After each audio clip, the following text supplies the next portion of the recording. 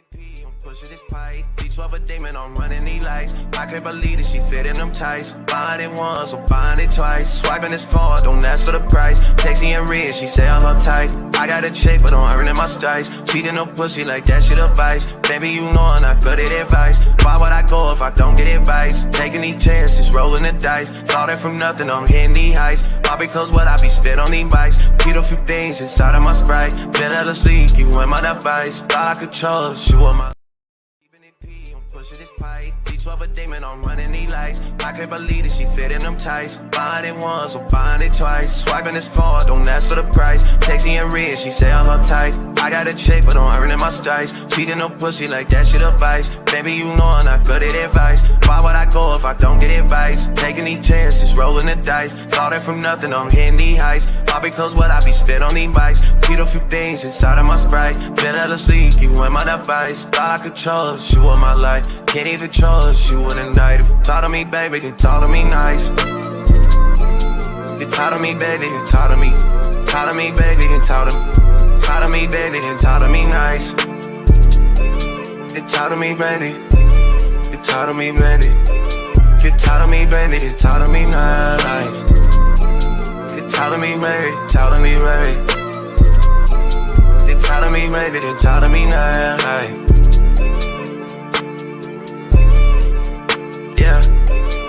Talk to me, baby, then come where I stay. Be in the Dallas, we back in the lake. Making this money and stay out the way. Take when you text me, saying okay. Taking this shit out day by day. Nobody dunking, I'm shooting a J. Taking up all the things that you say. You and your knees for me, yeah. Funny because I know you don't pray. Said that you down and suffer the bait. Said I'm on one, so you making me wait. Baby, you know that's that shit that I hate. Pull up on you, I'm in a C8. Holding my own, I'm making shit shake. Shit on my shoulders, I'm lifting this weight. I wanna come on, I grip on your cake. Loading, I'm down, I do what it takes. Bitch on that nigga, I'm not my mistakes. I'm in the cut and I'm slipping away.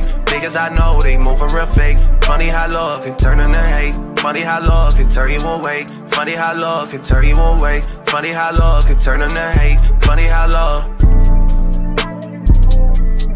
Funny how love can turn you away. Funny how love can turn you into Jake. Funny how love. Funny how love can turn you away. Funny how love. They talk to me, baby, they didn't talk to me nice. You talk to me, baby. Talk to me, baby. If you talk to me, baby, then talk to me nice. Talk to me, baby, then talk to me nice. Talk to me, baby. Talk to me, baby. Get talk to me, baby, then talk to me nice. Talk to me, baby. Talk to me, baby. If you talk to me, baby, then talk to me nice. Talk to me, baby. Talk to me, baby. Get talk to me, baby, then talk to me nice. Talk to me. Talk to me.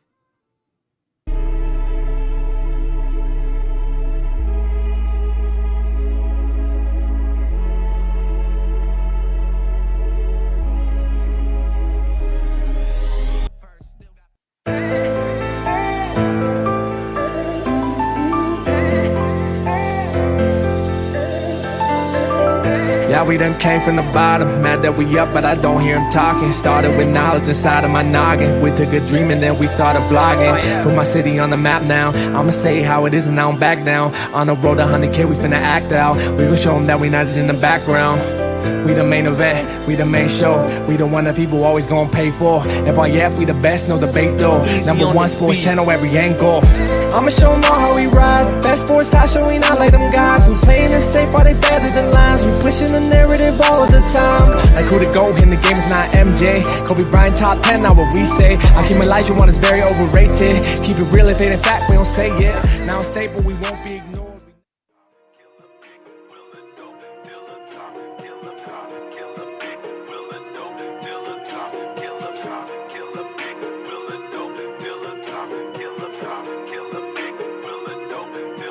It's facts over feelings, you talk about listery. Boys, you Scooby-Doo talking in mysteries. You is a puppet to ticket, that's misery. Said that you body bang, boy, know your history. It's facts over feelings, you talk about listery. Boys, you Scooby-Doo talking in mysteries. You is a puppet to ticket, that's misery. Said that you body bang, boy, know your history. All in your feelings, you gotta be kidding me. Bet for respect, but you only show jealousy. Wanted some status, but you make it enemies. Talk about brown workout like you burn calories. Calling a bait cause he come with the cavalry. Caught another L, rated, took another casualty. Now you on the 2, talking like you had a strategy.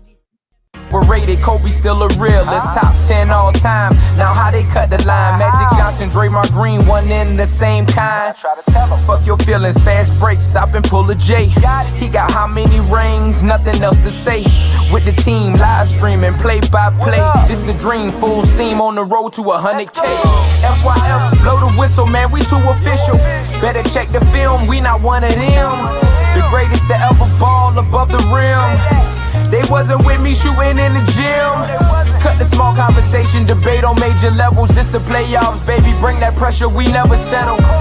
Crossing spin, getting it in, I wanna win. That teamwork got us headed to the ship again. Started small, then turned into big dogs. They treat me like the GM, I just make the call. No matter who my op is, I'ma stand tall. Then pull up to the game, fresh like I just left the mall. 100K, 100K, 100K, check the score. We gon' bust the shot clock, fans running to the floor. All I hear is go this and go that. Man, your team suck, hang it up like a coke rack. I love the game, I admit it, I can't quit it. Step in front of me, man, your ankles gon' get the business. Been a legend like Moses Malone, way ahead of my time. This the greatest sports show ever, I just had to remind. FYF. FYF Sports Debates Podcast, we'll be back. Appreciate you guys being here, man. Man, gonna have a good show for you guys today. Gonna be a good one. Salute, man. We got Wally Lancaster here. Salute, Wally. What's good? Salute to Reg. Reg said somebody blocked him. I'll double check that. We don't block people over here, y'all mods. Like I told y'all yesterday, man. Look. And y'all had the same issue with Brandon Katz. Look, Brandon Katz come over here and say some crazy stuff. No matter what people do, and I don't think he blocked. I don't know how he's blocked. I don't think anybody blocked him, but I'll double check. But mods, make sure, no matter what the conversation is, man, as long as they're not spamming, we should be solid, man. Salute to Cottage Boy. I see you in here cooking, man. We're going to allow people to roll in here. I see everybody over on Facebook. Appreciate you guys pulling up as well. MC2 Wheel says, Lamont loves Darvin. He about to trip. No, it's not. It's not about loving Darvin. I think what ultimately happens, he says, nah, you didn't get blocked, locker room. Chill. If one of the mods block you, I'll double check it. Leisure said Mahari be abusing his privileges. All right, I'll double check, man. Hold on, let me check now real quick. I don't think he is. When I looked at the block list yesterday, there was only about like 4 people on it. So people don't get blocked. He says Dreamers Pro blame LeBron today as usual. No, it's not about like, okay, so it's not about like it's like you guys gotta think about it like this. I don't think LeBron started the season with the intent to say, let's get Darvin Ham fired. I don't think that was nobody's intention. Obviously, everybody starts seasons with the intent of, if things go right with the talent that we have, we should win a lot of games and put ourselves in a situation where we can win a championship. That's the goal when the season starts. Now, the tricky part about a basketball season is once the season starts, it starts to present you with a multitude of challenges. And how you deal with those challenges as the season progresses generally determines how well your team performs once the playoffs start.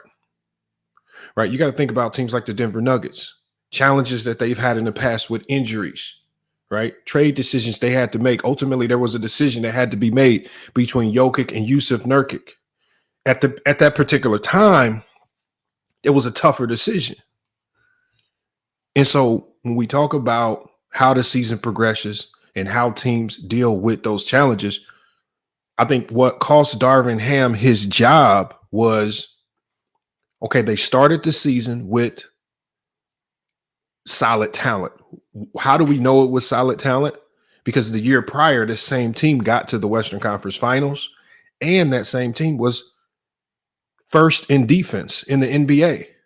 So they had some type of formula to start building on going into this season. But what happened was when this season started for the Lakers, then the challenges started. Vanderbilt hurt. Rui ultimately gets hurt. Cam Reddish gets hurt. And you have to determine, do we play Cam Reddish or do we try to develop Max Christie? And so now you have to, in your mind, now you have to try to deal with, okay, what do we do? And I think when you talk about Darvin Ham's failures, that's where his mismanagement of the team started to happen. I think he lost sight of what to do when those problems start to arise as the season progresses. What Darvin Ham did show us is when all things are perfect, he's not completely horrible. When all things are perfect, when everybody's healthy, he can put a team out there that can compete. Darvin Ham's struggles initially started when players started to get injured. Now he has to determine what's the best rotation to deploy when these guys are injured. Then he had to determine, okay, Austin Reeves isn't playing well. He doesn't have his legs from playing USA Olympic basketball all summer. Now we bench him. What's the lineup look like now? Now D'Lo's not playing well. We have to bench D'Lo. What's the lineup look like when we bench D'Lo? Right. But then what happens is when guys are constantly getting hurt and all of these things are getting thrown at a second-year head coach, he made a ton of mistakes. So there's no getting around the fact that Darvin Ham himself made a ton of mistakes. Hold on, let me get to this real quick. So we can point to a ton of things that where he got fired. I'm gonna go down. I actually created a bullet point list of some things where I feel like cost Darvin Ham his job. And we're gonna talk about that today. Hold on, let me get to my community. All right, hold on. Let's see. Somebody block Brandon Katz again. Come on, y'all. Y'all got to stop blocking Brandon Katz. Man, whoever's doing the blocking, y'all need to chill, please, please, please. All right, I'm going to have to take all the wrenches. The only person I can leave with a wrench is Cottage Boy. Come on, y'all. Y'all got to chill.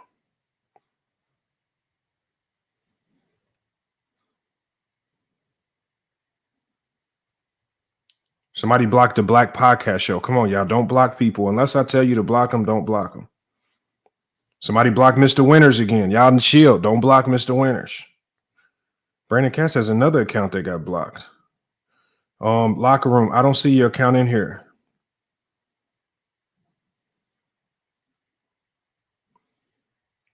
Yeah, somebody block Locker Room. I just unblocked you, Locker Room. You should be solid. I think that's a fake account. All right, so you should be good. All right, y'all, make mods. Make sure y'all do a better job, y'all mods. Mr. Winters, Brandon Katz, Locker Room. I don't care what people say in the chat, man.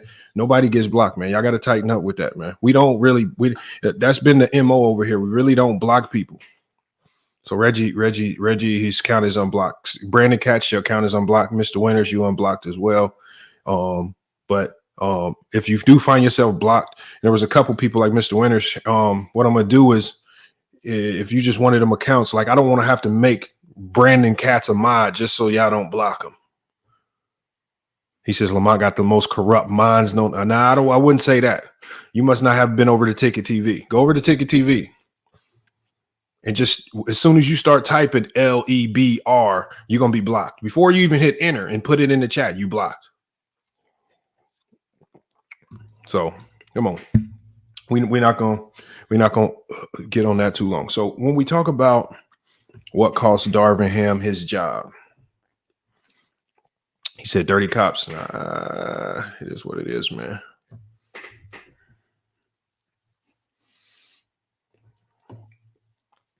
So Darvin Ham started off the season rough, right? When he became the head coach first, started off the year 2-10. That's how he starts off his tenure, his first year with the Lakers. He finds a way to recover somewhat after they make the trade, after they trade Russell Westbrook and they bring in a multitude of pieces that just fit better around LeBron James and AD. They make a hell of a run last year. You know, one of the things that I said about last year for the Lakers with the way they started, which when you start the season 2-10, like the percentages, the odds of them making the playoffs was like 4% when you start off a year that bad. They were able to bounce back got through the play-in, and then they get to the Western Conference Finals. My conclusion from last year was I basically said this has to go down as a win for the Lakers. No, they didn't win a championship, but with how the season started and where they ended up, I think you got to say last year was a success for the Lakers just because they weren't even really supposed to make the playoffs. He says Bron leading the NBA and coaches fired. He says Bron leading the NBA and coaches fired statistic category. I don't know if that's a statistic category. LeBron's had a lot of coaches, and I don't think all of those coaches getting fired are due to LeBron James. But to say he hasn't played a role in some of those firings, I don't know. He said the entire staff got fired. So yeah, if they fired the entire staff, so Moose, if the entire staff got fired, it tells me right there that they're already in talks with the new coach. If the entire staff got fired, it means they're already in talks with the new coach, and that new coach already has his entire staff in place. And so if you're dealing with somebody that already has a staff in place, it's probably going to be an older guy. It's probably going to be somebody that's had a lot of tenure in the NBA. Right. So even when you look at the coaching candidates available out there, you got Mike Budenholzer. That's a very likely name, a guy in Mike Budenholzer. Right. When you talk about an entire staff getting fired, and I don't know why they would bring in someone from that Milwaukee Buck elk again. It's Salute to One Cool P. Salute to One Cool P. I haven't seen that myself. One Cool P. I just know that somebody just said in the chat that the entire that was Moose. He said the entire coaching staff got fired. I haven't seen that myself, but if that's true, he says Lamont will hire DeMar Carroll and Chris Jenn on his staff. No, that's what the Lakers hired. You know, that's what I talked about on my show yesterday. I said I think that one of the biggest detriments to Darvin Ham is that he didn't get a competent core of assistant coaches. Right. Go get you an offensive mastermind, a Terry Stotts, maybe a Mike D'Antoni, even though I don't think Mike D'Antoni wants to be an assistant again.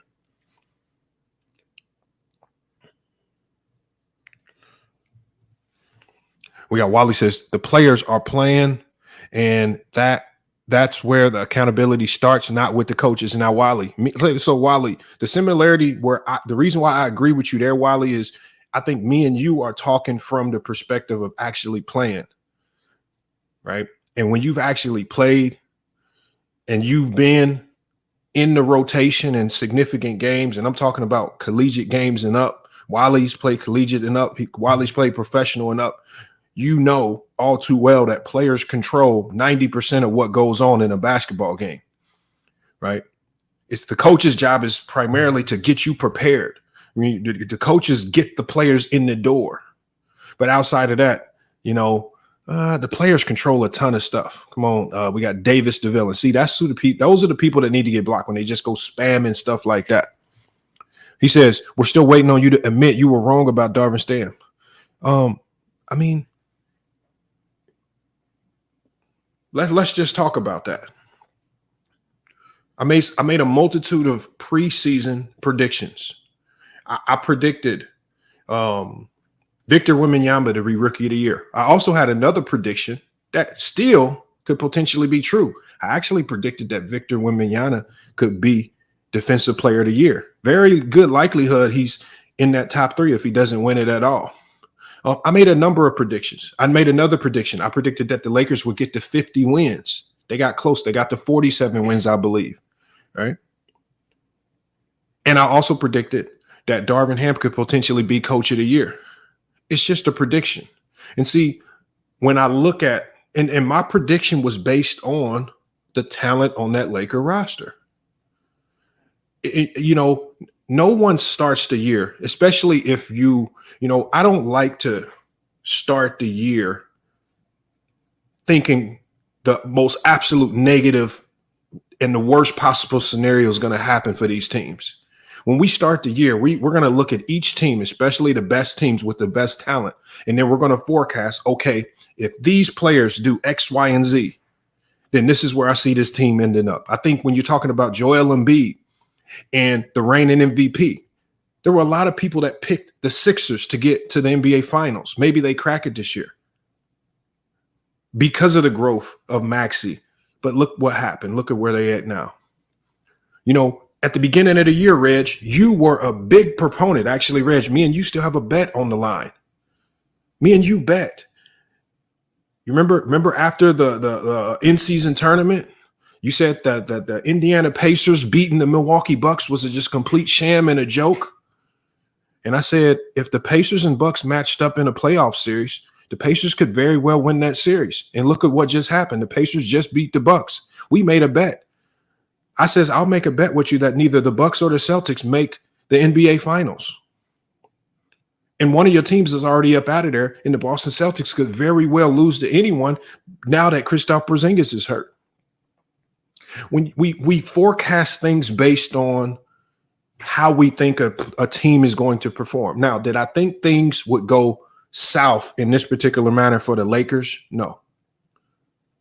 Did I forecast all of the injuries? No. If I would have had a magic ball and somebody could tell me that Vanderbilt's not going to play almost an entire year, Rui would get hurt, right? Austin Reeves wouldn't have his legs to start the season. D'Lo would disappear for an entire month. If I knew that Gabe Vincent wouldn't play a game, maybe that changes things. But that's just a prediction, you guys. And so now that the future is here, right or wrong, we just talk about what has transpired. And so now we're just talking about what has transpired. He says, talk about Darvin scam. Well, that's what the show is about. We're just addressing, because like I said, we try to be logical with these basketball takes. So the locker room, and this is something for the locker room, you guys. The locker room likes to talk basketball in absolutes. And I'm going to explain that to you guys. He likes to talk basketball in absolutes. He doesn't know how to talk basketball in between the lines. He only knows how to talk about the game if a team loses or if a team wins. If you win, you're good. If you lose, you're bad. A good example of this is he had a debate against Big Fan Breezy. He had a what most people would presume to be a very easy debate. The debate was if the Brooklyn Nets would be a playoff team. Now, he did a very good job of telling us that the Brooklyn Nets are not very good and they won't make the playoffs. But what he couldn't explain to us is why, because he didn't know how to explain the in between the lines. Remember, when we do our debates, it's not about if your talking point is right or wrong, but you have to explain to the people why.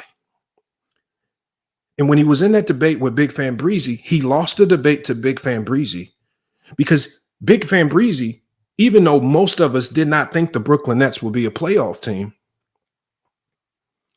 Big Fan Breezy was at least given reasons as to why he thought the Nets could make the playoffs.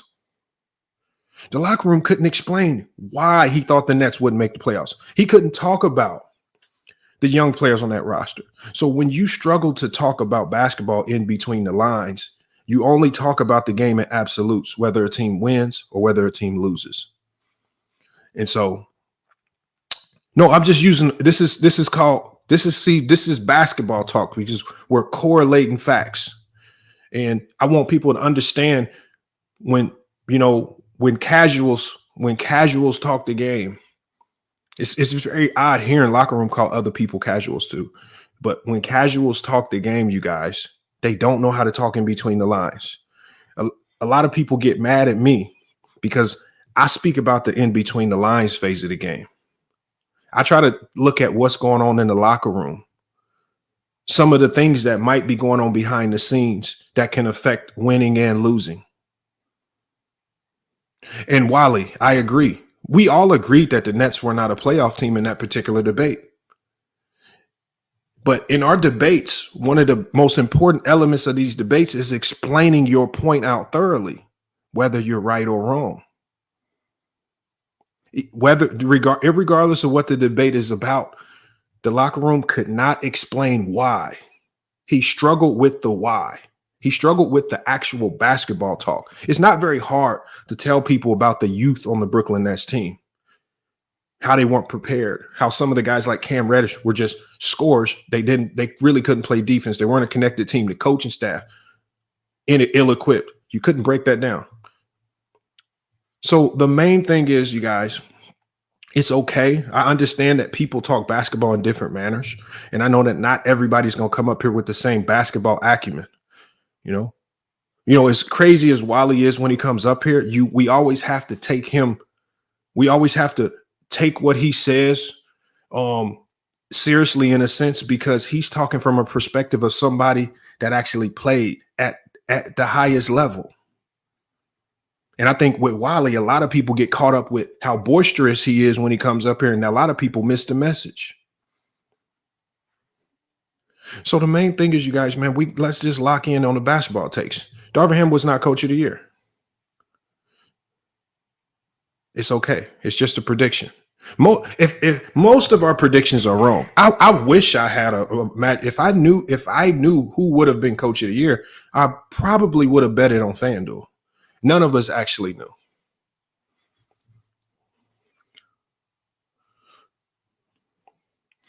So we know, like everybody, just lock in with your takes, man. Don't be, and that's what we're talking about today. You know, when we talk about this Darvin Ham situation, what really went wrong for the Lakers, and some of the things that I think went wrong for the Lakers, we're gonna read them off to you now. Why the Lakers parted ways. Now, one of the mantras for the Lakers going into this season was they said they wanted to preach and they wanted to push continuity. And salute to Just Win Baby Podcast. Appreciate you pulling up. All right. And he says, but we have to think about what happened, what disrupted that continuity when we're talking about the Lakers. What disrupted the continuity? I think injuries disrupted the continuity. I think bad coaching decisions disrupted the continuity. I think one of the worst coaching decisions that Darvin Ham made was choosing to play Cam Reddish over Max Christie. Max Christie is your future. He's your draft pick. He's the guy that you need to be intently focused in on developing. And when he started the year, we saw a guy in Cam Reddish in the starting lineup. Now, I'm not going to say Cam Reddish was horrible, but as a head coach, you have a multitude of things to accomplish. You have to develop your talent, right? The financial impact of that is Christie is your rookie. You're attached to Max Christie for years. Cam Reddish could be gone next year. He's a minimum contract guy. He just got here. So there's a player development side of this that I think they missed out on Max Christie. A guy that when he played showed a lot of promise. A guy that when he played actually showed he could be a good defensive player and he could be a good 3-and-D player. But you have to develop that and you have to get it up out of him. And Moose, I agree. Cam, I wouldn't say I think there were spurts of games where Cam Reddish was really good, but then there were long spurts of games where Cam Reddish was bad. And it seemed like when Cam Reddish was starting to figure it out, he got injured. And once he came back from that injury, he was never the same. So I think one of the things where he failed the team was,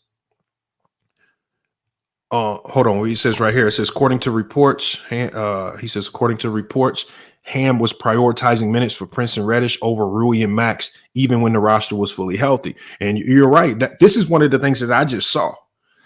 When you see Max Christie play, when you see his intangibles, you can see that there's a lot of skill there that you can pull up out of him. You can get it up out of him, but you have to find a way to develop that. And you have to find a way to get him immersed with the core of starters there. I think they missed really big on developing Max Christie this year. When you talk about Austin Reeves, now Austin Reeves signed a $54 million contract in the offseason. Super team-friendly deal. So now you have him locked in long-term. I think there was a little bit of inconsistency with Austin Reeves. I believe that Austin Reeves at best is a 6th man in this NBA. And if you understand that, just let him be a 6th man. You don't have to jam pack your starting lineup with all of your talent. Put guys in roles that they're comfortable in. And it just seemed like Austin Reeves was just a little bit more comfortable coming off the bench. I think he even alluded to that. And so I believe even if you're short of talent on the team, just put guys in positions, in roles that they're going to stick with for the entire year. Austin Reeves on the bench. Austin Reeves starting. Now he's on the bench. Now Austin Reeves is back starting. And I think when you start to convolute roles, it makes it harder for players. And then you don't have much balance. And I think with Austin Reeves, I think this is why sometimes we saw so many highs and lows, because now when he's bunched in with the starters, it's hard for him to get going himself, because if you're playing a game and D'Lo's cooking or Brian is cooking or AD is cooking, if he's in with that rotation of guys, where are his shots going to come from? How can he be that lightning offensive player off the bench, that lightning scorer off the bench, if he's in the rotation with guys who are going to get 15 to 20 shots a night? Brian, AD, D'Lo. So this is where we saw a little bit of inconsistency sometimes in his offensive production, and it was a little bit harder for him to get going. Lamont said, Lamont, you had to be trolling yesterday. Ain't no way. Trolling about what? Trolling. We were only talking about D'Angelo Russell's contractual situation yesterday. You can't troll with facts. D'Angelo Russell's contractual situation is something that the Lakers will not be able to get around. This is facts. This is something we played the video. This is something that Adrian Wojnarowski and Brian Windhorst both talked about. His contract will be a problem this offseason. Laker fans, I know you guys don't want to, you want to act like the CBA doesn't exist. You want to act like a salary cap doesn't exist. You want to act like the Lakers are the only team in the league with an infinite budget and they could just go get whoever they want and there's no rules attached to it. The reality is D'Lo's contractual situation puts D'Lo in a significantly advantaged position over the Lakers. And the Lakers are going to have to find a way to make friends and play nice with him so that he buys into whatever plan is going to help them get out of this jam. And I don't want to regurgitate that conversation. And Narnar, it's not even about, this is no longer about D'Lo's talent. This is about D'Lo's contract. His contract has the Lakers in a headlock. If he opts into his contract, you'll be over the second apron. That means there's no mid-level. That means there's no trades because of the way you have to match dollar for dollar. That means there's no buy-in, there's no buyout market because you cannot tap into any players that have been bought out. You get significantly handicapped. If he just walks away, you're already over the cap. That means you lose $18 million of salary, you're over the cap, so you can't replace it, and you lose all that production for absolutely nothing. And then you regret not trading him at the trade deadline if he just walks. So there's a multitude of problems that present themselves. And if the Lakers are a smart organization, they're going to have to work with D'Angelo Russell to facilitate something that's going to help the Lakers. This is just the reality of it. You know, just like I was trying to explain at the last trade deadline, the implications of all the trades, the implications of giving up that first round draft pick. That's just the business side of basketball. There's no troll. These are all facts that you guys can go research yourself. I don't control that. If you don't like the CBA, you guys need to start messaging the NBA, the Players Association, saying we don't like the CBA. It's confusing us in our basketball talks. We don't understand why our team, the Lakers, can't just go willy-nilly and get whoever we want. But that's the reality of the situation for the Lakers. D'Angelo Russell has the Lakers in a headlock. He has them in a headlock, for sure. So when we go back to what went wrong, what cost Darvin Ham his job, all right? So he did bench Austin Reeves going into December. Austin Reeves was coming off the bench. He didn't come back into the starting lineup until January 3rd. But he was really kind of forced back into the lineup just due to injuries. The Lakers could not stay healthy. it seems like every time they got a rhythm with a core guy, somebody got hurt. Every time they figured something out, somebody got hurt. So I think Darvin Ham made this problem worse by messing with players like D'Angelo Russell or Rui Hachimura, by messing with their roles. Rui Hachimura, who just signed a 3-year, $51 million deal, he's the money. Business-wise, he needs to be playing. Why does a guy like that start on the bench? How does he start on the bench? What has he proven? So you make a mistake there with your rotations going into the season thinking that Rui Hachimura is a bench guy. So you have the guys confused. Rui is the guy that belongs in the starting lineup. Rui is the guy that belongs in the starting lineup. Reeves is the one that probably should have been coming off the bench as a sixth man. Jared Thomas, if your opinion is that Darvin Ham is trash, that's been spammed in the chat thousands of times.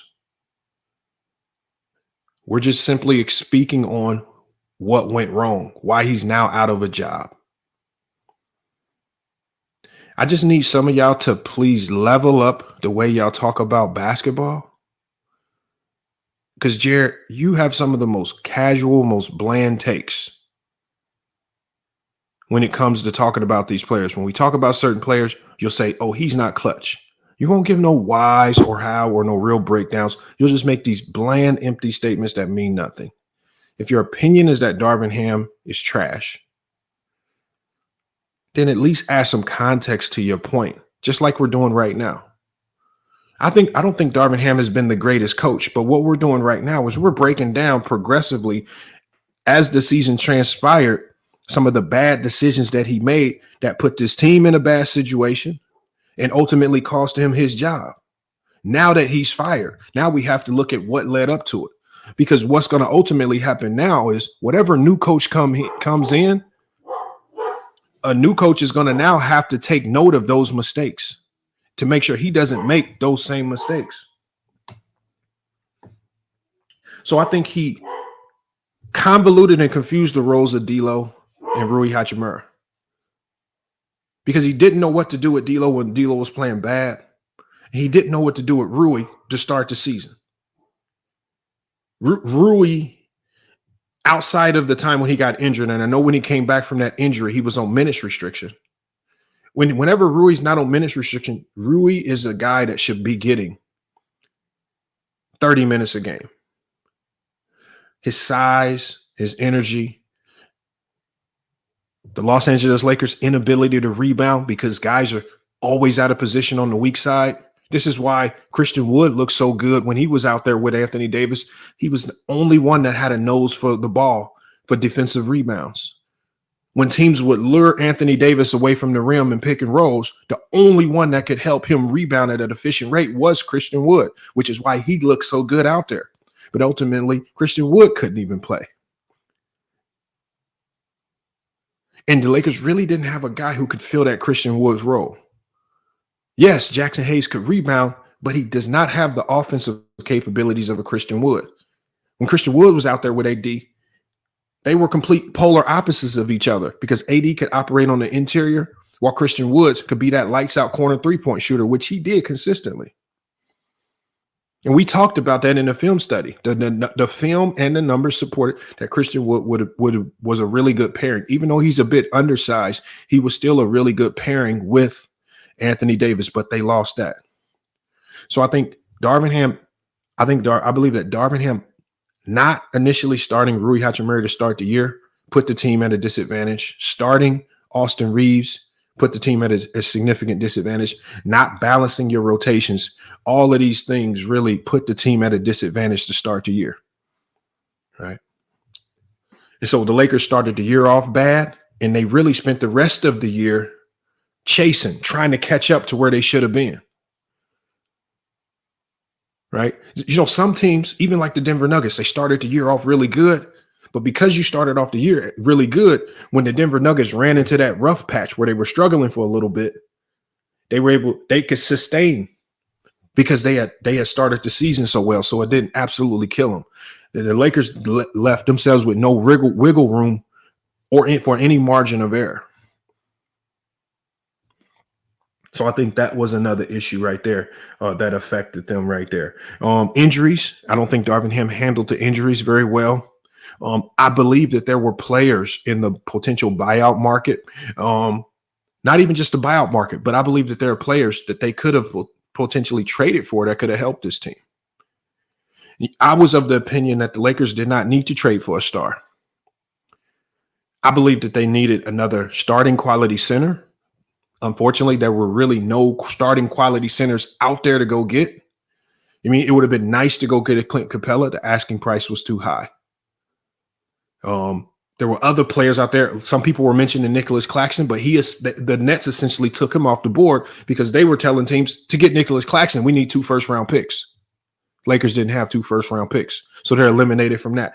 So there were a multitude of bigs out there. I thought Daniel Gafford was within reach. I don't know why the Los Angeles Lakers didn't make a significant play to get a guy like Daniel Gafford.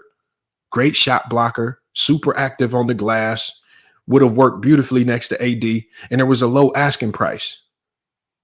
Why don't you go after a player like that? And I know that when it comes to moves like that, Darvin Ham doesn't have as much say-so, but as the head coach, these are things he can go whisper to Rob Pelinka. Hey, Rob Pelinka, we could really use a starting quality center next to AD.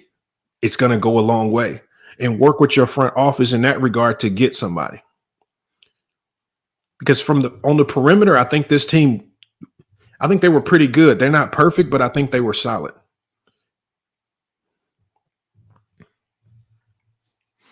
So I think they missed the ball there, right? No Daniel Gafford, you missed on that.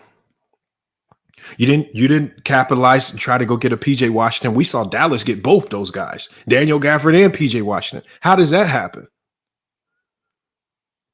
The Lakers, and it was reported that Darvin Ham told the team, did not trade Taurean Prince. Taurean Prince was the most expendable player on this team. If you can trade Taurean Prince to bring in somebody of that ilk, trade him. Everyone else had a case to stay on this team. Taurean Prince was the most expendable piece. And they didn't capitalize on that. So that might be more organizational, but the fact that it was reported, and if it was true that Darvin Ham basically put the stamp on Taurean Prince and said don't trade him, well, that's another mistake right there, because Taurean Prince ultimately turned out to be a negative for this team, defensively and offensively sometimes. Now, playing against Denver, he was pretty good offensively coming off the bench. Thought he should have won a few more minutes, especially when Austin Reeves was struggling.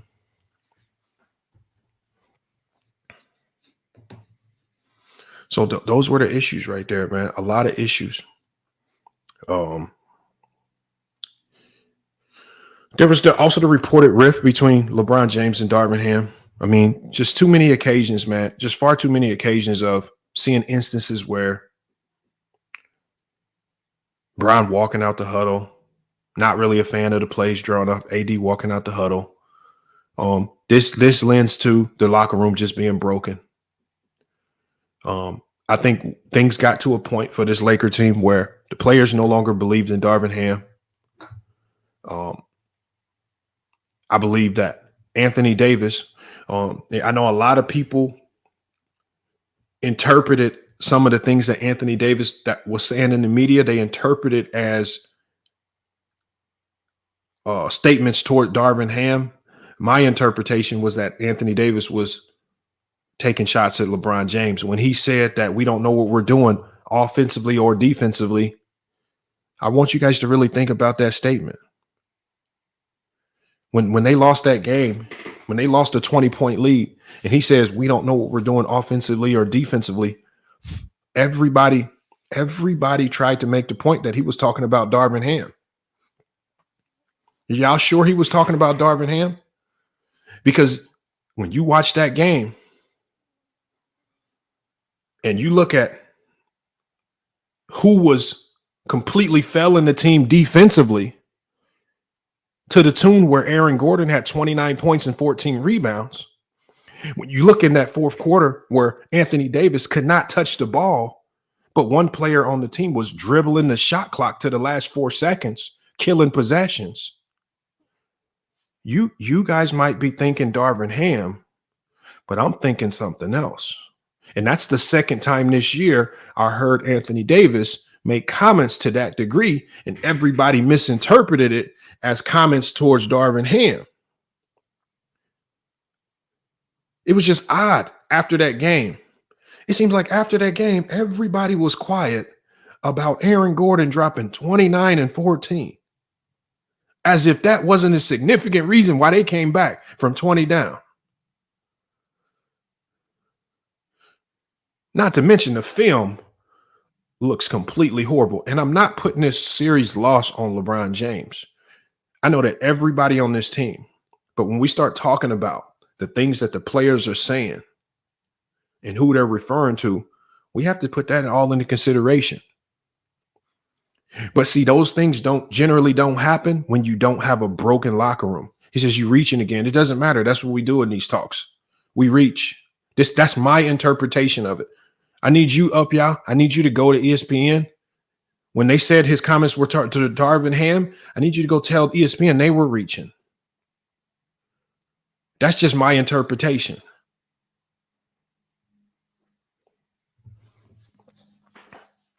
And my interpretation stems from far more experience in the game of basketball than 95% of you guys.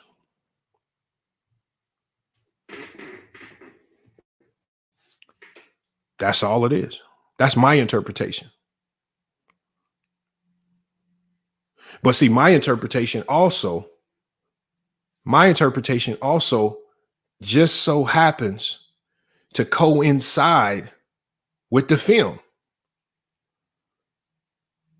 See, Tackable Pond. This is what I want you to explain to me.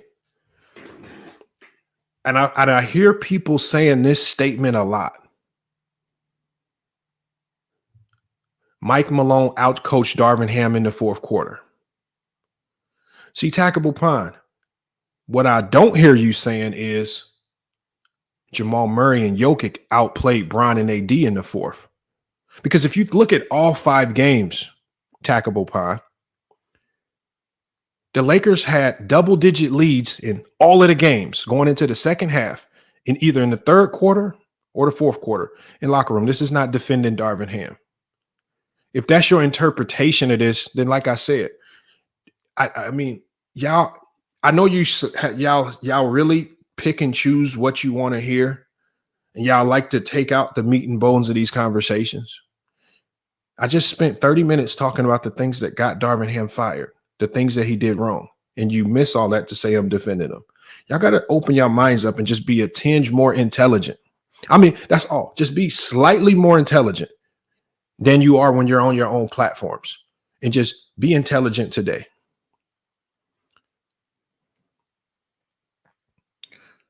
So when we're talking about when we talk about all 5 games where the Lakers had double digits going into the third quarter or the fourth quarter, I want you guys to ask yourself,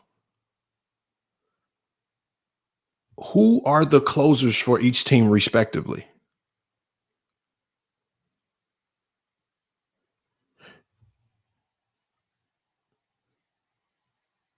When it came time, and especially in that game 2, Jamal Murray played a horrible game up into the fourth quarter.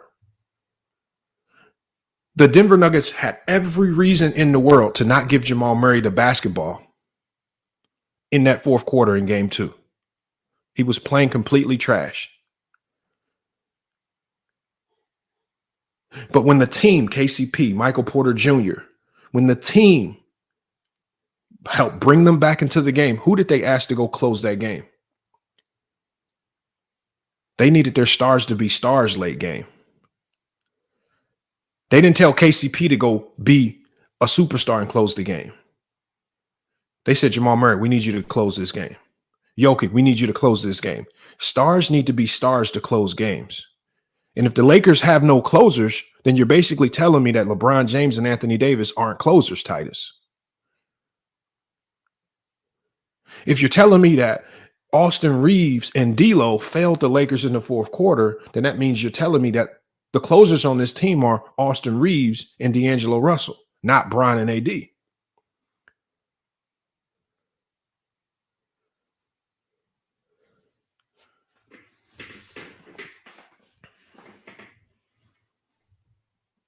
So we have to put a lot of things into context with this. I think with regards to Darvin Ham,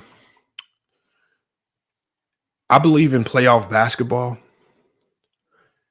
You don't have time for trial and error. You don't have time to hope a guy gets right. You just have to play the guys that are getting right. And I believe that one of his biggest mistakes was, look, if Austin Reeves just ain't got it, let's just not force the issue. Because you got a guy in Taurean Prince who was coming straight off the bench, knocking down shots. He wasn't bothered by the magnitude of the moment. And so when you look at the mistake there, when you're trying to force the issue with Austin Reeves, I think he forced it too much.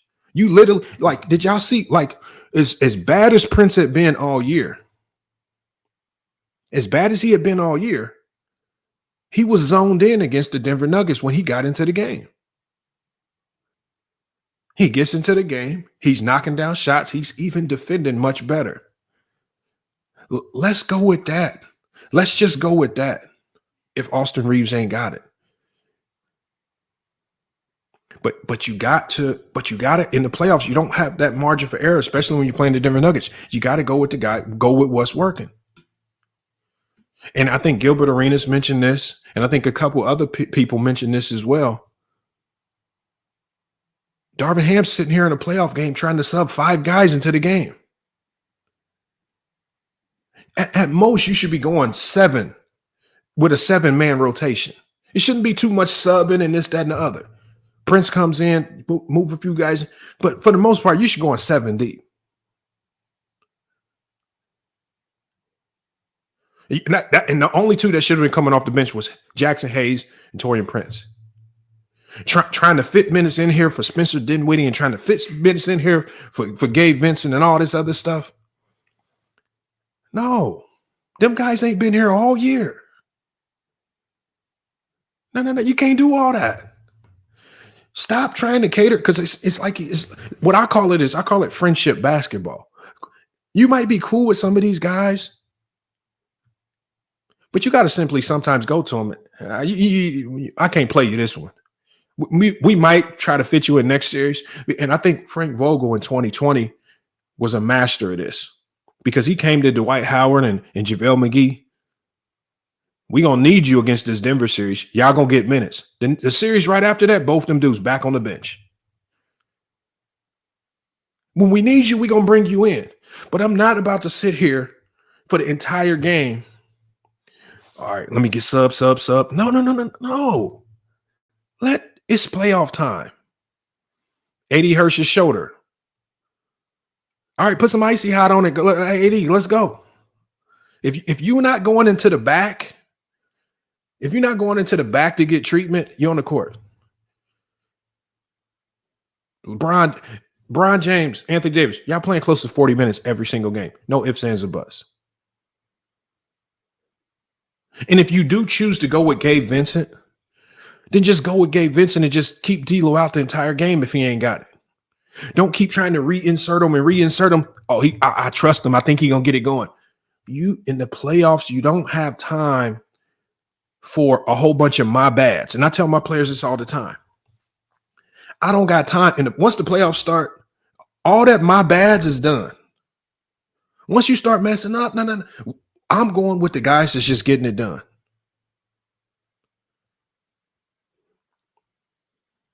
And I don't think they did a good job of assisting AD as a team.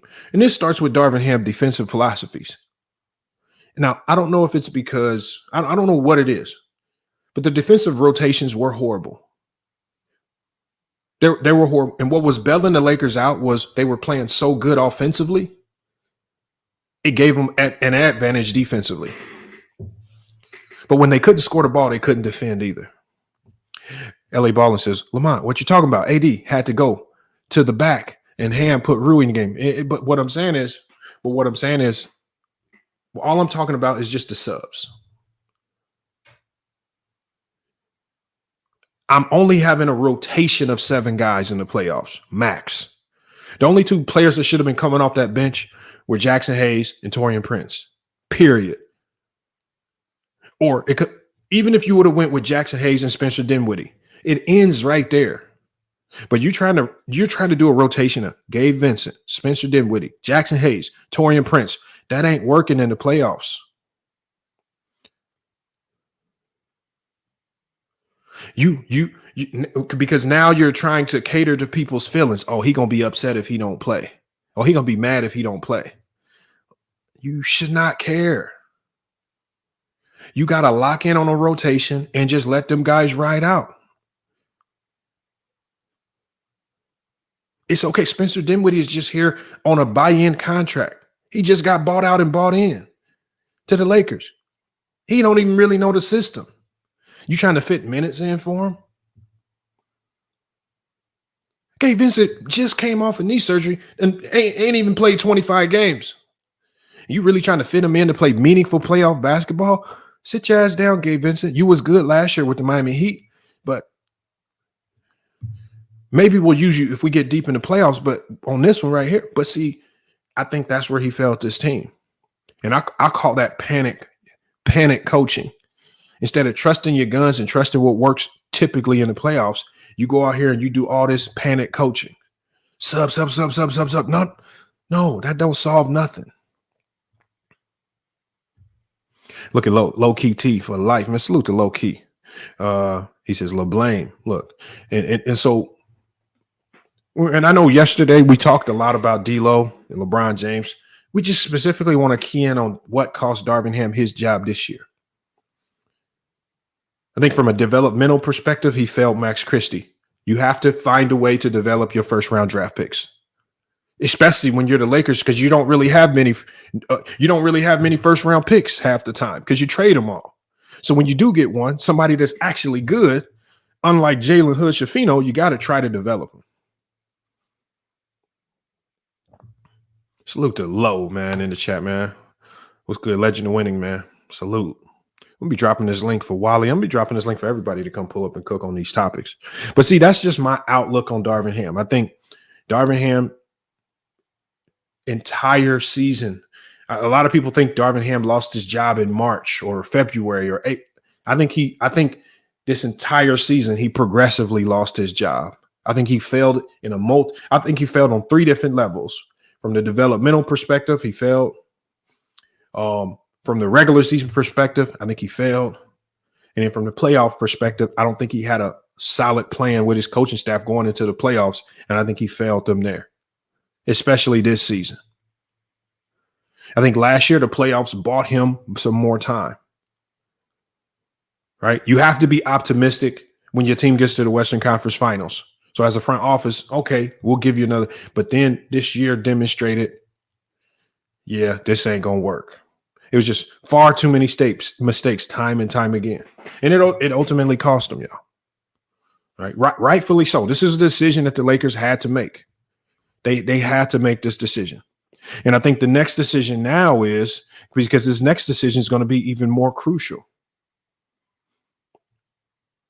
Because when I saw a Harvard study that says when an NBA team brings in a new head coach, their odds of winning a championship decline by 87%. So now that the Lakers are bringing in a new head coach, they're already at a significant disadvantage because if the goal is championships, and I would presume based on how Laker fans talk, that the goal is to win championships.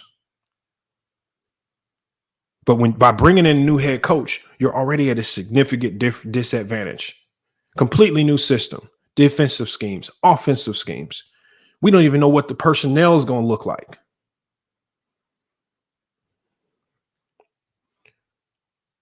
Now, this is not to say they won't win it. But what we're saying is now the odds are stacked against you even more based on the statistics. And you weigh that statistical data however you want. But Bron's going to be older by a year. I'm real curious as to AD this particular offseason. I have a very, very funny feeling that Anthony Davis is going to request a trade out of LA. I want you guys to keep an eye on this Anthony Davis situation. We're still, the Lakers are still unsure about what LeBron is going to do. Right? Do they take this draft seriously and really get a prospect that's going to help them, or do they draft Bronny James and then you turn next season into a clown show?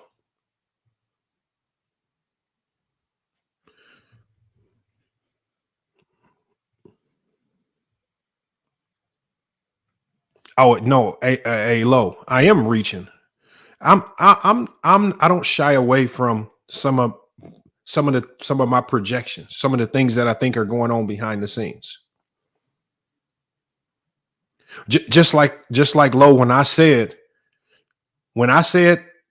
weeks ago after listening to the 2 episodes of LeBron James's podcast with JJ Redick, I came on here and low and I said that podcast is complete BS. I said the podcast is just a big interview for JJ Redick. They're just using the podcast as a big interview for JJ Redick. All the things that they were talking about on their show directly correlated to the Los Angeles Lakers problems and what they would do to fix it and what he would do to make things right and what systems he would run. He was just doing a public interview. And so by him doing a public interview and he's showcasing all this knowledge, all he's doing now is he has Laker fans on his side. Oh, he does know the game. I've watched his podcast. He does know the X's and O's. He gets along with LeBron. His basketball philosophies align exactly with LeBron's. That'll work. And so, because one of the things with being a Laker head coach is if the fans don't think you can be a head coach, they never will, unless you win a championship like Frank Vogel did, because the fans did not like Frank Vogel. The fans hated Frank Vogel. Even after he won a championship, they hated him. Unless you win a championship, the fans don't care. They will not appreciate you. LeBron James's podcast is a humongous interview for JJ Redick. That's all it is. It was never meant to teach people the game. Moose talks hoop. Legend of winning. Me and you both know. We all know. Most of the fans that we run into do not care about the X's and O's. We literally had people in this show yesterday talking about Darvin Ham should have drew up a better play. And you don't even know the plays. You don't even know what they run. What are you talking about? You literally have people in here talking about LeBron don't run plays. No, LeBron does run plays. LeBron literally knows every playbook in the league by memory. What are y'all talking about?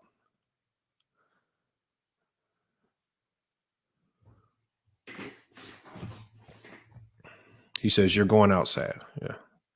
Well, I mean, if like I said, if we all know locker room that you feel like this is a video to support Darvin Ham, even though we're addressing the real reasons as to why he got fired.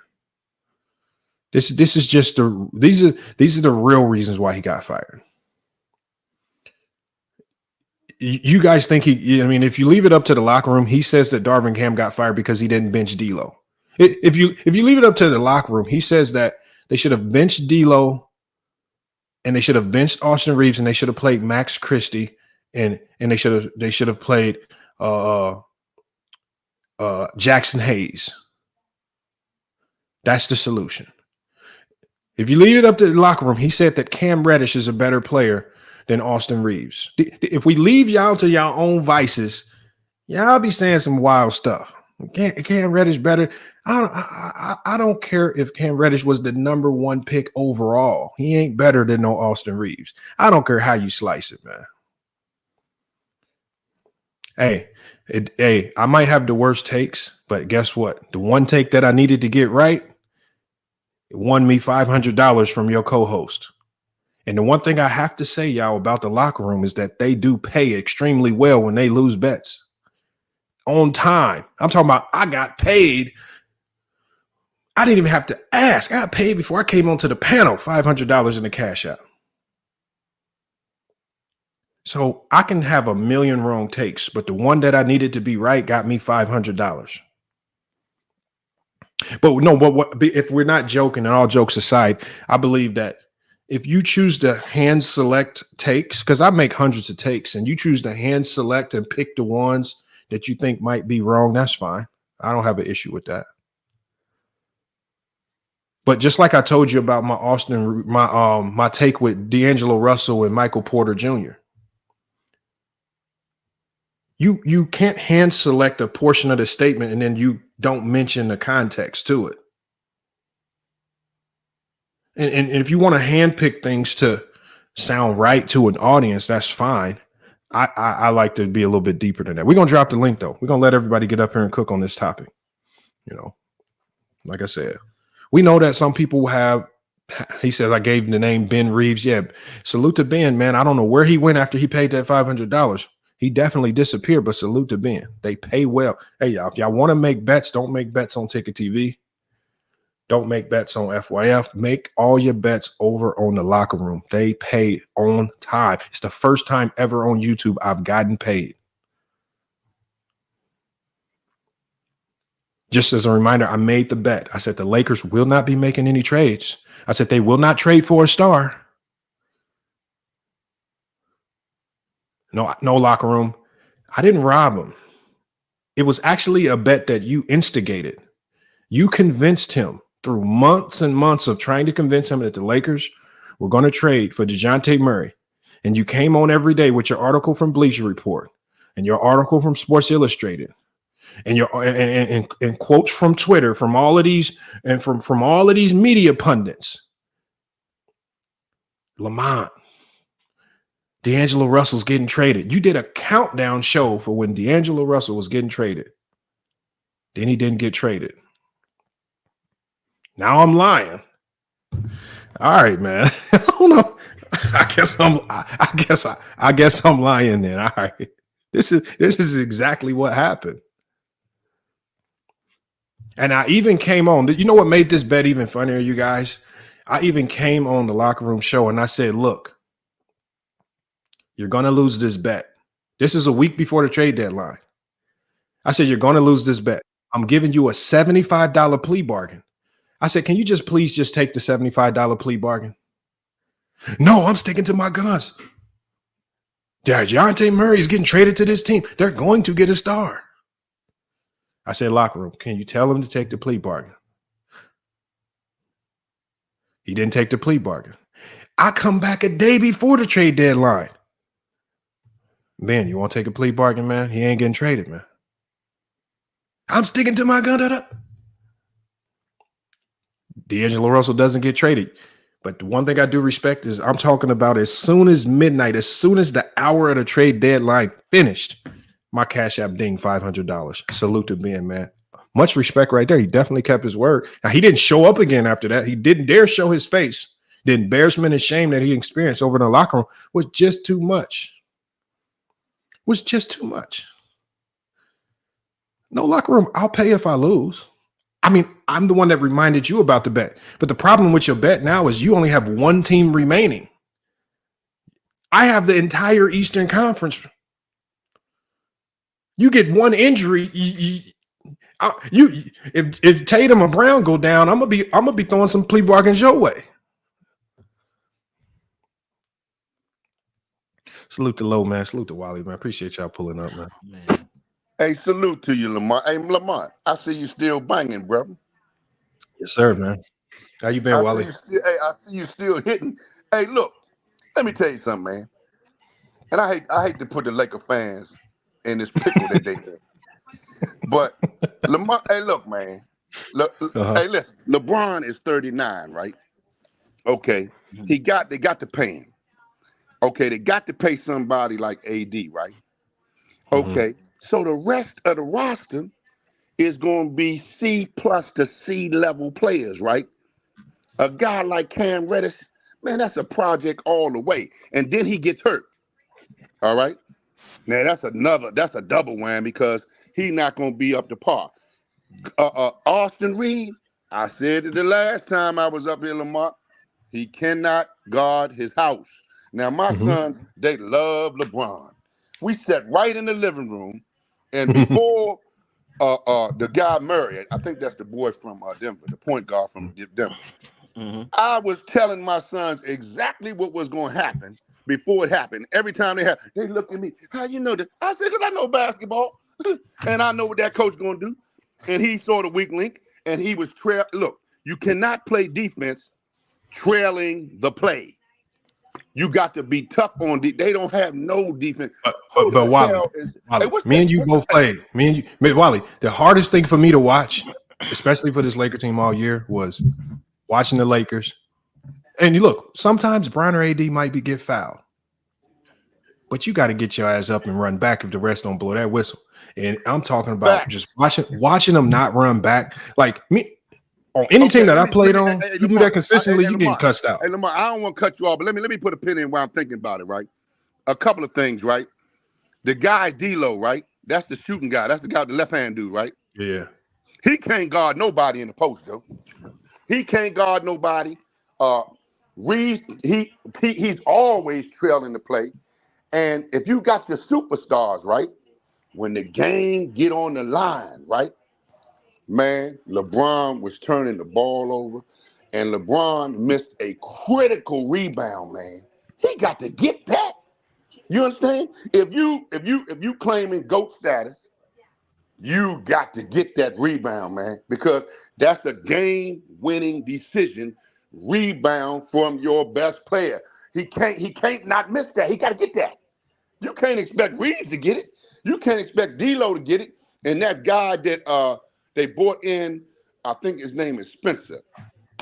He can't do nothing. He a liability. He got 2 bad wheels.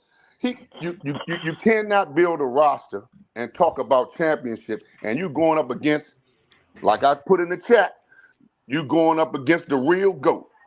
I don't know how to pronounce that white boy's name, but they call him the Joker. And let me tell you something. He a joker. Because guess what? He get in the business. All right, hold on, Wally. Can't do nothing with him. I seen him back LeBron all the way off the court. I said, God damn it. I said, you the GOAT? I seen the white boy go to, no disrespect to no white people, because basketball is universal. He is the GOAT. That boy, he got court awareness. He rebound. He a walking double-double automatic. He a triple-double whenever he get ready. If he feeling good, you going to get a triple-double out of him. And I didn't see nobody that could stop him. You understand? And then but you know got what? a point guard like Murray and that light-skinned boy. Hold on, Wally. I got to get to low because I will open up to everybody. Hey, Lamar. Hey, look. I come up here every now and then and show you some love, Lamar, because no. I want to hear your take on Jokic. I want to hear your take on Jokic, but I want to get to low real quick. That's his name. That's the boy's name. I don't know how to pronounce it. But shit. Legend of winning. Yeah, that's low. Hey, let me tell you something, man. I can play with him right now. I ain't got to do nothing. You hear what I said? Hey, Lamar, you hear what I said? I can play with him right now because I don't have to do anything. You see? Like Jokic? And please, all of my minutes on the floor, I want Reeves checking me because he can't guard nobody in the pick and roll. Put Reeves on me. Lord have mercy, put him on me. Every time. Hold on, let me hear from Low real quick. Call my number. Hold on, Wally. Let me hear from Low real quick. Low, what you got on this, man? I'm happy the brother's gone. Okay. Ham don't need to be here no more. And I just want to be clear. You said it before. He didn't lose his job just because they lost to the Nuggets. I think that like things kind of pyramided a little bit more because the Nuggets lost. But as the season progressed, he was it was getting more and more evident that like, yo, like I don't like it. Come on. Even just off of rotations, lineups, substitution patterns. There's certain things that were just inconsistent. There was a lineup that he ran in the playoffs in I think it was game 3 or 4 that before we got to that moment, he only played 1 minute in the regular season. And I think it was the 3-guard lineup with AD at the 5, where it was like Dinwiddie, Vincent, and I think it was some other guard. It was like I was like, bro, what are you doing right now? And he was just trying things, and understandably so. I guess you want to just try something new, but you throwing things on the wall that didn't make any sense. Game 5, the rotations were off too. He took LeBron out early in the first, which he never took out LeBron that early. Tried to put him back in, then obviously AD got hurt, and then that kind of like messed up the rotations for the rest of the game as well. There's a lot of things that I was like, man, like in real time it was looking kind of bad. But yeah, I think he lost it, and even by the article it says it as well. That 13-game stretch where he was like he started everyone not named Reeves and D'Lo. There's a 13-game stretch where he took Reeves out of the starting 5 after just 8 games in the regular season. I was like, that's crazy. Took him out of the starting 5. Later on, then took D'Lo out the starting 5 and kept Prince and Cam in. And this is at a point when Vandal was also healthy as well, and Vandal was playing, and our team just spiraled and got much worse and worse as time continued to progress. And then once he put everybody, the starting 5 that we had in there from last year back in there, we went from a mediocre 500 ball club to a team that had a record that was like on par with like a 51 pace team. So those are like some of the things that were. Well, let me ask you this, because this is something that I know a lot of people are going to struggle with really explaining, and there's been different answers all over the place when I asked this. The Lakers, the crazy part about this Denver series is that if you don't look at the final score, if you're looking at time of possession, if you look at turnovers, the Lakers dominated this series. They dominated Denver defensively. They were the better team defensively. They stifled Jamal Murray. He shot horribly from the field. They were in the lead the majority of this series, first, second, even most of these thirds. They failed themselves in the fourth quarter. What went wrong in the fourth quarter? Because I don't know if you remember that game 2. In that game 2, when they started to mount that comeback, Jokic was looking gassed because Jokic was getting some buckets on AD. And then the camera kind of panned over to Jokic, and he looks at Murray and just gives him this look like, you got to finish this one. And then Murray, who played horribly that entire game, activates and completely decimates the Lakers late game. What went wrong for the Lakers in all these games? Hey, Lamont, let me just chime in real quick. And this is what I said when I first came up. Hold on, Wiley. That's for low. Wally. Hold on, Wally. But I want to put it in, and then y'all can have it, because what you just described. I'm gonna tell you what you just described.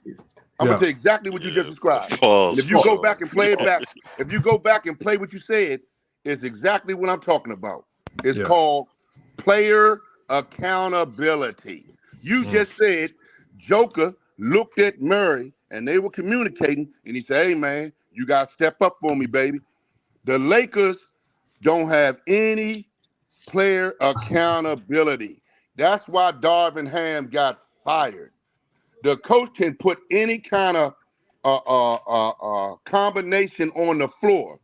He cannot shoot. He cannot make crucial free throws. He cannot rebound. He cannot move his feet and be in the proper help defense position on defense. All of those things that take place on a basketball court happens through the players. You understand what I'm saying, Lamont? There's no accountability from the players on the Lakers team. They stand around and they wait for AD and LeBron to do their job. It's 5 on the floor, right? As a basketball player, as a team, you have to hold yourself accountable. And the Lakers don't have no account. It's a shame, because all of them getting paid, and they're supposed to be professionals. I have not seen in all my life watching basketball one coach turn the ball over, miss a defensive assignment, miss a defensive rebound assignment, miss a free throw. All these things happen on the court. And I'm seeing a whole lot of mistakes. But I noticed when LeBron throw the ball to the stands, that's the coach's fault. I seen LeBron come up and dribble the ball right off his foot, right over the half-court line. That's Darvin Ham's fault. In the crucial.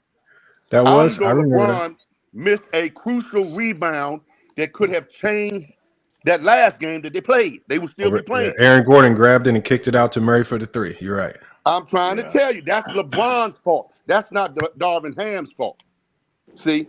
And LeBron, players like LeBron at the end of their careers, right? They get the get out of jail free card because they have been great ambassadors for the league. We give him that. But hold on, let me let everybody else chime in. Not a dispensary coach. No, I got you. You can bring any coach in there. If they lose, it's the coach's fault, not LeBron's fault. Man, that is true. Go ahead. Any whoosies, because as he was just yapping for a second. To say that this team, and I'm not saying they don't have any culpability, but there's been reports, and you can just even see on the floor that midway through the season that the players were not only being held accountable, but they were effectively doing Darvin's job with some of the play calling on the floor as well. So I don't buy into that at all. In term again, going to play that, brother. Hold on, Wally. Hold on. Let him finish. Hold up, man. Because he said, this nigga the black version. Hold on, y'all. Hold on, Wally. Lamar, hold it. The brother said I was yapping. Come on, Wally. We gotta let people finish their take, though. To answer the original question, like defensively, the one thing I didn't understand is that they went away from their defensive schemes. They were doubling and then Xing out on the weak side. I don't know why they went away from that. That was working effectively, especially because it was just wearing out Jokic all throughout most of the series. His processing speed wasn't as quick, which I thought was a really great way for them to like really defend Jokic. Why they went away from doubling and Xing out, I have no idea why, especially when in the series, KCP wasn't shooting that well. Gordon, outside of like a couple of tip-backs, wouldn't shoot that well. No one on the bench was shooting that well. I don't know why those moments there was too many second halves where effectively somebody was just defending Jokic one-on-one. So deep in it. I was like, bro, that's completely different from how we were defending him in the first place.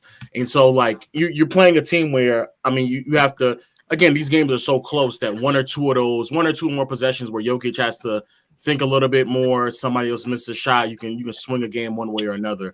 I don't know why, because we came out the gate playing great defense, doubling, Xing out, rotating properly, and then like effectively in the second half of almost every single game, we went away from that. And to me, that was like the most. And I don't know if you want to just throw different things at Jokic, and that's the reason why. But throwing a one-on-one on Jokic with no help at all is like the craziest. I mean, thing. none. Like, they remember the play with D'Lo? They just left D'Lo on Jokic. No just help came.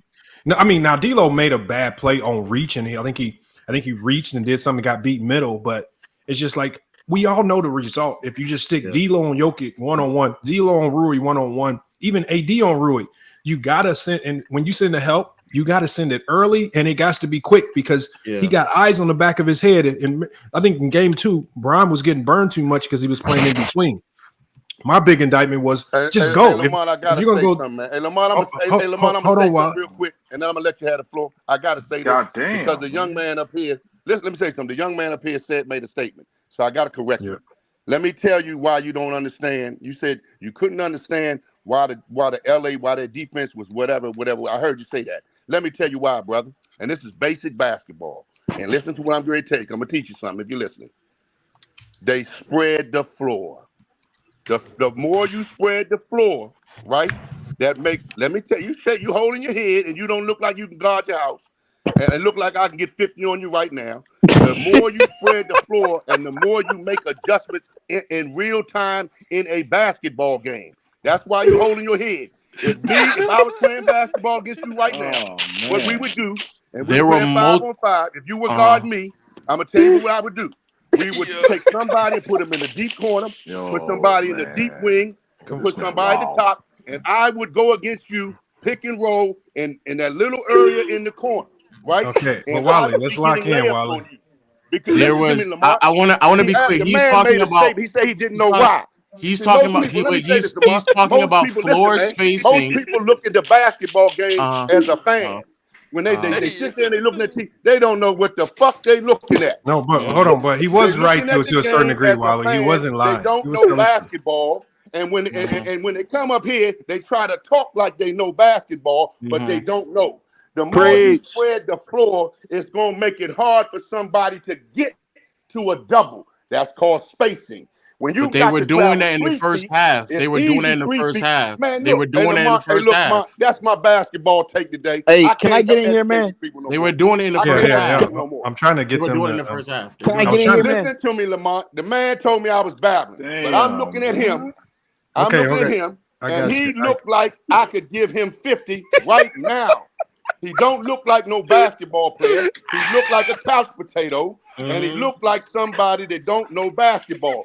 Basketball in the NBA, when you playing one-on-one, what does that got to do? Guard your man one-on-one. I know, but the most don't save him. Don't save him, Lamont. No, don't save him, Lamont. No, he a grown man. Don't try to save him, Lamont.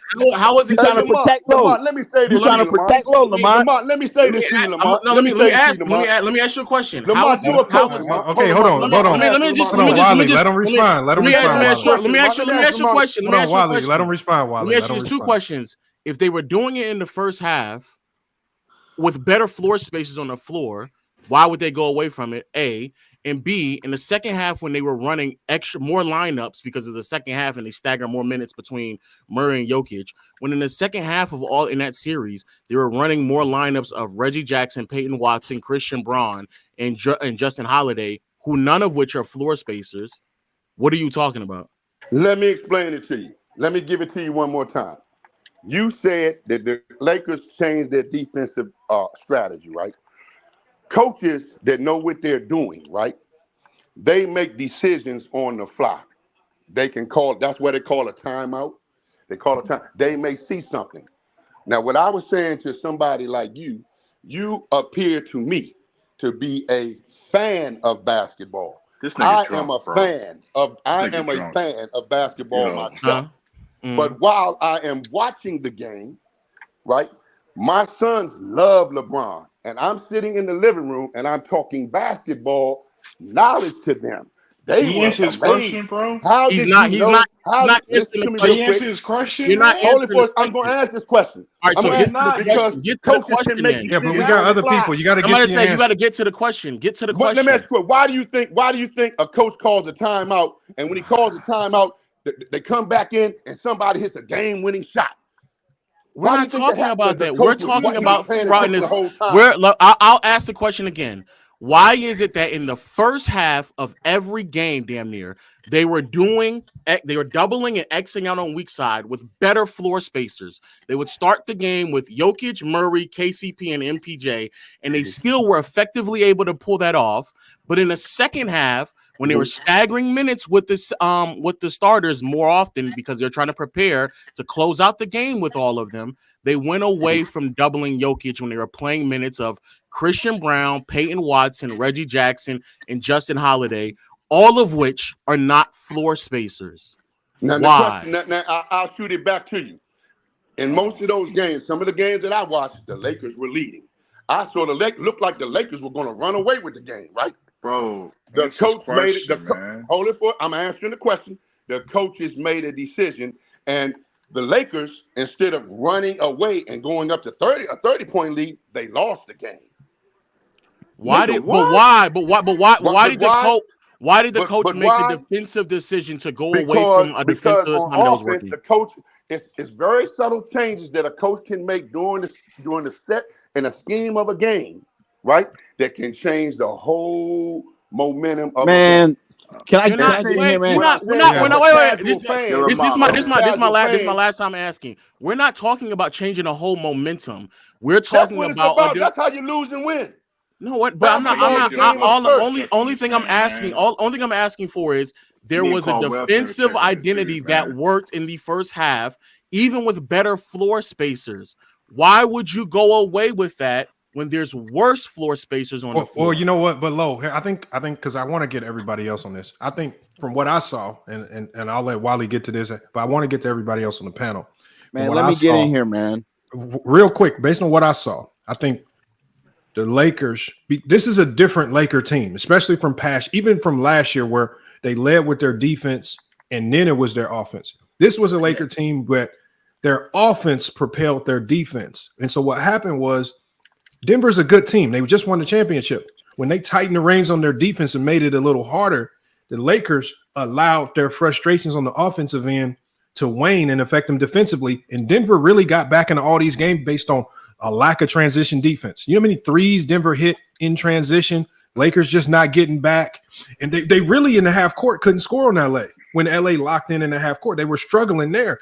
When they allowed them to get out in transition, guys weren't getting back on defense. The bad habits from the regular season started to come back and rear its ugly head. And they caught them in transition. And then once you make it a close game in the fourth, now anything's up for grabs. And that's when Murray and Jokic. Now whose responsibility is it to rein in them when they're making those mistakes on the fly, man, when they're getting easy looks? Whose responsibility is that? Ham. Okay, Ham. Thank you. That's Darvin Ham. Can I get in here, man? Go ahead, locker room. Okay. Niggas are sitting here talking about a stretch in December when Darvin didn't put in Reeves and D'Lo. Man, fuck them niggas. At the end of the day, he didn't he have them bum ass niggas in the first round against Denver? Yes. What was the result? We still got gentlemen swept. So I don't want to hear about no stretch in December when he benched sorry ass D'Lo and Austin Reeves. The reality of the situation is this: Darvin's scam was going to be screwed no matter what he did. If he would have kept the same lineup as he did last season, which was D'Lo, Rui, Reeves, guess what? He used that same starting lineup against Denver again this year, and we still got beat. He made a change in December. He put in Cam Reddish and Vando and Jovan Buha and all these beat reporters for the Lakers. They said on the internet and they said on stream and they cried about it. So that's why he went back to D'Lo and Reeves in the starting lineup. We were also losing games. We were losing. Low. We were Shut losing. The fuck up. Were we losing? Guess what? Were we losing? Guess what, Low? Were we losing? Low, yes or no? Low. Shut the fuck up. This is a good question, Reg. That's a good question. It's a good question. Were we losing? Yes Let me or no? explain. Let me finish this. Were we losing? All you got to do is answer that. Low. Listen for a second. If we make a starting lineup change in fucking December with no training camp, with no practice, Low, obviously that new core is gonna go through growing pains, right? We made a starting yes five. Yes or no? Are they gonna? I'm not gonna answer the same way you didn't want to answer me, my brother. I'm not gonna answer the same way you want to answer me. We made a starting five change in November. He took Reeves out of the lineup in November. Yeah. Lamont, November. Can I finish? November. Nigga. Who cares? Fuck Reeves. Who cares? What has Reeves done? Okay, but I think you can't win with what? No. Hold on, Lamont. No. What has Reeves done? What has he done? You can't win with C-level defensive players in the NBA. No, I agree. Raleigh, I do agree there. I agree. The defense, yeah. But you can't be so defensive. You can't be so defensive. Hold on, yeah. Man, them boys can't guard. Hold on, Wally, we gotta try to go one at a time. Lamont, but you can't be so defensively that you're not scoring at all. Can I finish, Lamont? Go ahead, Lamont. I'm so sick of this Austin Reeves bullshit. This nigga is trash. He was inserted into the starting lineup last season. Guess what?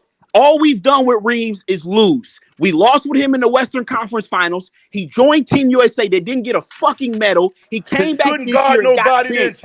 He's a fucking loser. I don't want to hear about no fucking undrafted bum named Austin Reeves. Wally, you gotta hold on, Wally. So hold on. Conversely, though, Reg, and I'm gonna let you finish, Reg. Conversely, though, and see, I get your point about they've been losing with Austin Reeves in the lineup, but I think that where you get in trouble with that take is here. Bron and AD have also been in those same lineups. So then it opens the door. Why are you comparing Austin? This is my problem with you niggas. I'm not comparing. Stop comparing LeBron and AD to that fucking bum. Locker room, hold on, calm down. Listen to what I'm saying. Because right now I'm just talking about the direction of your argument is so vague it can open the door for us to say that same statement about Brown, because I can easily formulate that same logic, and I can say, yes, I agree with locker room's logic on that. And this is why your logic is flawed. No, hold on, but that's not. But hold on, locker room. I'm not saying that's not my logic. I'm talking about your logic, because you just said they've been losing with Austin Reeves in the starting lineup. But I can then conversely also say they've been losing with LeBron James, because LeBron James has been right there alongside. Okay, let me ask you this. Have we won a championship with LeBron? Yes. So we have a track record of winning with LeBron. Have we won anything with Austin Reeves in starting lineup or D'Lo or Rui? No, we've won nothing. So don't put LeBron and AD in the same sentence as Austin Reeves. That's number one. What's the solution? But what's the solution though? What's the solution? But we're only talking about the tenure with Reeves here. Okay, and let me say this. So how much has LeBron won since Reeves got there? He's won nothing, and the reason why I harp on Reeves so much, and the reason why I harp on Reeves so much is because they made Austin Reeves the third star of the team last summer when they paid him his contract. But Rich, hold on. They did not. I think this is hold on. He got the biggest contract of the offseason. What the fuck are you talking about? No, he did not. You're just talking. Who did? D'Lo makes more money. Rui makes more money than Reeves. Austin Reeves got a $56 million deal. Because he signed longer, but he's exactly. So he got the biggest contract. He's only getting paid $12 million a year. I don't get. Okay, guess what? And guess what? $12 million. He still got the biggest contract. D'Lo got a $34 million deal. No, he got a 2 year. He got 2 years, $37 million. And Reeves got 4 years, 56. He got the biggest contract of the offseason last year. It's not too much money. Okay, hold on, y'all. He's getting paid $12 million a year. Hold on, y'all. I want to look. I'm trying to. Hold on, y'all. Look, we can't. I want to. Let's just clear. Hold on, Wally. You got to hold on, Wally. I want to mute people. Look, I think that. Look, here's the problem right here, because I think Reg feels like they made. See, and I kind of get his sentiment. He says they made Austin Reeves the third star. What I say is that because they put themselves in a bad situation with the Russell Westbrook trade, thank you, Reeves was thrust into that third star role because they had nobody else to really go to. They put themselves in a bad situation because they had to get rid of Russ. Now you're left with what you have. This is the aftermath of the Russ trade. So now you have to look at it. Okay, this is what we have left. Who's going to be our third guy with what we have left? This is all we have to work with. Reeves was just the best of a lot of bad options. I mean, if they could have went and got better players, they would have done it. But this is the best of what you have. So Reeves has to take that mantle up because this is all you have. You can't. Darvin Ham's fault? No, hold on. No, I'm not. Hold on, Wally. Wally, I'm not saying this. Can I finish my point? Hold on, y'all. Hold on, y'all. I'm not saying this. Be Darvin Ham. Wally, hold on. I'm not saying it's nobody's fault. But what I'm saying is, and I told you locker room this on this channel. I said Reeves is getting paid like a role player. He was brought in to be a role player, but he was thrust into a bigger role, just kind of like when guys get hurt, guys on the bench have to play bigger roles. But generally, yeah, I'm about to go back to you. But generally, when the star players or the best players on the team get hurt, that team generally doesn't have long-term success because you're playing a whole bunch of guys who normally play lesser roles, and you're playing them in starting roles or star roles that they normally don't belong. So I said at the beginning of this stream, I believe Reeves is at best a sixth man in the NBA. But he's been exactly. But what is he getting? He's getting starters minutes, and he's getting 30 minutes a night. Hold on, locker room. Hold on. He's only getting. Hold on, man. All right, come on. He's only getting starters minutes because of what they have on this roster. They don't have anything better. I don't care what the excuse is. He's getting starters minutes, and we're losing because of it.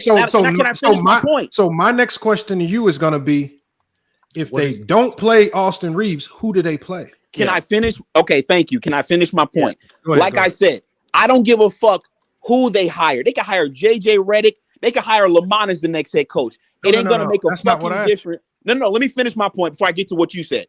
Yeah. At the end of the day, the Lakers have a personnel issue. Was coaching an issue? Yes. Darvin Ham couldn't coach. I'm not going to sit up here and vouch for Darvin Ham. He needed to go, but he was not the only issue. The issue is, when I look at this series between the Lakers and the Nuggets have better role players, period. Michael Porter Jr. is better than any role player the Lakers had outside of LeBron and AD. He's better than D'Lo. He's better than Reeves, and he's better than Rui Hachimura. So Aaron what did Gordon the Lakers do about that? Champion. Kentavious Caldwell-Pope is a 2-time champion. Until you get an upgrade in personnel, I don't care who you hire as the head coach, they're still going to be trash. That's a good point, bro. It still takes us back to this. If it's a personnel issue and they put themselves in cap hell, they put themselves in a situation where they have now 3 players who you don't want on the roster that all have player options. What do you now do about it? How do you make the roster better? What's the solution? Because if a coach, Lamont, are you going to listen, or are you going to listen to what I'm going to say, or are you going to come up with every reason why it won't work? Okay, so I want to, because wasn't locker room saying they should trade for DeJounte Murray? Yeah, yes, but let's hear it. And now, Lamont. So what is? Hey, hold on. I want to get him get his point now. I want. What is the solution? Because I don't. The solution is right. One of your, because like everybody's saying, Reeves has all this value. He's outplaying his contract. Okay, great. That's your biggest asset outside of draft picks. You have to move him. Get him off this team. He's not going to help you win. What team has he helped win? Now hold on. Now here's the problem. So what I'm this is and I dropped the link. Head on, Reg. That's a great idea. Yeah, it is. Now here's the problem.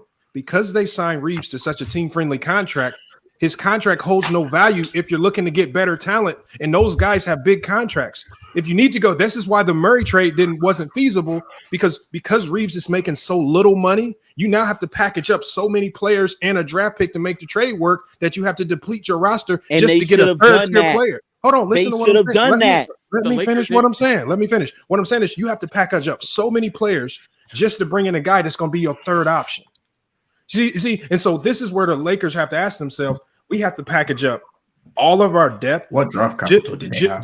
Just to get a third option.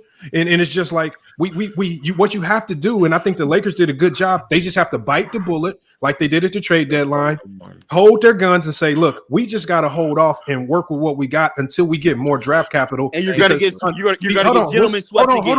Hold on. What I'm saying, but what I'm saying is, yes, you're going to lose going that route, but in the long run, you'll win out because of your patience. But if you make those desperation trades, you deplete your roster. Now you put yourself in a much worse situation going in the next season. Because the whole reason why we got in this situation is because they were desperate in reaction, not for Westbrook in the first place.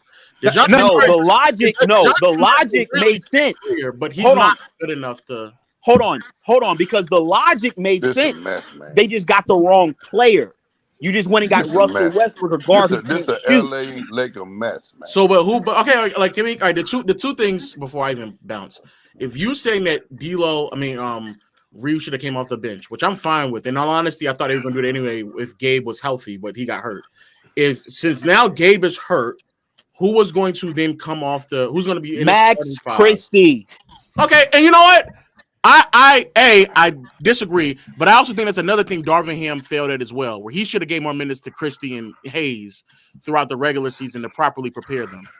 Because I think that was also a really bad thing that he did. But if that is your solution, Austin Reeves and D'Angelo Russell were the 2 worst defenders on the Los Angeles Lakers. So when everybody's asking why did Darvin Scam bench him in December, why did he bench both of them? Because they were the 2 worst defenders on the team. That's why. So like I said, is Darvin Ham a good coach? No. But was he in the right headspace when he benched D'Lo and Reeves in December? Absolutely. And he should have stuck with that. The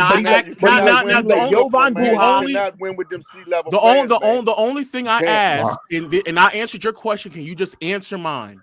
When they put Cam and Prince and Vandal in the starting lineup, were we winning or losing? No. And this is my last. I answered your question. I just need you to answer mine.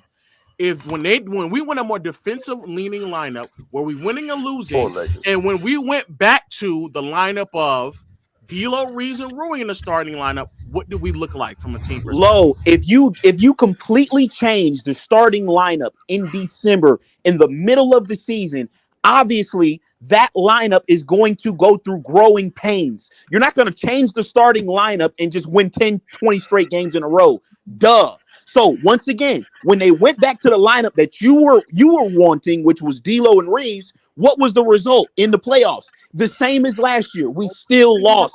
He should have just stuck with the lineup in December. You do realize you wasn't going to change anyway. I'm about to say, do you think the players on this team are going to win anyway? Do you think but we would have had a better shot with the lineup? I'll ask you the question again because you duck these questions. Do you think we were going to win anyway? Nigga, I just answered your question. Stop capping, Lo. You didn't. It's just a yes or no question. Lo, we would have had a better chance. He doesn't, everyone to answer my question. Jokic out here. Are you going to cut me off? You're not answering the question. Are you going to cut me off? You are not answering the questions. We would have had a better chance with 6'8" Cam Reddish over Austin fucking Reeves against Denver. Cam is hurt though. He's hurt. Hey, Lamont, I gotta say something. We would have had a better chance with Max Christie than Austin Reeves. No, hold on. Yes. No, I look. Hey, what Lamont, I'm saying let me is say this. something to you real quick, Lamont. I got you, Wiley. My thing is, no. So what happens? I think there's where Reg another issue where you get in trouble with your take is you tell us how much better Denver's roster is than the Lakers. They're superior on the bench. They're superior with starters. The Lakers are just completely depleted, and then you come up with all these scenarios where we would have had a better chance to win if he would have switched this up. And it's basically the way it sounds, the way you feel about this roster. No matter what Darvin Ham would have done, they still would have lost to Denver the way it sounds because you feel like Denver outclasses the Lakers in any particular fashion. Yes, sir. What I'm saying is we would have had we would have had a more competitive series had we would have switched things up instead of doing the exact same thing. How much more competitive can you be when you have to lead double-digit leads in every single game? Lamont, that doesn't mean shit. That doesn't mean nothing. Oh, that doesn't mean now. You had a 20-point lead and lost. You lost the game when D'Lo hit 7 threes. You literally lost the game even D'Lo gave you 7 threes. 48-minute game. Having a lead in the first half in today's NBA. No, hold on. Nothing. Now, Reg, I'm gonna ask you this too. So, because I want to get you answer to this. The Lakers controlled the game, or the team. Let's just put it on the team. The team stayed competitive with the Nuggets for 3 quarters most of the time. If they didn't have the lead going into the fourth or in the third, they generally had a angle or possibility to win the game in the fourth. Whose job is it to win games in the fourth quarter for the Lakers? The players. It's the players' job. Okay. More specifically, whose job is it to close game for the Lakers? LeBron and AD. It depends. It's not just on any one. No, it don't. It depends. The GOAT's supposed to come through. You heard me, nigga. Get that rebound, man. You heard what I said. The GOAT is supposed to come through. Reg, who's Hey, Lamont, it's Austin Reeves' fault. That's what he's saying. Hey, Lamont. Let me ask you this. Lamont. Reg, who's supposed to close game for the Lakers, man? Lamont, let me ask you this. Who LeBron James. Hold on. Who closed game 4 against Golden State last year? Oh man, I don't remember. I'm talking about this year. Exactly. You don't even remember. It was Lonnie Walker. Okay, one game. Exactly. Okay. So didn't Austin Reeves? Wasn't Lonnie Walker out of experience like Lonnie Walker to win a game? Hold on, Lo. Hey, Lamont. Didn't Austin Reeves close game 1 out against Memphis last year? Okay. Wasn't that the I'm him game? Hold on. So yes, you're right. And Reg, so again, wouldn't that be your number one problem if you have a whole bunch of the role players closing the games and not LeBron and AD? So Lamont, so did Michael Porter Jr. not hit any big shots in that fourth quarter? No, but you know who closed those games? Who closed the games? It was always Murray and Jokic. 2 of them, but the other 2, Murray and Jokic came through. It was Murray and Jokic was closing games, bro. Come on, stop. Hey, Lamont. You can't win with them C-level players, man. No, you can't. But you know what though? But here's the thing: for what the Lakers, for the roster that the Lakers had, real quick, Lamont. The guy that this young man is talking about, the young man that was talking, I don't know what his name is. He's talking for a moment. You cannot win with D'Lo and Austin Reeves, and you done gave them some money, and you can't get them off the roster. I mean, they got some bargaining power. They got some bargaining chips. D'Lo. And according to what this young man was saying, they tried to trade D'Lo. He has no bargaining power. How in the hell can you not move Reeves and get a player? They tried. This man is I don't think they were trying to move Reeves. They weren't trying to move Reeves. They definitely tried to move D'Lo. And that's why we lost, because they tried to keep Austin Reeves. If you don't get rid of D'Lo and Austin Reeves, we're not going anywhere. And they got to be able to move that guy D'Lo, who can't throw the ball in the ocean. All right, but Exactly. hold on, y'all. That's what they're getting paid for. Hold on, y'all. Because if y'all, I think the Lakers situation is a bit more complex. I think most people here would agree. It's complex than a mug when you got them C-level players on there. It's going to get more complex. Hold on. They only have C-level players because they had to get rid of Russ's contract. And they brought in players. I understand that, but I understand hold on. But what happens now is I get the contract. Hold on, Wally. Hold on. I don't want to go down because what happens now when we go down that road? Now we have to explain to the masses why they couldn't make a trade, the financial implications, the roster implications. There was so many factors that went into them not making the trade. People that understand the business side of it understand why they couldn't make a trade at the dead trade. They were not going to get robbed by another team in the trade deadline just to get rid of D'Lo. They're not going to get robbed. How you going to blame the coach though? No, I'm not blaming the coach. No, you need to be talking to the locker room. He's the one that blames Darvin Ham. I don't put it all on Darvin Ham. You can't win with this guy. Does anybody put it all on Darvin though? I don't think anybody all put. I think locker room.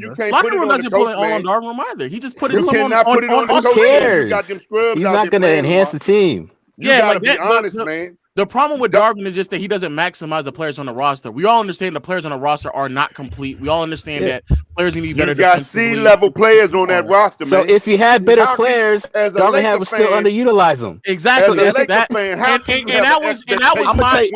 was another reason why they should not have gotten DeJounte Murray, because it doesn't really matter because Darvin Ham still wasn't going to maximize. I'm going to tell you the problem with Darvin Scam. He listened to Jovan Buha and all these clown-ass content creators tell him to go back to D'Lo and Austin Reeves. He should have never went back to him. He should have played Max Christie. No, he should have played. He should have stuck with the starting lineup he had. What starting lineup? What starting lineup? The one lineup that got us to 500 record. A 500 Hey, Lamont, I got to get off here, man. You got to get some guys. Hey, Lamont, you got to get some guys up here that know basketball. Exactly, man. You got to get some guys up here that know basketball. All right, Wally. Hey, Lamont, you got C-level players, gentlemen. That offense that's Wally. LeBron, AD, and a bunch of dreams. That's what that offense is going to look like. No, look, y'all. Thank God. What's going on, Lamont? What we can't see this it's confusing to me to say that you can't play D'Lo and Reeves because, like I said yesterday, I said I'll be okay with not playing D'Lo and Reeves, but as a head coach, when you look down that bench and you see Hood Schifino and Spencer Dinwiddie and Jackson Hayes, you don't really see much real viable options on that bench. So it's not like you're looking at a coach, you're looking down that bench like, God damn, we might as well leave this motherfucker D'Lo in the game because God damn, they weren't bad. They just couldn't beat the best team. It's not like they're terrible. But all I'm saying is like, I mean, if your solution is to start Jackson Hayes and Max Christie, I mean, you might have missed the playoffs with that starting lineup. Yeah. I mean, you definitely they played their best players. They just weren't good enough. I accept that. They just weren't good enough. Because and again, the roster is flawed with the best players because there's a lot of non-two-way players.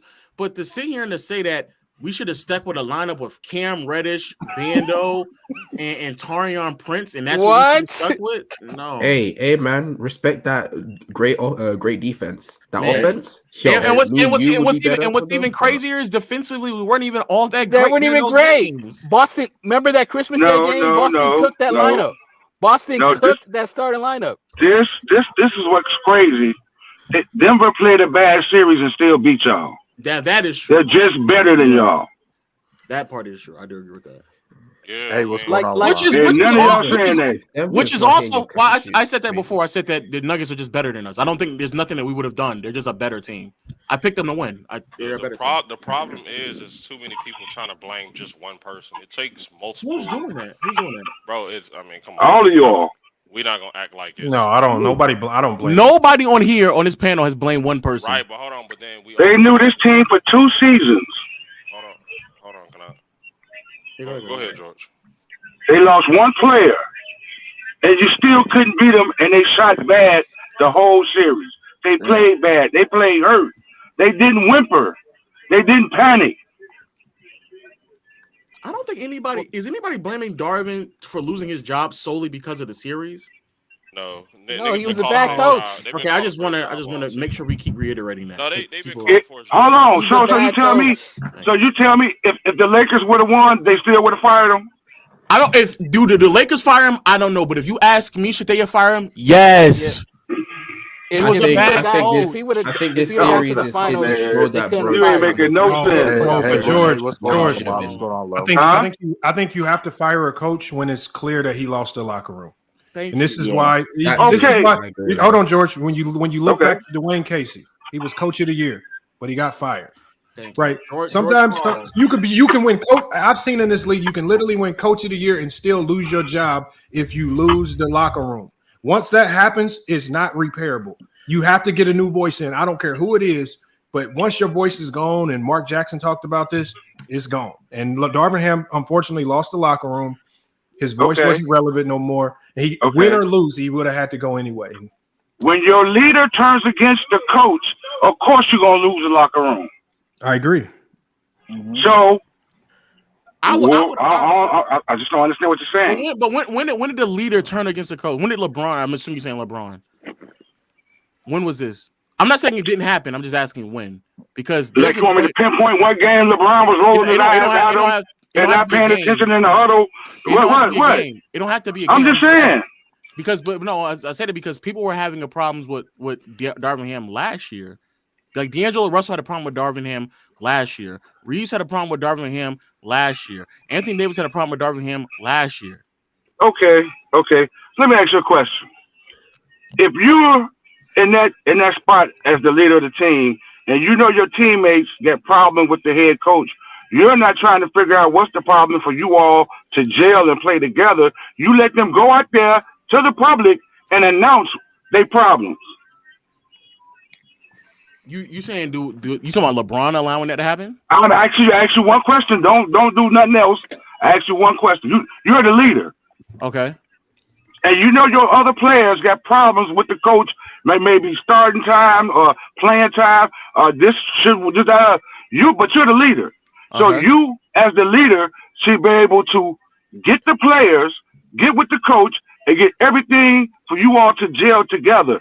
But what was this man doing during this whole season? No, he didn't. During this whole season, when things started to turn bad a little bit, before the in-season tournament, when things started to turn bad, he started rolling his eyes, not paying attention in the huddle. You think they don't see that?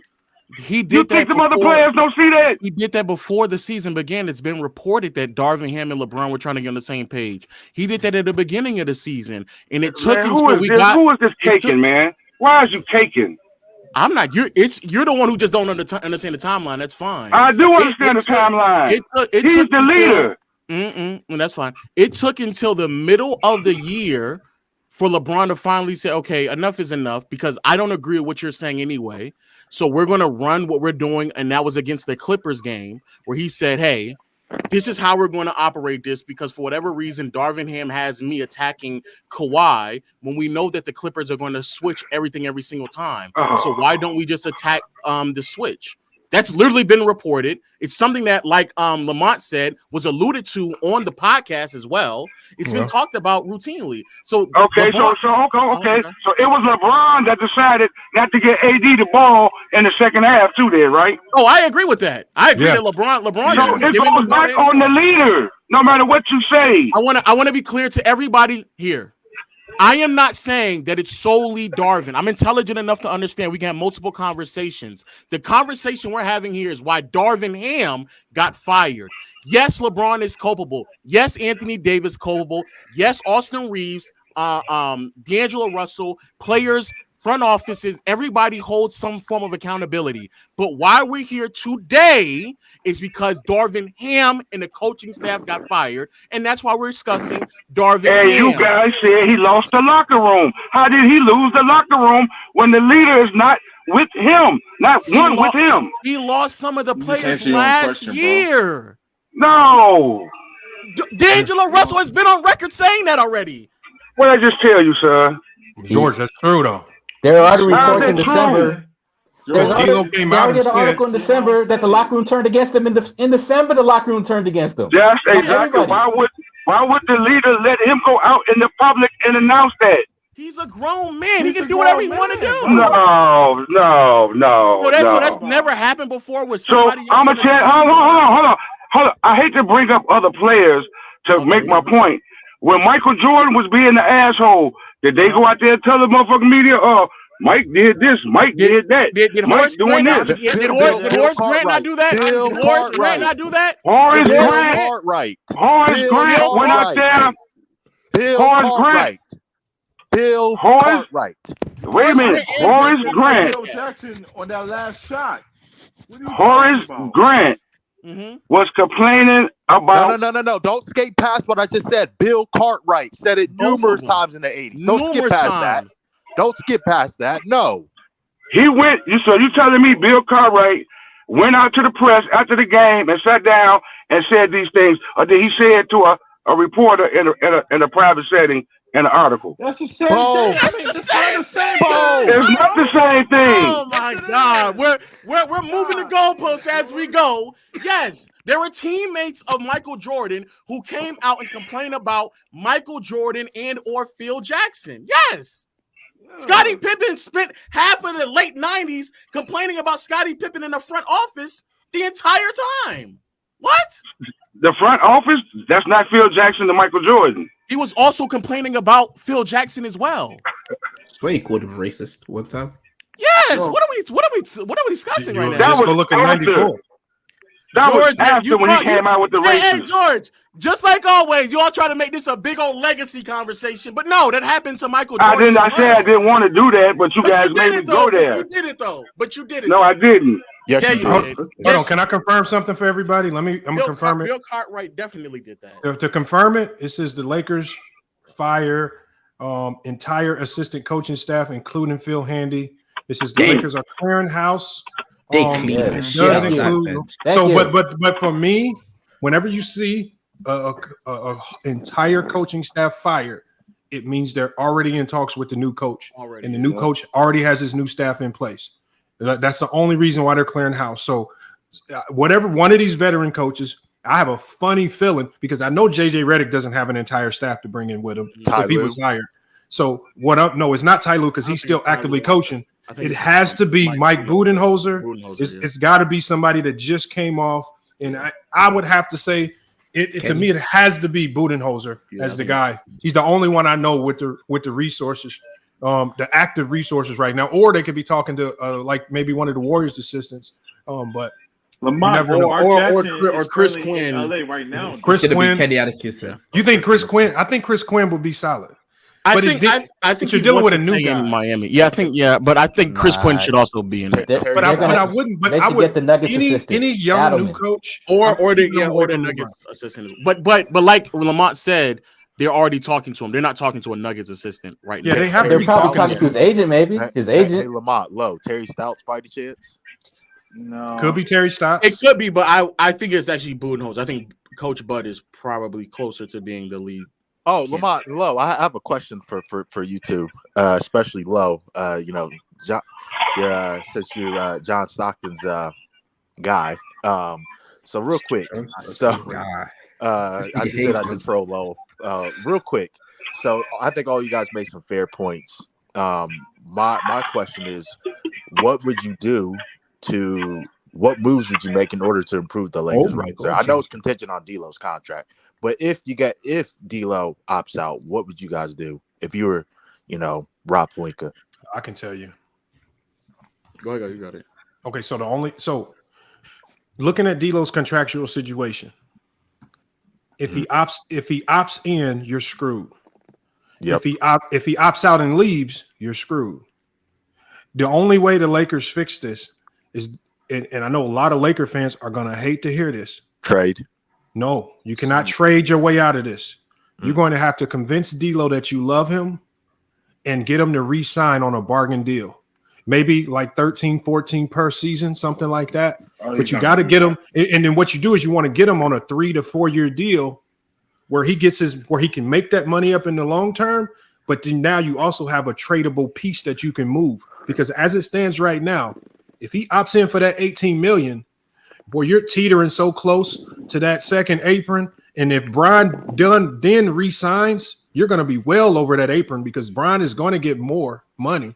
So you'll be well over that second tax apron, which means no mid-level exception, no buyout market, You're going to be significantly handicapped in making trades, so you'll be really screwed there. So the only option they have is to convince D'Lo to sign for less money and act like you love him. That's the only option you have. There's no way around it. They can do a signing trade. Yeah, let's do a signing trade. No, but here's the problem. But I know. But that's what I'm saying is this is the problem is if he opts into that, the 18 million is what they need to avoid. They need to be able to flip that 18 million to something lower, because as long as he's at that 18 million marker, it puts him so close to the second tax apron. As soon as you sign LeBron, you'll be well over that threshold, and now you're screwed with regards to improving the roster. They got to turn that 18 million into something like 14.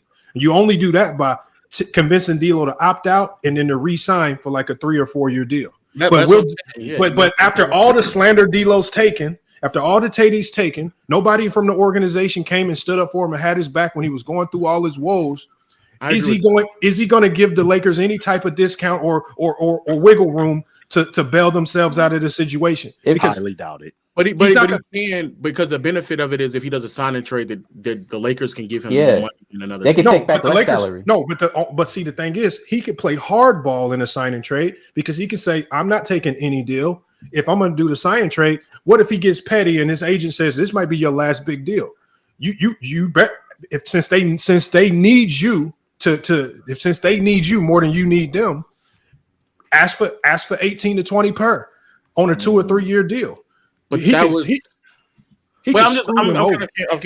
I in essence understand what you're saying. It's like it's very contingent on whatever D'Lo does. But what I'm saying is that if D'Lo doesn't want to be here but still maximize the amount of money he can make, it would just be a sign and trade. We just restructure your deal, give you an extension. No, but he can opt out. I'm not saying he can. What I'm saying is you have to then go find a team that has. Check this out. What if San Antonio, a team that's well below the cap? Now San Antonio, yes. What if they come to D'Lo and say, because we've seen teams do this over the last couple of years. What if they say, D'Lo, we'll give you 2 years, 48 million. Just to come here for a short term and help us along. You think he's opting out? He's going to leave the Lakers high and try. He's going to go sign with San Antonio. But to be honest with you, though, it don't really matter what the Lakers were at that point. He's just, and respectfully, if I'm D'Lo, I would do it as well. Like I'm like if somebody telling me they got 40 M's from me, it don't really matter what the Lakers. We could have won a championship this year, and I would have done that. So I don't like that in that scenario. Yeah, you're right. The Lakers can't do anything. Like, but outside of sign for less money. Yeah. But outside of like the same thing, similar what you're saying, what happened to Van Vliet and Dylan Brooks last year, where Houston had to just spend the money. Yeah, to be fair, those are going to be teams like that, and San Antonio is one of them, and they also need a point guard, and that makes sense. But outside of like that happening, like if he wants to go to like Orlando, where he's in a playoff atmosphere team, and he's going to like not have like crazy high expectations, but they have wiggle room, but not enough to like pay him the amount of money that he really, really wants to get paid.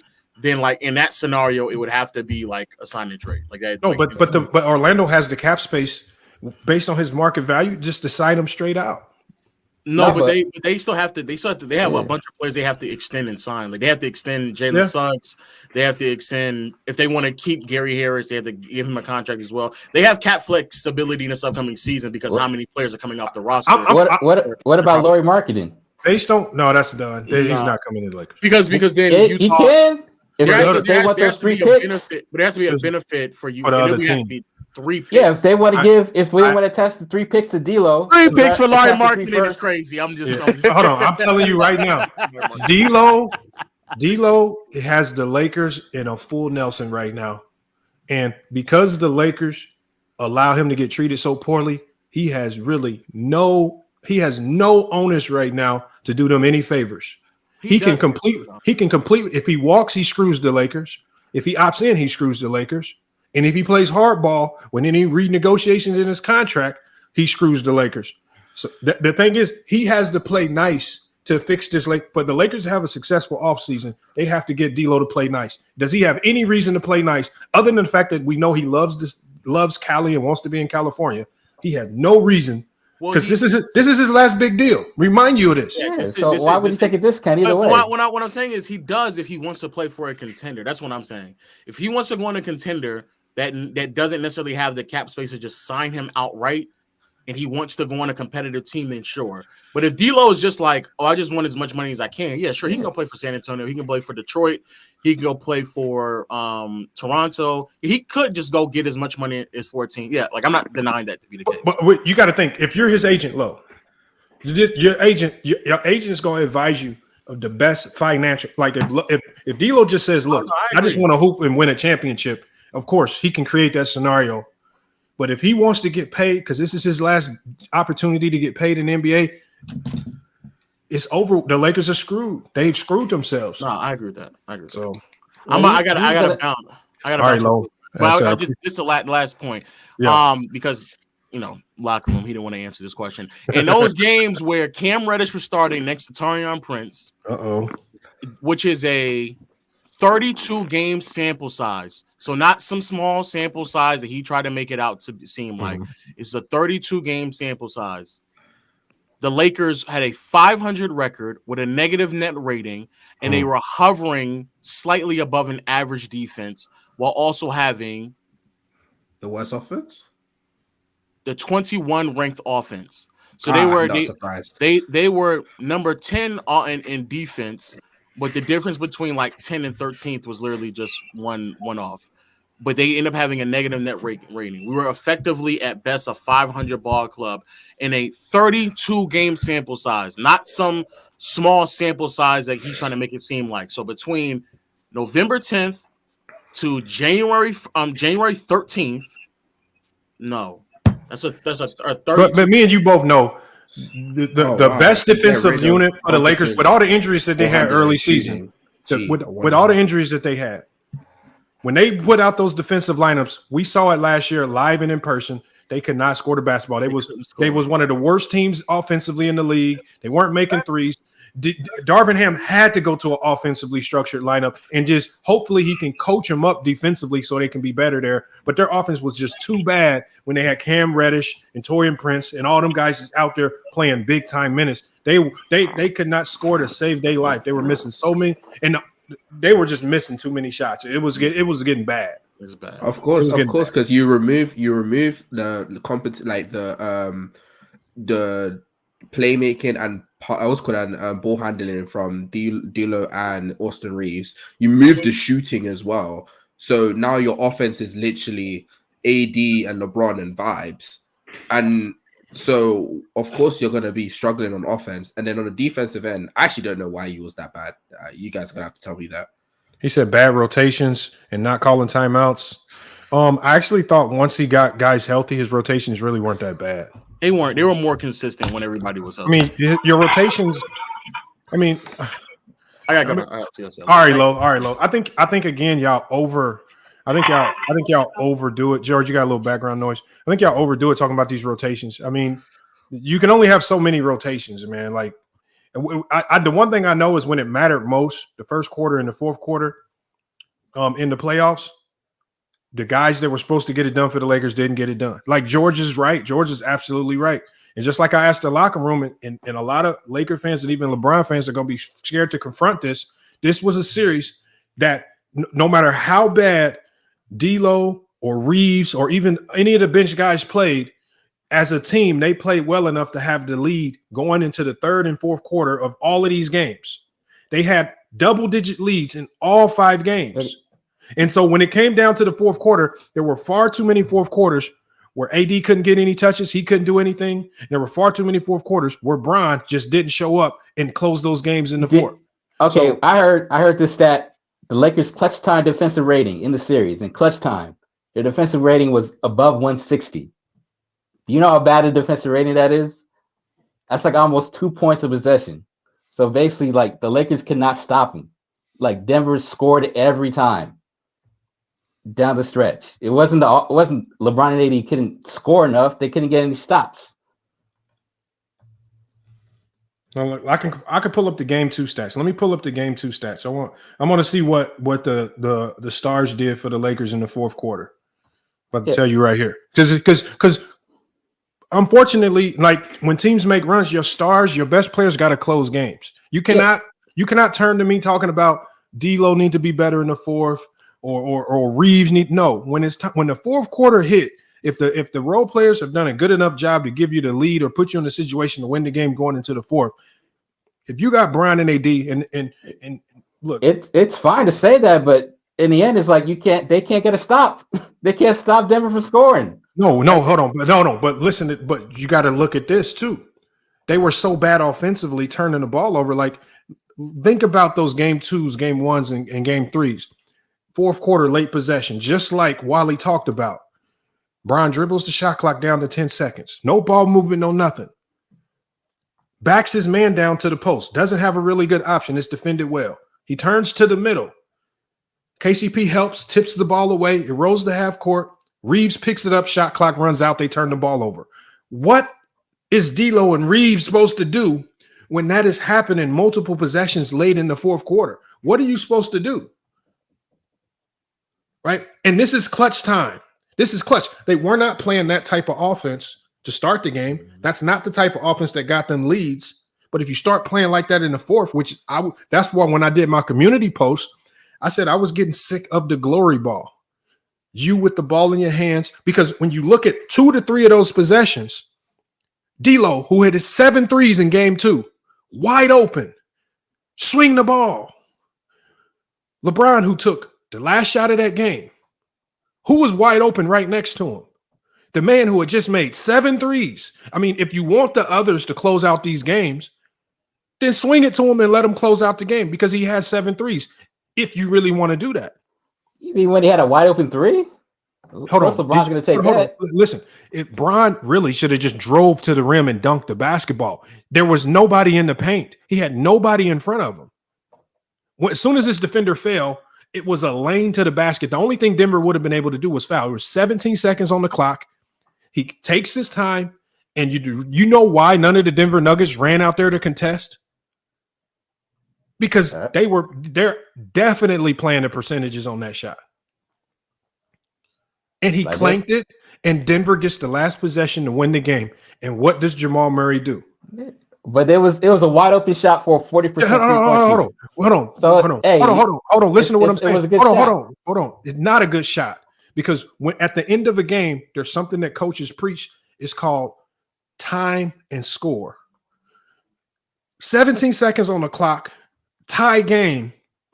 Now it becomes positional basketball. You do not just take any open shot that appears. When you got 11 seconds on the shot clock, 17 seconds on the clock, you drive. Hold on. There's no but. No, because what happens normally when you miss a 3? Where does the ball normally go?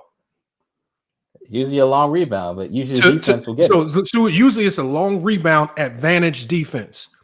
What happens when you drive and miss a layup and you got Anthony Davis in the paint?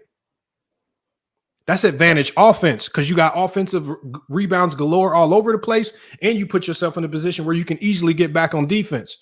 And you can potentially get fouled because you're LeBron James, and they have to defend you if you're going to the rim. Yeah. Low IQ play. It's been a lot of drives where LeBron gets to the rim and he doesn't get the. See, the thing is, y'all got to stop ducking, and if he makes a low IQ play, just like y'all do with Reeves and D'Lo and everybody else, that was a shit low IQ play that he made. You call it for what it is. Don't y'all be dancing around because he's LeBron James. You want to give him passes here or there. 17 seconds on the clock. 11 seconds on the shot clock. You do not shoot a 3 unless you Reggie Miller or some goddamn body or Steph Curry. This is LeBron James. They cannot stop you or AD at the rim. You drive to the goddamn basket and you get fouled. I don't care if he's wide open. Time and score. Time and score. I'm gonna tell y'all something like this. This is I lost the game. I lost some of the games in the most magical and mystical ways because of stupidity, like time and score. I'm gonna tell you how I lost the game. We made a crazy comeback. We were down. We make a 10-point comeback in 50 seconds. We got the lead by 2 points. We steal the ball with about 8 seconds on the clock. My player is streaking down the court. All he has to do is lay up the ball. We'll be up by 4, right? Or if he stuck to our philosophies, time and score, he just dribbles out the clock and he doesn't put up a shot at all. But I'm going to tell you what happened. He drives in to go dunk the ball. While he's going up, he fumbles the ball in midair. The ball hits the bottom of the rim. The other team's point guard grabs the ball, flings it all the way down court to somebody wide open in the corner. They hit a three to win the game because we didn't play time and score. When you start doing dumb stuff and you don't go to your time and score philosophies at the end of the game, you open the game up for anything to happen. Hold on. They could have run out. Hold on. No. There's no they could have. When you've never coached a game and you've never been in those situations, you don't care about time and score. But when it's time and score, you gotta hold that ball and you just gotta go win the game. There was like a seven shot clock difference. Hold on. I don't care how you got the last shot anyway. I don't care how you slice it. Bron should not have taken that three. That was a low IQ shot. It was a good look. You keep dancing around it. If it he was makes not a good. it, No, it's not even a conversation. 17 seconds on the clock, 11 seconds on the shot clock. That's a horrible shot. That's the best. That's probably the best look they're going to get. No, it's not. He was wide open. He had a layup. He didn't have a layup. They're sitting at the basket, and LeBron doesn't get the calls anymore. Oh my God! He doesn't get calls. Now I understand why a lot of y'all make sure y'all stay away from the basketball court where people are learning the game. Because y'all gonna have some kids running around looking crazy out there, chucking up threes with 17 seconds on the shot clock, talking about that's a good shot. No, you play time and score. You do that when you are coming straight to the bench. I think it was a good shot. It was open, but I do believe that your opinion on the fact that they had time, they could have just ran the clock down. It's not about they had time. What you're doing is the philosophy is called understanding time and score. It's a tie game. You don't need to even take a shot. You don't need. Yes, they did. Hold on. First got the last shot. They had a timeout. Hold on. Listen to the ball. Listen to what I'm saying. Because again, the stupidity y'all be having here. You play time and score. You don't. When the game is tied, you don't want to get that shot up until the clock strikes 1 on the shot clock. Because by the time Denver gets the ball, whether you make or miss, you want to leave as little time on the clock as possible. As little. Because they got to. I would like to agree with you too. I think there's two ways of seeing it. That's what there ain't no two ways of seeing it. There's only one way to see this. What do you mean? There is only one way. Because the only way that play would have been the only thing, even if Brown would have made the shot, it would have still been a bad shot. Not to mention because if he made it and Jamal made it, it still would have been a bad shot. Sometimes bad shots go in, but it's still a bad shot. Fair enough. Yeah, that's true. Hey, they shouldn't have fired Darvin Ham, Lamont. That's controversial. That's not controversial. He wants LeBron to suffer Darvin Ham another season. He wants LeBron to suffer more. He's telling the truth. Listen, at some point, the finger has to stop being pointed. The roster is flawed. It's going to continue to be flawed. If I told you in 6 years I had 3 wives, you tell me the problem was me, wouldn't you? This man, Lakers have had 3 coaches. They're about to be their 4th coach in 7 years. And I've watched the same season 5 years in a row. What that says. So at what point do we stop pointing the finger at the guy running the ship and go upstairs? So he's allowed to be a bad coach? Let's let him coach bad. Let him get his money. Hold on, bro. Hold up, man. What I'm telling you is that situation, you are not going to get any coach with any pedigree better than Darvin Ham. Because no coach in their right mind is stepping into that situation. Thank you. So you're going to go out here and you're going to get another unproven guy. You're going to bring him in. He's going to be bullied by LeBron and the rest of the Lakers. And you're going to be complaining about him next year. Because your expectations as a Bron fan and a Laker fan are unrealistic. This team could not win no chip. Don't matter about the roster. At least get a good coach. A good coach, you won't be so frustrated watching the game. What good coach don't want to go there? I totally disagree. That's fine, nigga. Let me finish, and then you can rebut. Nigga, go ahead and finish your point, nigga. Ah, damn. Man, you shut up and let him finish. Yeah. So my point is, you know what? They had a lead 70% of the time in that series. Seems like Lamont said yesterday, they seem prepared to me. The fact of the matter is when the money was on the wood, they didn't execute. That ain't on the coach. That's on the players. That's But if you're gonna fire somebody, you start with the GM because he the one brought these groceries in the first place. You want a coach to make wine out of water. You got a bunch of trash. Austin Reeves ain't even an NBA starter. And you out here got him matching up. You think he gonna match up with Booker and Ant-Man and these dudes? Bro, get realistic about the talent these dudes have on this team. And Beast, can I say one thing? Another thing is when it comes down to that fourth quarter and it's winning time and the game is crunched up, it ain't about no specific play. Yeah. It's about your stars just going down there, showing why they making 50 million a year, just getting it done. When it was time for Jamal Murray to get it done late game, did he stand around talking about let's run a play? Were they running the same offense that they were running in the first and second quarter? Hell no. He got the ball. He cleared out a wing. I'm about to go get this bucket. You know what Jokic was doing when they were down? Jokic would get the ball. He would hit AD in his chest twice. He would up and under whoever was guarding him. I'm scoring this basketball. Well, that's coaching. That is coaching. Listen to what I'm saying. That's coaching. Hold on. What I'm saying is at late game, all that, like anybody that even watched my national championship game, and I got to give credit to my point guard for this. The game was tied 41-41. I drew up a play. They completely blew the goddamn play. You know what my point guard did? He watched the other team make one single mistake. They went under on a screen. He burned them for a 3. Boom. That's not no play. That ain't me. That ain't no great play call. That's just my best player with the ball in his hand saying, I'm gonna go get it done. But the thing is, people who don't know the game, Lamont coached a great game, and that was a great play call for the 3. Yeah, I ain't had nothing to do with that shit. That was just my best player. Goddamn, being the best player, just like Jamal Murray was the best player and got it done, just like Jokic got it done.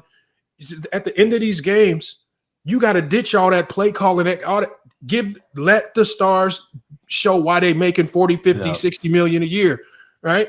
All these play calls, execution is Darvin Ham. No, Darvin Ham got you there. He made sure the Darvin Ham made sure the team had to lead, just like B said. Darvin Ham made sure that team had to lead 70% of the series. That wasn't Darvin Ham. That means the other 30% give me a break. Quarter. That was not Darvin Ham. Stop trying to flip it. Lamont, the nigga that interrupted you. All right, what X's and O's could Darvin Ham could have done to make this team sufficient to make a deep playoff run this postseason? What he could have done different? There's no X's and O's, all right? He was probably going to lose to Denver, but they could have played a better series. Maybe they take them 7 games. Who knows? Well, I'm talking about. So you celebrate just taking the series to 6 or 7 games. So you feel like that's an accomplishment. There's no coaching that's gonna close the talent deficit between the two teams at this point. But what I'm saying is Darvin underachieved the whole season. He's just a bad coach. Whatever results you're seeing the Lakers get, those 47 wins, that's the Darvin Ham ceiling right there. Darvin Ham cannot carry him. A coach is supposed to carry you above and maximize the talent. What talent? He could have maximized. He has LeBron and AD, 2 top 10 players. He got D'Lo, he got Austin Reeves, he got Rui. He got a lot of talented players on the team. Okay. They give lackluster effort half of the time. Keep going. And part of that is also coaching. You know why the real reason why the Lakers give lackluster effort? Because Darvin Ham's a passive coach. He sits there with his hands in his pocket.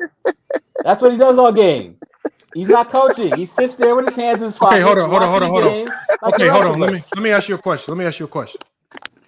If he takes his hands out of a pocket, is he a better coach? If he actually coaches in no.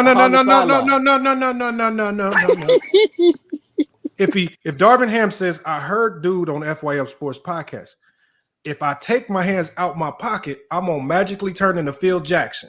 If he snatches his hands out of his pocket, Does it change anything? Because you're talking about his hands in his pocket. Yes, hands pockets. That's what they call them. They call them pockets. What does it change? Does it if he started this season and said, you know what, I need to be a better coach. I'm no longer putting my hands in my pockets. Yes. Would that have satisfied you? Much better optics. Oh my! But when the team's going on a 15-0 run and you're sitting there, your hands in your pockets, that is bad optics. That gives the message that you're not in tune to what's going on. And you're not really coaching. They wonder why so many LeBron haters out there because of guys like him. When Denver's going on a 15-2 run, what is Darvin doing? I got a question for you, sir. Is LeBron James not known for having one of the best basketball minds ever? Yes, that's great, but he still needs to coach. Bro, just answer the question: yes or no? Yes. Okay, so when you got LeBron James on the court, which we both agree, he's one of the smartest basketball minds ever. Why do I need to take a timeout? Because the team's getting a run put on them. You're getting a score on every possession. The offense is falling apart. Coach, it's your job to do something. I don't care if you got LeBron on the team. If the results are not matching what you think they should be doing, you have to intervene. You just can't sit there, your hands in your pockets. Look, that's what Laker fans are complaining about all season. Hold on. Did Mike Malone call a timeout when Jamal Murray down there and did they No, he didn't. The difference was startling. No, you compare Mike Malone to Darvin Ham, there's a big difference. Bro, you're not telling the truth. When LeBron missed that three, he did not call a timeout. I'm not talking about one possession. That's what I said. I'm not talking about that. You gonna have to help him or something, Mahari, man. I'm not talking about one possession. I'm talking about throughout the game. I'm gonna break you see the difference between Mike Malone and Darvin Ham. I'm gonna break this down for you. I'm talking about 48 minutes of coaching. I'm gonna break this down for you. Make it real simple. Here's to blame. Here's who's to blame for the Lakers season. 33% goes to the GM, Rob Pelinka. Okay. 33% goes to LeBron. Disagree. The remaining 17% goes to Darvin Ham and Anthony Davis. Because at the end of the day, like you said, you called these niggas top 10 players. Tell me the other top 10 player that's been in the play in 2 years in a row consecutively that had 2 top 10 players on their team. Give me the team with 2 top 10 players that can't make the playoffs straight out. Well, the team with Darvin Ham is coach. Let's get a new coach in there. Maybe he'll get him to the 6th seed this time. Maybe he'll get to the 5th seed. Maybe he get 50 wins. How about that? How about you start out just having a good coach? Bees, were you here yesterday? Bees, and Flex Sweat, I want you to chime in too because Flex Sweat is here. Hey, LeBron, 1 second. LeBron fan. Darvin Ham got 17 and AD got 17. Goofball. Go ahead. And Bees, I'm going to tell you this right here. I said this yesterday. I said, even as a coach myself, I have to admit that coaches get far too much credit on both ends of the spectrum. When they win, they get far too much credit. And when they lose, they get too much of the blame. Because ain't no coach ever in history gonna win in the NBA without elite talent on the floor. You ain't never seen an NBA coach ever in history coach his way to a championship, and then you look at that roster and you don't see elite talent. Facts. I mean, Spoelstra might have been the closest to come to doing it with just Jimmy Butler getting his team to the NBA Finals, but he still had 2 guys that were considered all-star players in Jimmy Butler and Bam Adebayo, and former all-stars and Kevin Love and things of that nature. So I think when we say that these players, especially when it comes to these late game situations, that's players. That's on if the coach can get you to the promised land. Now that y'all $50-60 million dudes, now y'all got to deliver because by the time the fourth quarter hits, we know everything that y'all do in this game. Lamont, we know all y'all reads. We know everything. Hold on, Lamont. Can you go up and grab LeBron fan where you got 33 plus 33 plus 17 plus 17 equal 101? Yo, dumbass. look at this retard. I gotta ask. Bro, did he say 101? Hold on, LeBron fan. Look at that retard right there. Oh, that's stupid math, bro. For real. Beats, I think you got to put him in timeout for 30 think, minutes, bro. LeBron. He got to be in timeout for 30 minutes, man. That is wild. Hey, Right but That is, for the man. brother, for the brother that's advocating for Darvin Ham, that's dissing Darvin Ham basically and putting all the blame on him. I got a question for you though. What makes Mike Malone a great coach? Because I'm gonna put some little history behind it while I ask that question. He was on cusp of basically. Hold on. Let him answer. Let him answer that. Just stop right there. Let him answer. Okay. Let me hear it. What makes Mike? Huh? He said, does everything that Darvin Ham. No. Go into detail. Huh? What makes Mike Malone a great coach? This quick stuff, huh? He has a scheme. He has his team prepared. He's actively making adjustments during the game. He's actively calling timeouts and coaching when the team makes mistakes. You're talking very vague. He's on their behinds. He's not sitting there with his head. Hold on, you're just being very vague. You're just saying a whole bunch of stuff that's general that I could say about any coach in NBA history. He called timeouts. He's not Darvin Ham. No. Ham. Hold on. Yes, Darvin Ham did everything you just said. You talking in too many generalities. You said he did it. See, hold on. Actually, if you're being honest, the Denver Nuggets played horribly. And the offense that they normally run, they weren't running it correctly. So if you're talking about coaching schemes, this is a series where they played horribly. We all talked about how the Denver Nuggets played trash and still won this series. What do you mean he did a great job? Because Mike Malone's team, they hold on. The Denver Nuggets played horribly. Is that not is that not the coach's fault? No, but when it was time to win, didn't they execute better than the Lakers? In winning time, didn't they execute better? Because their best players. Lamar, this is why I don't waste no time talking to dumb casuals that don't know anything about basketball. This is ridiculous. Well, Mahar, trying to defend Darvin Ham is a dumb casual take. Hey, Mahar, can you teach your brother how to describe a great coach? What makes Mike Malone a great coach? All right. Jokic, hold on. You know what makes him a great coach? Nikola Jokic. Because without Nikola Jokic, ain't nobody talking about no Mike Malone. I thought he was good in Sacramento. He has great players, and he won a championship with great players. Like I'm gonna tell y'all now right now. Okay, there ain't no such thing as a great coach if he don't got great players. You think Darvin Ham's winning the title? Look, Greg Popovich. Hold on, Greg Popovich right now. Winning the title Hold on. Check this out. If we didn't know anything about Greg Popovich in his Tim Duncan years, we would be saying he's one of the worst coaches in the league. Because what we remember is him winning all them championships. But you ain't winning nothing without great players. Okay, so when you do no. You keep trying to add layers onto this. You ain't no great coach. No, I don't care. Hold on. Let me tell you this right here. What did Darvin Ham do? Hold on. You telling me right now.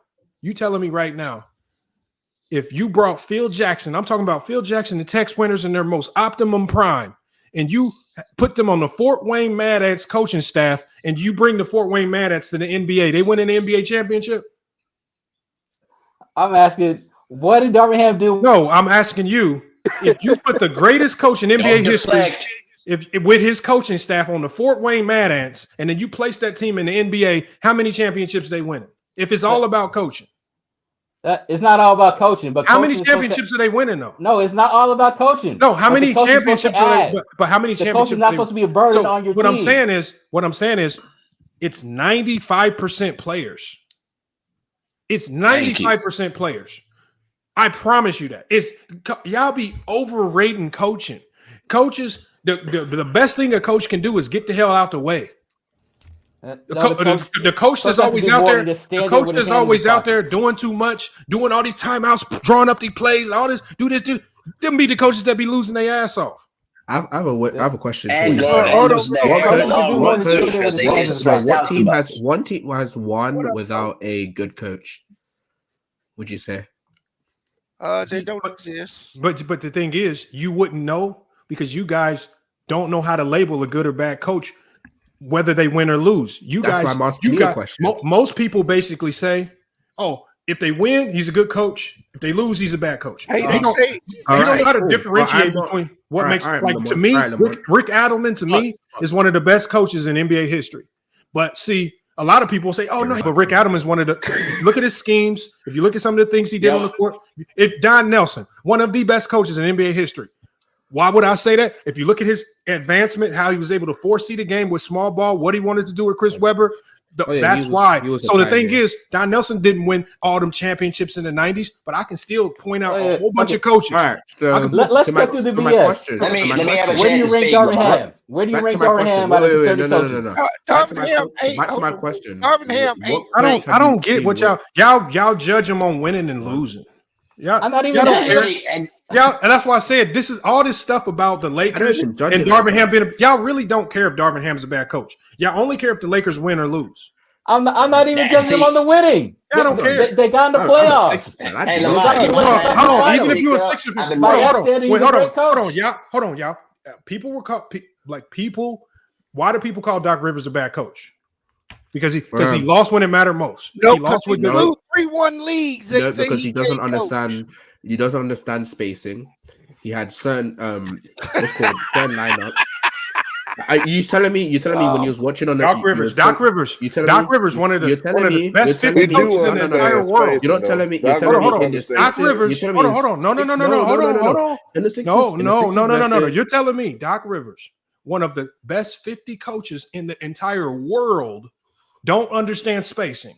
So you telling me when you was watching that Sixers versus Celtics series, and whenever Harden would put the entry pass into Embiid, you're telling me the side that Embiid was on, you're telling me the other side, and just watching the perimeter, it was properly spaced? Was it properly spaced, Lamont? I'm asking. Now he doesn't even want to talk. All right, no point. And Lamont, you there, bro? Thank you, froze up. Okay, no, I didn't freeze up, man. I'm just listening to this, man.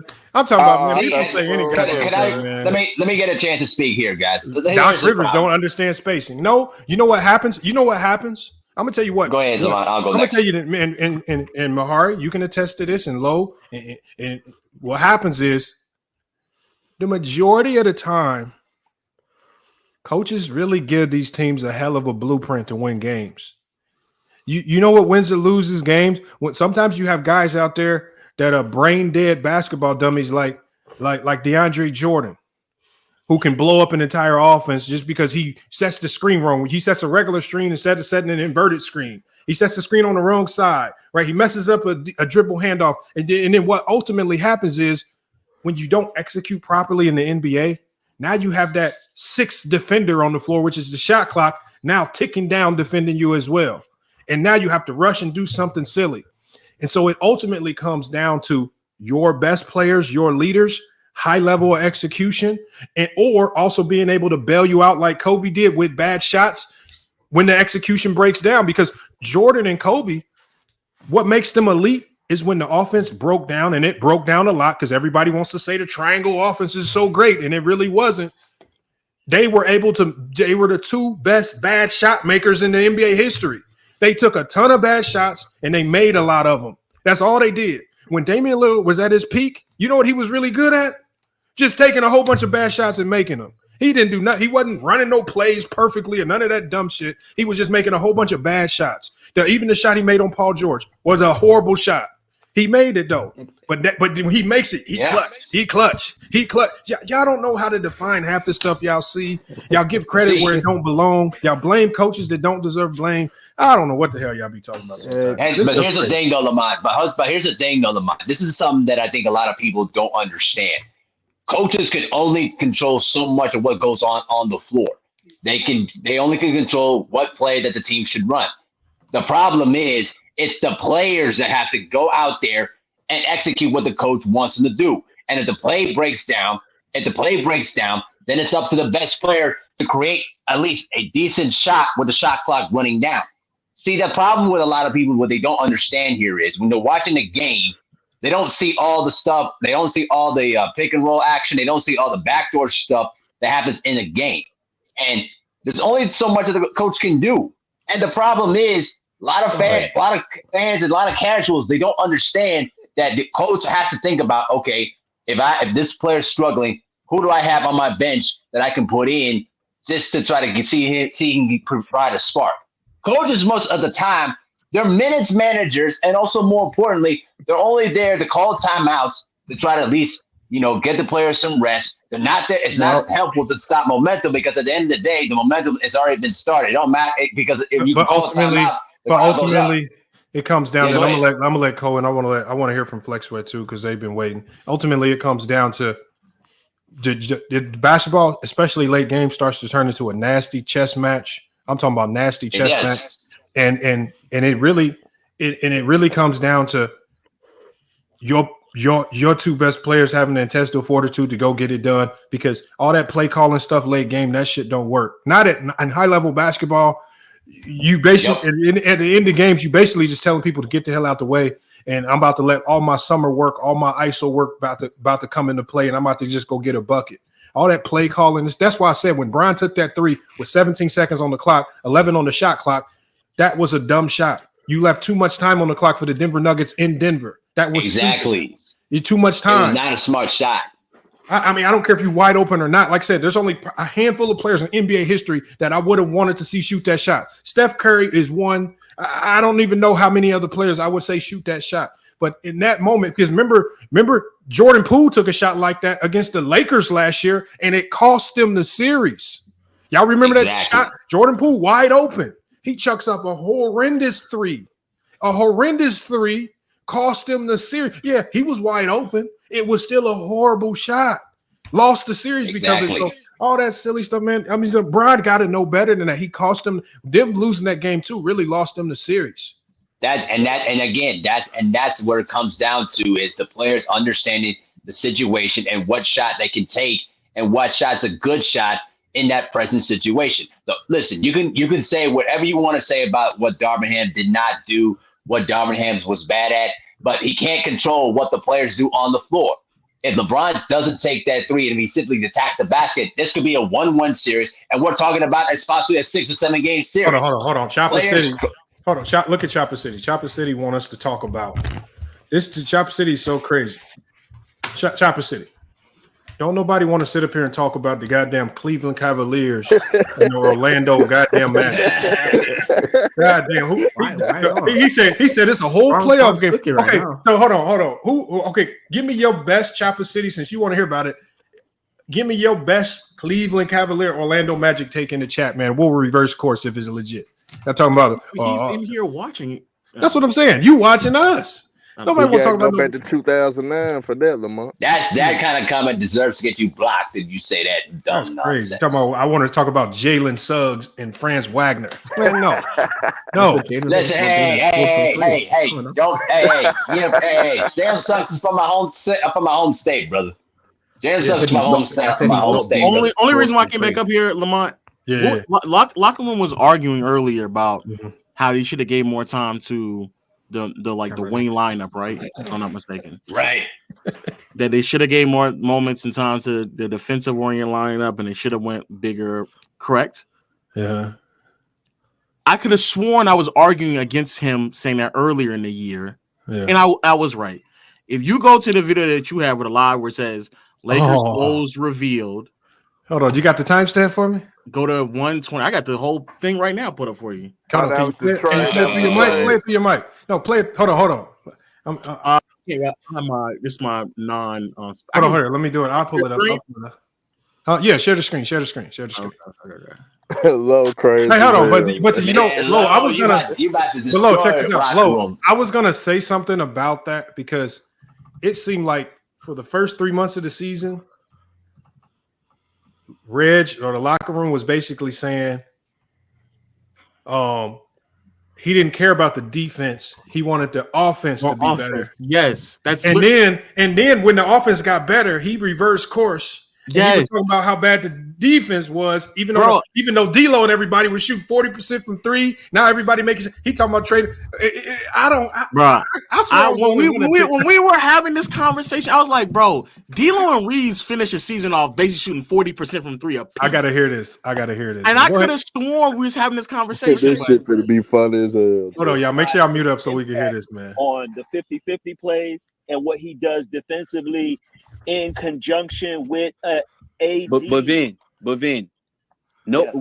we're not. Nobody's discrediting what he brings to the team. The issue is that he can't be in the starting lineup. The Lakers have the Lakers with this new starting lineup with Bron, AD, Taurean Prince, Vando, and Cam Reddish. That is the worst offensive lineup, worse than the Wizards, 30th ranked. And it's a small sample size, but it's been pretty bad.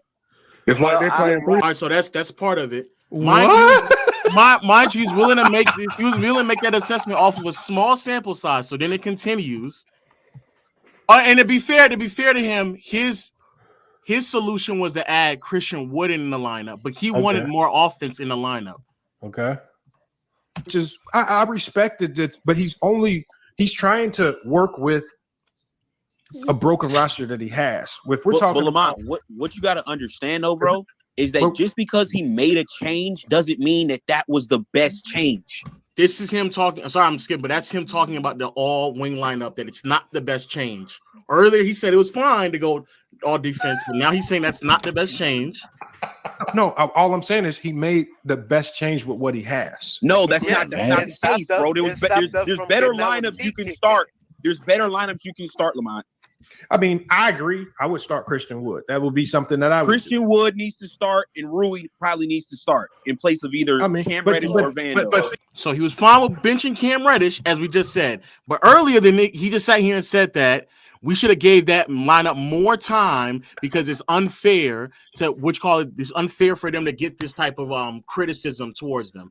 I also want to say in that 32 game sample size I was referring to, there was never a moment where we started D'Lo and Reeves at the same time. In 32 game sample size, only one of the guards was starting, and we were still a 500 ball club.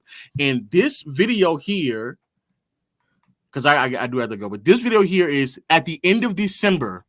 This is at the end of December when he's coming to this conclusion. So again, he's acknowledging that we need more offense, and to be fair to him, his solution is Christian Wood. That was his solution, but not Max Christie. That was not his solution. Max Christie was available. It wasn't Max Christie. That was not his solution. His solution was Christian Wood, and we needed more offense, not how terribly bad we were defensively, because even though, yes, we looked better defensively, we were so bad offensively that it didn't really matter. And then he sat here and said that we should start Rui, even though he was just criticizing Rui and Reeves. He was just doing that. So oh, damn, the internet's a motherfucker, man. No. And I was like, bro, I vividly remember him complaining about how we had too much defense and not enough offense not too long ago. And to be fair to him, he was very consistent about putting Reeves on the bench. But no, you were not talking about how we should have stuck with Cam Reddish. You literally just sat there and said that we should have benched Cam Reddish on December 27th. You said that. So no. It's easy for some of you all to come up here and give takes and nobody don't care about them because nobody don't care about you. Truthfully, it's easy for you all to do that, but the truth of the matter is a lot of times y'all be contradicting yourself. That's all I got to say. Look.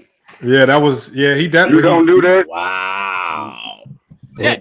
He literally said, did he not just say we should have kept playing Cam Reddish? Did he not just say that earlier? He just did. Well, apparently Darvin Ham agreed. You're right. Darvin Ham agreed with the locker room. He kept playing Cam Reddish the whole season. Yeah, he kept playing. Hey, locker room. Go ahead, man. No, I'm sorry. He kept playing Cam until literally he could not play Cam anymore. Yeah, till his ankles went out. Yeah, he played his ankles out. He kept playing until the wheels fall off. That's literally what he did. And no, it didn't work. And in the moment, you also didn't believe that it didn't work either. So, all right, whenever he comes around, it is Laker woes. Hold on, I'm gonna write this down. What's the timestamp again? Laker woes revealed. And then this is the Zach LaVine trade unlikely. This is probably around the time where y'all talking about trading for Zach LaVine, and that didn't pan out either. And the minute mark what's the time step on the thing? It is 1 hour and like 20 minutes or 1 hour and 21 minutes around that point. Oh man! He was talking about how y'all shouldn't start. We shouldn't start Vando. We should take Cam off for Rui because we don't have enough offense. It's too defensive slanted. We didn't have enough floor space because of we was running a lineup with Prince, Vando, and Cam. Let me ask you this, locker room. So this is what I said, and let me tell you because not locker room, but low. This is what I said because me and you both understand, especially around the trade deadline. The Lakers' horrendous roster and cap situation. no real draft capital, nothing significant to make any major moves. So I said, when I look at this roster and when I look at what this team needs, right? I said they are desperately missing a player with a mindset and mentality that's going to go out there and defend at a high level and consistently rebound at a high level, but at the same time can also space the floor, right? There's not many of those guys available in the league because most of them are overpriced. They get paid and they're priced out of their price range for the Lakers. I said there's one player in the league right now that still fits this particular mold. Maybe not the greatest option because he's a bit undersized, but he still fits that mold and mentality. And I said, PJ Tucker, who was disgruntled with the Clippers, he hated his role. He wanted to be on the team where he could actually be on the court and have a significant role and try to win. It's not the best option, but if you're looking for somebody with that mentality, not only just the mentality, but maybe he can help coach up a Jackson Hayes on the bench. He has that playoff experience. Maybe you're right. Christian Woods and them have been shaky with injuries, right? And I said maybe they need to knock on the door for the Clippers and see what they might want for PJ Tucker, who was already disgruntled. They're not using him much if there was even available because they need that type of mindset. And when you look at how bad they lost the rebounding battle to Denver, especially in the fourth quarter, rebounding and defending literally cost them the series in the fourth quarter. It wasn't scoring. It wasn't none of that.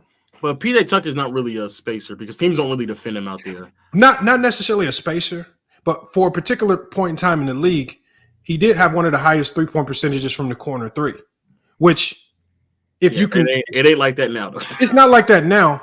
But what I'm saying is if he can, for 10, 15-minute stretches, can he give you something? It'll be better than what Jackson Hayes would do. Yeah. If you're talking about just like something, a backup interior presence from AD or even playing him alongside AD for some minutes, I'm fine with that. Yeah, it's just backup rotational guy, but it's just a mentality, right? We know when he comes in, it's going to be all defense and rebounding. Not necessarily, he's not going to come in and save you from or bring you back from a 20-point deficit and knock down a bunch of threes. But it's just like, y'all can't go get Wilt Chamberlain. Like Laker fans be thinking you can go reincarnate Wilt or something and bring a superstar. And it's just like, I'm trying to find the best of the trash available because really they only had the resources to look through the garbage can right now. They can't go shopping for the best of the best. Yeah, I never thought that we should. I've said it, I think even in that stream, that we should have just like got supplementary pieces like an actual 5 next to AD and a point of attack like that. Those are my two things off of my list. I wasn't huge, especially on Zach LaVine. I do feel like we're playing AD out of position in the league where, and to be fair, the locker room, he said this as well, so I'm not going to make it. I think you all agree with this. But in a league where Minnesota exists, where you have Towns and Gobert, and especially where Jokic exists with next to Aaron Gordon and what's the brother name that be shooting threes? Michael Porter Jr.? Yeah, MPJ, thank you. Well, when you have like bigger lineups like that, like you have to like match up with them in some capacity. And in all honesty, I think those are going to be the two best teams in the Western Conference moving forward anyway.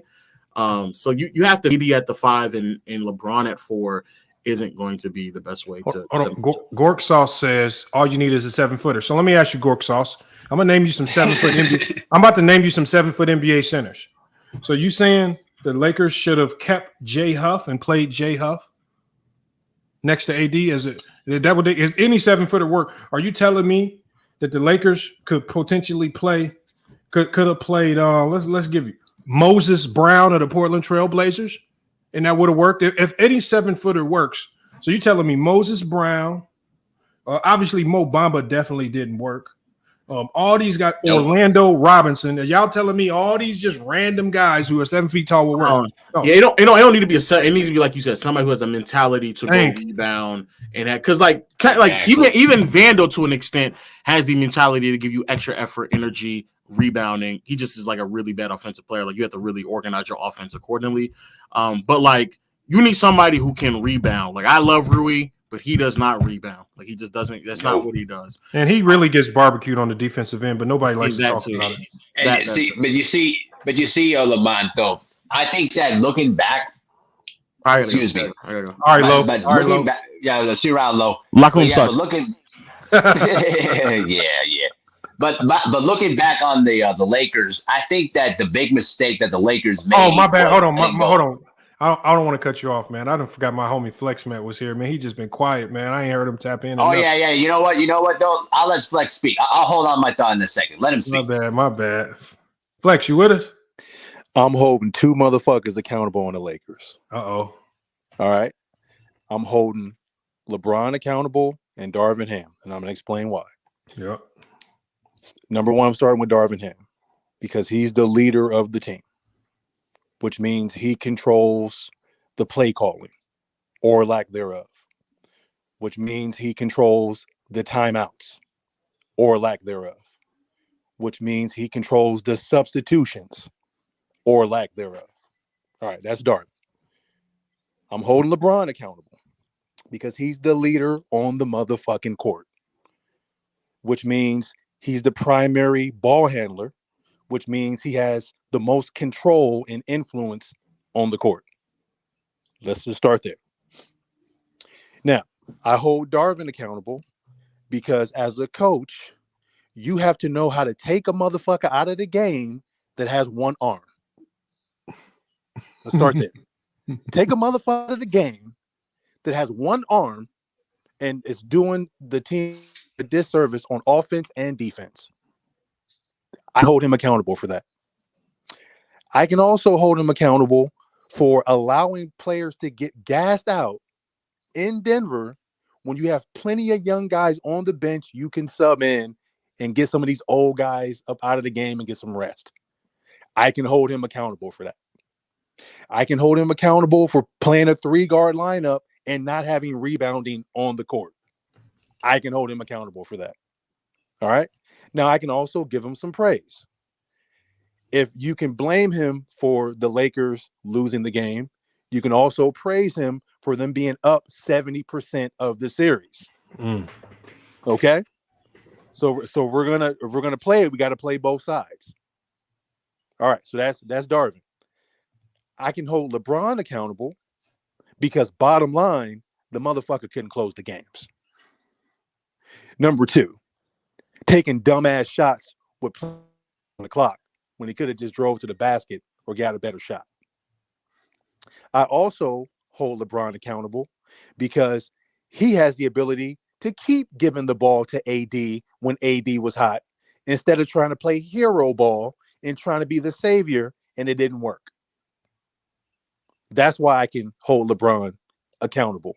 And not enough people hold LeBron accountable, and that goes back to Darvin Ham for not being the coach to say, you know what, LeBron, you're not going to play hero ball. We're going to keep doing what's working. We're going to keep feeding AD, and we're going to win this series because we've been leading 70% of the time. So from what I see, when I look at this, it's not that the Lakers were clearly outmatched. They just couldn't close it out. So it's not that Denver's that much better. And then to the point people say, oh, we're Denver, they just didn't play their best. So you're telling me a defending champion didn't play their best in 5 games? Or could it be the Lakers were actually really playing well? They were really playing defense. So when you look at it, it ain't personnel, in my opinion. A lot of it just comes down to coaching not doing their job thoroughly and LeBron as the leader not sticking to the system and getting everybody involved the way he should. And that's my take. Yes, I am telling you, Denver did play bad 5 games. Well, see, I think what happens, though, George, is sometimes you guys consider playing bad as missing shots. Yes, Jamal Murray and KCP and some of these guys weren't shooting the greatest percentage. But what they were also doing was they were making timely shots, and they were doing enough defensively to keep the team in the game. So when the Lakers did make runs, they did enough so it wouldn't, that 20-point lead didn't turn into 30 or 35, right? When they got up 12 going into the third quarter, or even in the game 2, when, yeah, they were still down 10 going into the fourth quarter in game 2. So they still had a significant hill to climb. But what they did was they made sure that things didn't get out of control in the third quarter, which it looked like it was going to do early in that third quarter. So that's what champs do. They kept it close. And so what happened was the role players kept it close. They said, hey, Jokic, hey, Jamal Murray, we're going to keep it close. But what happened when it got down to winning time? Jamal Murray, you need to figure out what the hell to do with this basketball. And Jamal Murray took that basketball. He didn't call no plays. He didn't wait for no screens. He just went to attacking the middle of the paint, getting to that rim, looking to score, getting to the free throw line, scoring at the rim, eventually hitting a game winner over AD. You think that was you think Mike Malone drew up a play where Jamal Murray gets ISO'd on the wing with Anthony Davis and he can take a contested fadeaway? No, that's just me versus you. Now we just going to straight street ball, and I'm about to barbecue you right now for the game. That ain't no play call. See, that ain't no great coaching, because you seen what happened when Jamal Murray made that shot. Everybody ran over to celebrate Jamal Murray. Didn't nobody run over to the coach, grabbing him? Hey, coach, great play call. No. Jamal Murray did that, and that was all Jamal Murray. Jamal Murray. That's called me being the best player on the floor, or one of the best closers on the floor. And that's what we did not, that level of fortitude. Unfortunately, we did not see that from Bron and AD. Bron not being intentional with getting AD the ball. AD in game 2, one shot in the fourth quarter. As a big, you rely on your wing players to get you the ball. But Bron took plenty of shots in the fourth quarter. Bron literally took all of the big time shots in the fourth quarter. But because you didn't balance it out, because you didn't have the fortitude to do it the right way, you left the door open, right? You left too much time on the clock because you didn't go play time and score, and you get barbecued by the better finishers. And right now in the league today, as constructed, Jokic and Murray are better closers than Bron and AD. And it was proven every single game of this series. Not one game. It was proven in game 1, 2, 3, not 4 because they lost that one, but they definitely proved it in game 5 when they closed out the series. So again, like sometimes you just got to give it to them. They got it right now. Exactly. Ron, hold on, Lamont, this is my point where I say they was playing bad or they shot bad.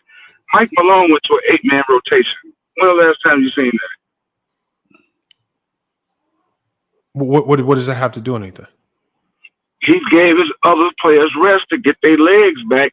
But I've never seen those other two guys really even play that many minutes during the regular season. Who, Brown and Peyton? Not Brown.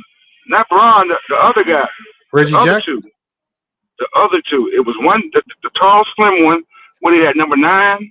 Because he was playing Reggie Jackson, Christian Brown, Peyton Watson. Yeah, those 3 for sure coming off the bench. And one more. And then they had DeAndre Jordan in a few games. That's what I'm saying. He never went that far in his rotation. That's what he did in regular season. Yeah, he did. Yeah, and I mean, not in crucial games.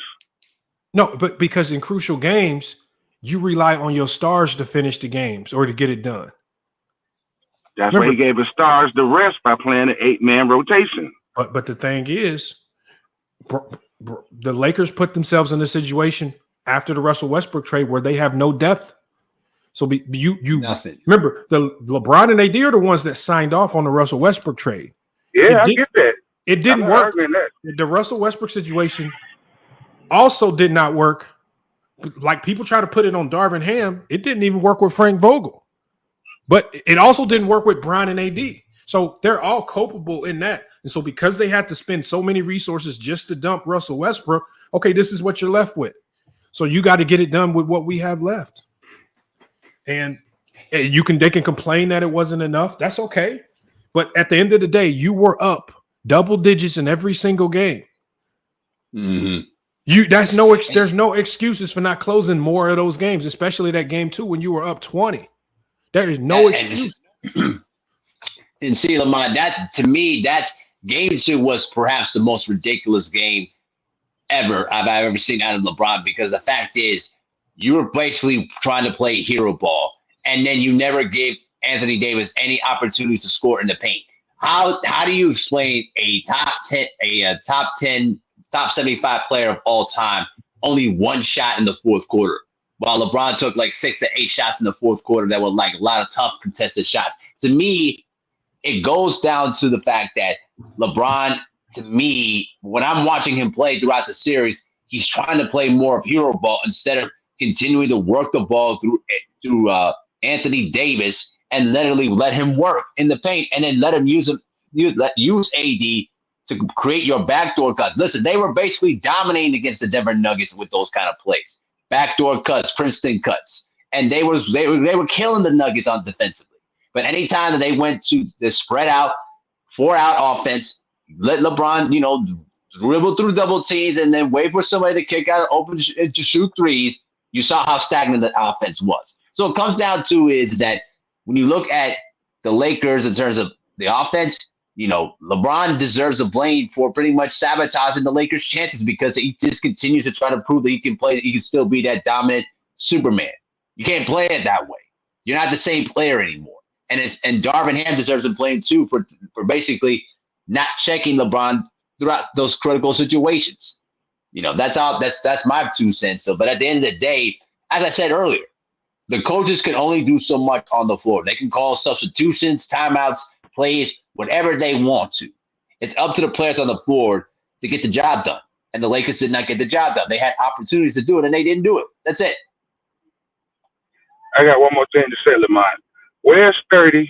Where's Young Africa? Where's Rebranding? Where's all these guys besides this person right here, Nahari, who's telling the truth about one of his favorite players? Where are they at? Quick thing. Hey, Mahari, hold it down for me real quick. I gotta get a call real quick. Hold it down for 1 second real quick. All right. Okay, Mahari, sure. You answer the question. Well, I was gonna say, for me, LeBron's not my favorite player. Michael Jordan is, but I respect LeBron. Okay. I just want to make sure to make that clear. But I don't know. I don't know where the other guys are. I mean, they're probably doing something else with their lives or whatever. But no, they don't want to talk bad about they don't want to talk bad about their king. They're not going to say half the things they're not going to say half the things that you just said. That's why they're not here. I've been on this 2 shows Lamont I had in a row. I've seen no Sturdy, no Young Africa, no Rebranding, none of these LeBron fanboys up here to talk about what happened to the team. And these are Lamont's regulars. These are his regulars. Well, I'm a regular too, but sometimes I sometimes have to basically, call it like I see it. But listen, at the end of the day, like I said before, I basically look at the whole situation. LeBron deserves blame. Darvin Ham deserves blame. And then Rob Pelinka deserves blame too, because to me, and this is the most important point, when you rewind back to that 2020 championship team, it was actually a good constructed team. You had size on the front line with Dwight Howard and JaVale McGee, and then you also had good size between Kyle Kuzma and then also with Danny Green. That was actually a good team that actually helped LeBron pretty well. And then also you have the veteran savvy of Rajon Rondo. That was actually a team that actually worked well with LeBron and AD's strengths and weaknesses. When they didn't resign, Dwight Howard, and then they basically sign up on the trade for Russell Westbrook, it exposed a lot of the flaws and deficiencies on the team, what you see right now. No, let me say one thing, though, Mahari. Let me say one thing. Because I know we're going to be pretty soon. We got Twain. He says, George giving LeBron all the blame, 1,000%. Twan Gate. The reality of the situation is LeBron James should probably be getting 1,000,000% of the blame. I know we can talk about all these other factors. There's so many individual factors that might have affected winning and losing. I mean, I'm a big time LeBron James fan. I always want to see LeBron do well, right? I want to see him send off his career the right way. But I also can't reject or deny what's vividly on film. And I've been calling it out the last 2 years.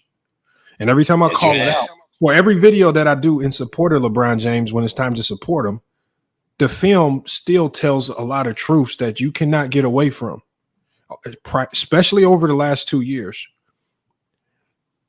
LeBron James has been a toxic presence in the locker room, from the visuals on the court when you see him pouting the refs, when you see him not getting back, just even in that one game, the game where they won, where they almost came back because LeBron is crying so hard to Darvin Ham and them on the bench that Denver's able to inbound the ball. Jamari Murray gets an easy layup. What I'm saying is when you are so caught up in yourself and your own calls or what a ref, that's selfish. That is looked at as selfish basketball. So you so caught up in you so caught up in your own calls. Because remember, LeBron James don't act like that when Austin Reeves get fouled and they miss a call.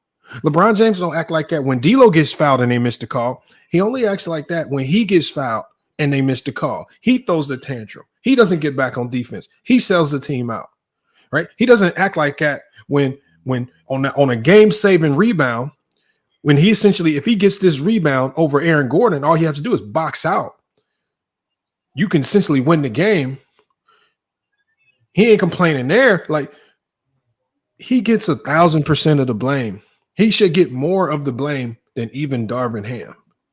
And the fact that more fans aren't calling this out, I think you guys are scared that you believe that if you call it out, it's you're saying he can't be in the GOAT conversation. This is why when I did my community post, I said, this has nothing to do with the GOAT conversation. He's still in that conversation. But in this particular year, in this particular season, he's doing things that are costing this team's games. And Garnar or Gnar says, I'm nitpicking. You're supposed to nitpick the best players. Exactly. Y'all did not absolve James Harden. When James Harden lost to the dynasty Golden State Warriors, nobody absolved James Harden and said, oh, you just didn't have a team. Oh, your bench player wasn't that good. No, they say James Harden choked and James Harden didn't get it done. That's what. And then also Ben Simmons too. Don't forget, listen. I've been one of the biggest critics of Ben Simmons for years, especially when he passed up that layup in Game 7. Like, when he passed up that layup in Game 7, his career pretty much went downhill after that. Literally, physically. What I'm saying is, my whole point is that, like what you just said with Ben Simmons, when Ben Simmons passed up that layup, all the blame was on Ben Simmons because at that point in time, he's one of the top players on that team. Ain't nobody running. That's what I'm going with. Go ahead. And so, like, what I'm saying is, y'all just need to start being honest with yourselves about what happened this particular season, right? And what happened this particular season, what happened in this particular series, is that the bench guys, along with Anthony Davis, were good enough that this team had double-digit leads going into the third and fourth quarter of every single game. And what ultimately failed this team was they did not have a player that could close games.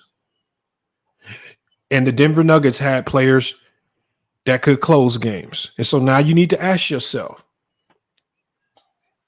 is LeBron James old, or is he not the closer that you thought he was? Because a lot of you guys will run around saying that he's a closer like Kobe and he's a closer like Jordan. And when it came time for us to see Jordan or Kobe like closing, we didn't see it. So now you have to just say he's old and he ain't got it no more, or is he just not the closer? So again, I mean, but look, you can hit the link and you can try to come up here and explain yourself. You can hit the link and try to come up here and explain yourself, but I'm telling you right now, basketball comes down at the especially late game. It comes down to players. This is why even when I practice with my team, I have a drill that I run. It's a 3-on-3 drill where I section off the majority of the court and I make guys play 3-on-3 in a box, in a small box. And you know what I tell them? Just play. I said, because when the game gets tight, when the play breaks down, this is essentially what it turns into. It turns into a clusterfuck. And you have to figure it out with that shot clock running down. You have to figure it out. That means you have to use high basketball IQ. You have to understand time and score, because I also put the shot clock up. So what I do is I say after the second pass, I got a 10-second shot clock running. So you got to score in this small bundle. You got to small section of the court, 3-on-3. Ain't no plays. Y'all just playing helter skelter, and you got to figure it out. Because I'm preparing my team for what is going to actually happen in the game. Because them plays y'all always talking about, majority of plays don't work. The most of your plays are just to put the players in position to succeed. But see, y'all are scared to give LeBron James any culpability. Action Jackson says, I'm capping right now. No, I'm not capping. And see, the reason why you know I'm not capping is because I have a team that's the number one team in the nation right now because of the way we prepare. I have a team. We were the number one defensive team in the nation. I could pull our defensive numbers up right now. It's public information. Because we prepare for because I'm not a dummy. I'm not going to prepare them for situations that aren't realistic. He said Lamont really said the Lakers bench showed up. No, what I said was I didn't say they played perfectly. See, what you missing is I said they played well enough for this team to have the lead going into the third and fourth quarter of every single game. As much as y'all want to say they missed shots, they had the lead in the third and fourth quarter of every single game. Jamal Murray shot horribly this series. Do y'all think the Denver Nuggets cared about his shooting percentages? At the end of games, they still gave him the ball, and he still closed the games. Y'all got us, yeah, but see, y'all not going to ask the question why Bron wasn't getting the ball to Anthony Davis late game. Y'all ain't going to ask the question why he took that horrendous three-point shot in game 2 with 17 seconds on the clock, 11 seconds on the shot clock. But I did hear y'all crying in game 5 when Bron dribbles the clock out, drives, and kicks it to Austin Reeves in the corner, and he has to shoot a time bomb 3 that he missed. But then y'all get mad because he missed that shot.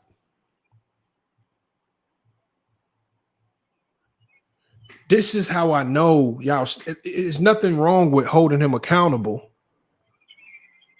because he did a lot of things that cost him the game, man. That's all we saying. And it does not mean he ain't in the GOAT conversation. It don't mean he ain't great. Salute to A. Johnny as well. I see you in the chat.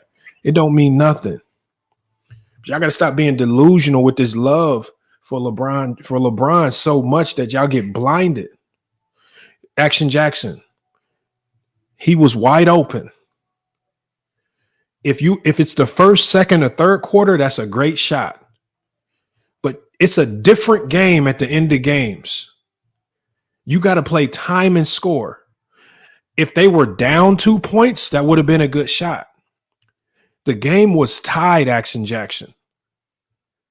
17 seconds on the clock, 11 on the shot clock. You don't shoot that shot unless you're Steph Curry. And what ultimately happened, what happened was he missed the shot and it cost him the game. But if he sticks to time and score principles, your late game scenarios, the things that you actually practice, even if you drive in and miss a layup, you still leave less time on the clock and you make it much more difficult for the Denver Nuggets to get that shot off that they shot to win the game. But because they left so much time on the clock, Jamal Murray was able to size up. They were able to run that pick and roll. He got freed up on the baseline, and he made a tough shot over Anthony Davis. All because they did not play time and score. Y'all keep talking about Darvin Ham with these coaching mistakes, but y'all won't talk about the time and score mistakes. That shot did cost them A. Johnny. It did cost them the game. Time and score. There's something in basketball called time and score. It's basically all of your in-game scenarios. What do you do when there's 20 seconds on the clock and the game is tied? What do you do when there's 20 seconds on the clock or 30 seconds on the clock and you're down 1? What do you do when you're down 3? You have time and score scenarios that you drill in practice. Yeah, it's a 48-minute game. You're right. And you are right. We can look back to mistakes that were made in the first, second, and third quarter where they could have been better. But you know what? Not all games go perfectly. They don't go as you would script. You can have a 20-point lead, as you guys saw. And we can consider the 48 minutes, say, Johnny, but if we even consider the third quarter, then you still have to then address how LeBron James played in the third quarter. Because if you are honest, the Lakers went on their initial run to really explode that lead in game 2 when LeBron James went to the bench and the ball was moving, the ball had energy, guys were making shots, and Anthony Davis was barbecuing Jokic. That's when they got their lead.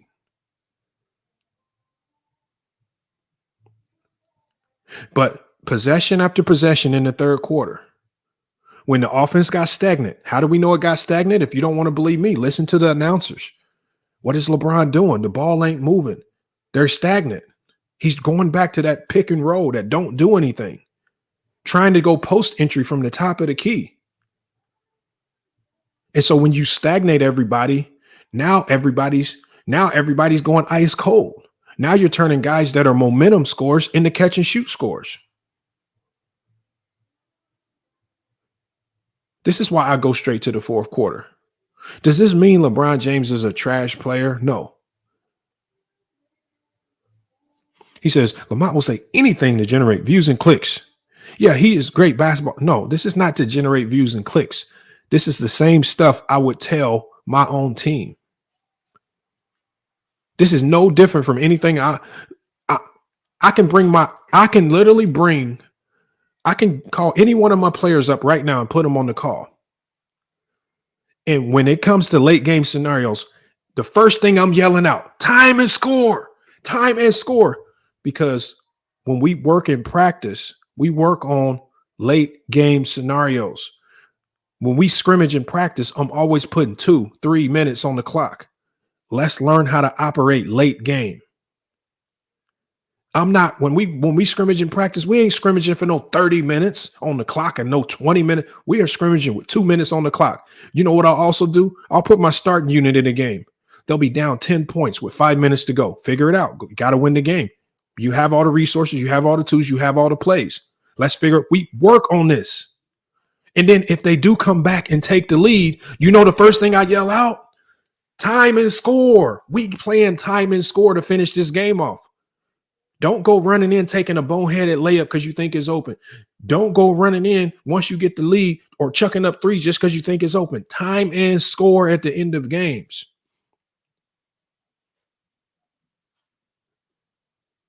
But y'all act like these are things that LeBron James don't know or understand. See, y'all. I've already coached players that are in the NBA. I've coached players that are in the G League. My best player last year is now playing professionally overseas. I've already done that.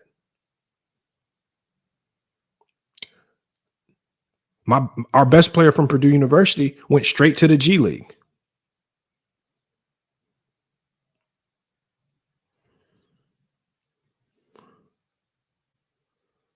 Coached them.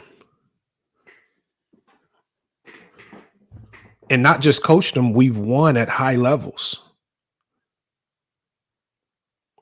This is not to big up anything, but when I see LeBron James consistently do things that I know he knows better, when I see LeBron James take that three, I know he's glory chasing and not playing time and score. When he takes that three, that's LeBron saying, I want to be the guy that makes the game-winning shot. When you really should be playing time and score. He only takes that shot if it's guaranteed that the Lakers have the last possession and the clock's going to run out after he takes that shot. You don't take that shot.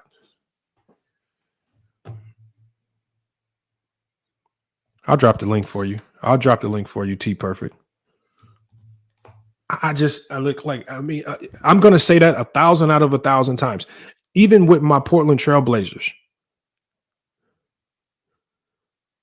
That shot LeBron made, not LeBron, but that Damian Lillard took over Paul George. Do y'all think that was something that Terry Stotts drew up? That was a bad shot that went in. That's not nothing that he drew up. Even when Damian Lillard hit the game winner against the Houston Rockets to eliminate the Houston Rockets. Damian Lillard went completely away from the play design because the play was for LaMarcus Aldridge. He went and just got the ball and chucked it up. He knocks the shot down.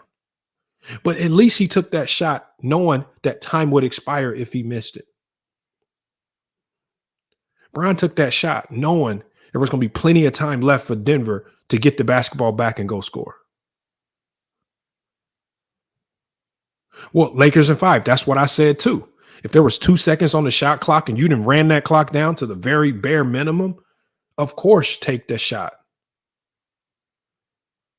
But if he runs that clock down to the bare minimum, you know how much time is left for the Denver Nuggets? It's 5 to 6 seconds left on the clock.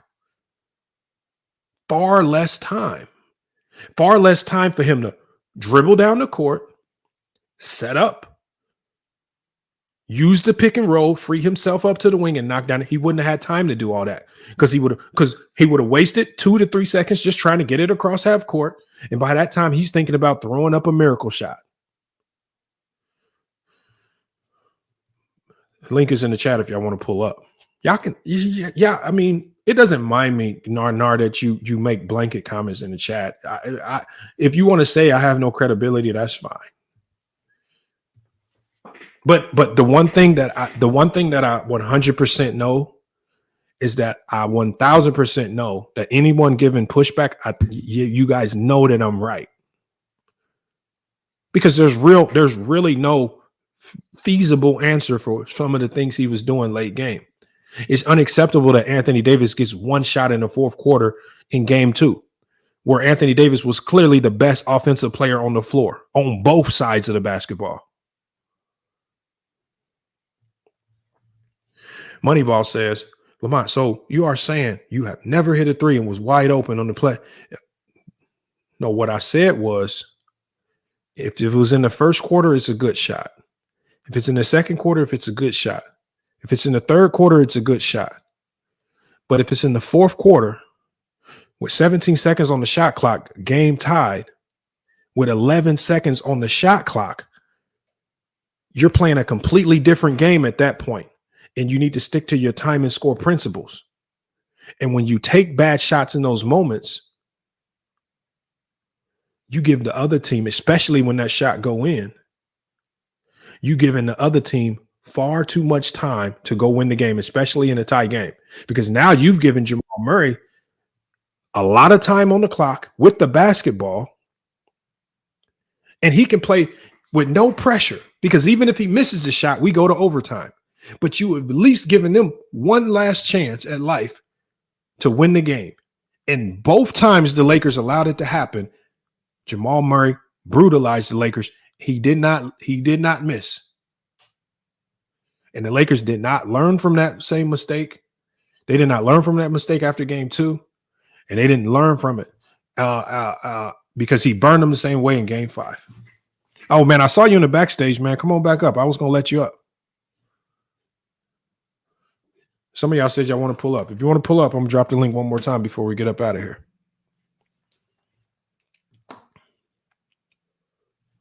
Up, y'all said he had 6 seconds and 1. Too much time. Brian should have ran the shot clock down. And he should have drove to the basket. And you drive to the basket because you have Anthony Davis under there, the offensive rebound, any miss. You drive to the basket because the Denver's completely out of position. And if they contest that layup, they're going to foul. That's why. Travis, what's good?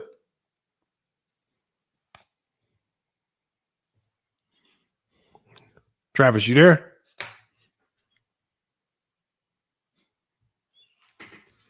All right, well, Travis, we'll give you a second to fix your audio. And look, he says you're 100% correct. That was look. When I say it was hero ball moment, I understand that we are all humans. I know you want to be the guy to make that shot, man. You want, but at the end of the day, you're playing the Denver Nuggets, and they are not giving you much margin for error. Time and score will be more important in that series than any other series that they've ever played. And they didn't stick to the basic basketball principles. Play time and score late game, and you win that game. Or at least you give yourself a better shot. Sir Real, what's good? I hear some microphone feed, but man, I don't hear you, man. Where you at? You there? He should have called a timeout to slow down the chaos. Hello? Damn, that was loud. I hear you though. What's good, Sir Real? You can hear me right now? Yeah, what's good? Hey, what's up, man? Not much. Well, I'm Straight Hoops in the chat. Okay.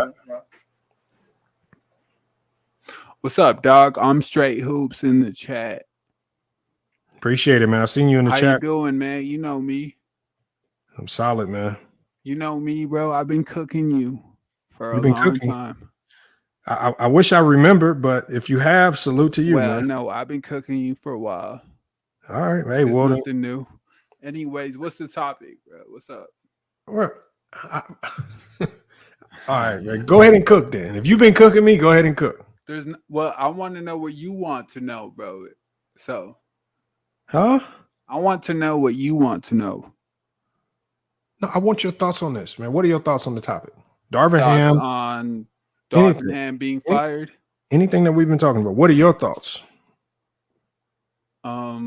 Well, I don't think it's deserved. I've been talking in the chat. I don't think it's deserved. I feel like Darvin Ham, he was in a position to win the games.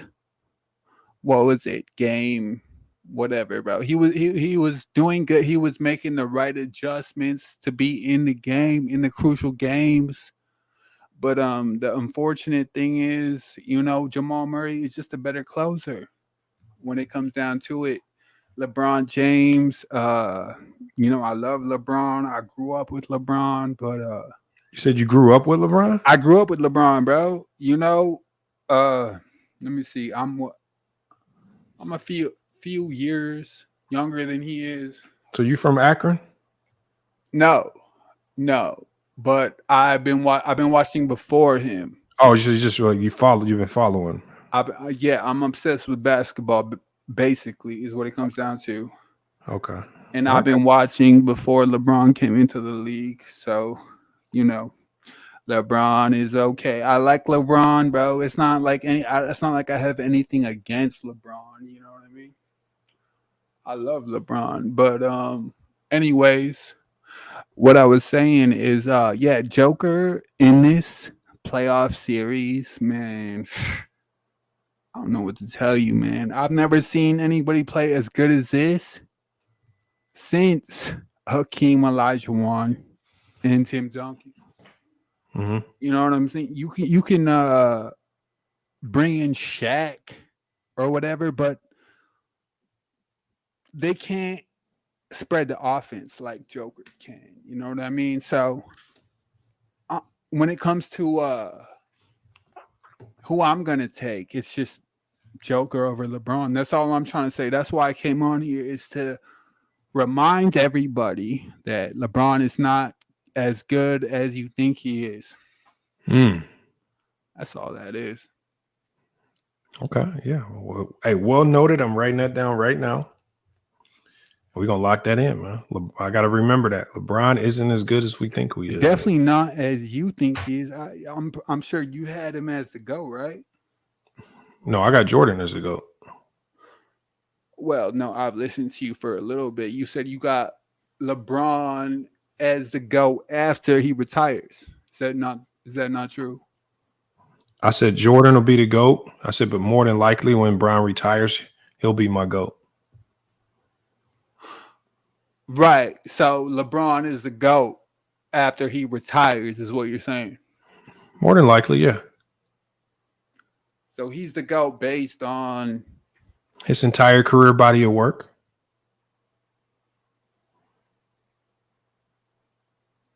More specifically, he's the GOAT because accolade-wise, he's done more than any player in NBA history.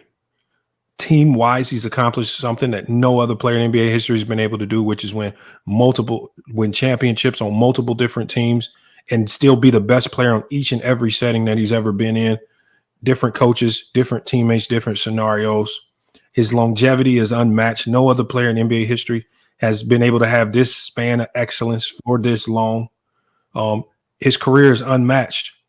And he started the game with a lot of pressure. When you talk about coming into the NBA with a ton of pressure, and we've seen a ton of guys come in like the Kwame Browns and the Anthony Bennett's with all this pressure and be complete buffs and not live up to the hype. He came in day one. By his third, fourth year, he was a top 10 player of the league. By his fourth year, he had his team in the NBA Finals. And you can't even tell me what his starting lineup was.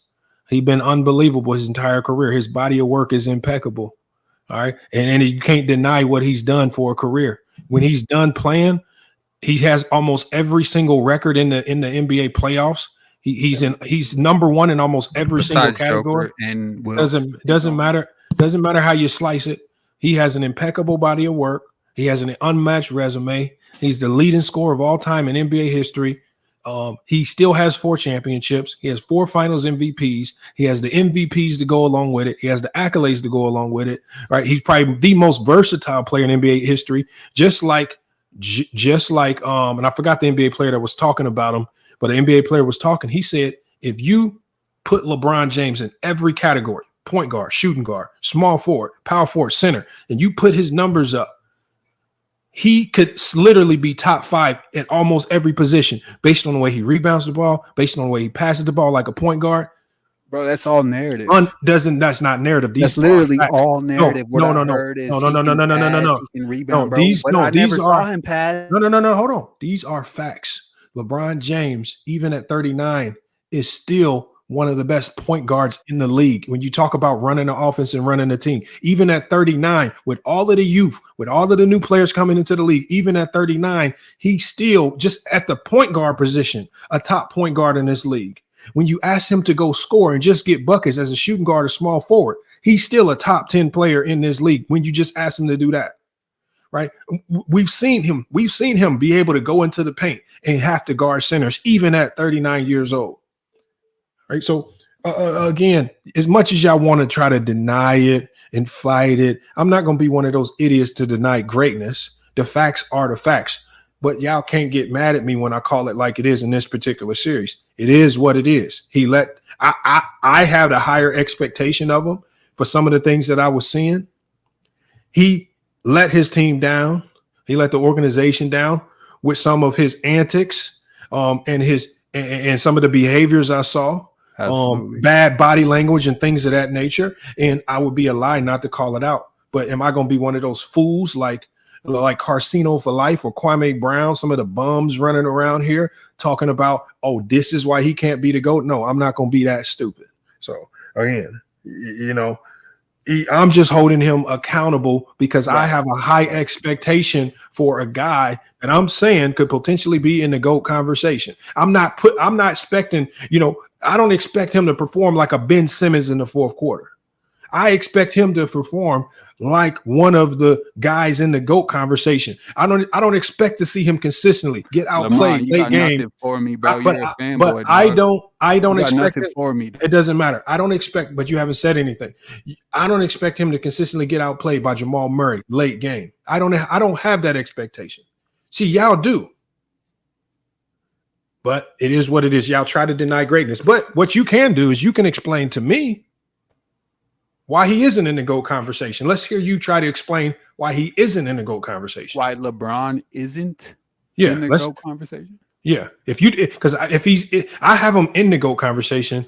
If you don't think he's all that great, because you said he's not as good as we say he is, tell us why he's not in the GOAT conversation. Okay. Well, first of all, I would start with shooting. If you want to talk about the best shooters of all time, we can start with Stephen Curry. We can start with Ray Allen. Let me see, Klay Thompson. Who had a better? Shut the fuck. Who had a better 3-point percentage this year? Steph Curry or LeBron James? Did I fucking say you could talk? Who had a better 3-point field goal percentage? Who had a better field goal percentage this year? Steph Curry or LeBron James? Who had a better 3-point field goal percentage? Listen to him, y'all. Better than LeBron James? Who had a better field goal percentage from the three this year? Steph Curry or LeBron James? Who had a better what? Who shot better from the three this season? Does Steph that Curry or matter? Do I LeBron James? care? I'm just asking. You want to talk about the volume? No, that's not volume. I said percentage. I didn't say who shot more threes. I don't care about percentage. You want to talk about volume? Okay, we'll go ahead and keep cooking then. Talk about it. What's Talk the about volume. bro. You want to talk about the volume? You brought it up. Yeah, LeBron James. Yes, LeBron James averaged. Bro, I want to talk about the volume. Okay, talk about it. You told me, bro. You tell me. No, I'm letting you What's cook. the Go ahead. volume, bro? What's the volume between LeBron James and Stephen Curry? I'm waiting on you to tell us. You tell me the difference between I have the LeBron numbers. James and Stephen Curry. I have the numbers. As far as volume. Okay, hold on. He said he don't care about percentage, even though I told him the percentages, y'all. He said it's about the volume. So I'm waiting on him to explain to me this volume. I got the numbers, but see, he said volume because the percentages, he can't win that argument because LeBron shot better percentage from the three than Steph Curry this year. So he's going to try to make the implication that maybe LeBron just shoots 2 threes a game and he's only making 1 of 2 a game. So we know that's a lie because LeBron was shooting 5 to 7 threes a game. Of course, Steph Curry was in the double digits shooting far more, but to shoot 5 to 7 threes for LeBron James, a game is still a lot for LeBron James, and it still tells about who you are as a shooter. So go ahead and cook, Sir Real, man. I'm waiting. Am I muted? No. Okay, go ahead and tell us about the volume. One more. Tell me. Curry or LeBron? LeBron's won more. LeBron won more? How? Yes. He's won more games. When Curry has the record for regular season. Hold on. So he asked me, you guys, I'm going to put him on mute again. He said, who's won more? LeBron James is number 1 in NBA history for the most regular season wins. He's number 1 in NBA history for the most playoff wins. He's been to the NBA finals far more than Steph Curry. Right? He has the same amount of championships. He has more finals MVPs. What are you talking about, my guy? What's the record? LeBron James has the best winning percentage in playoff history. Yes. What's the record? Oh my God. What's the record? LeBron James versus Steph Curry. I want to hear it. Okay, hold on. So now you're telling me about LeBron James. Not only that, I want to hear the record. Hold on. So now you're telling me about LeBron James versus Steph Curry head to head.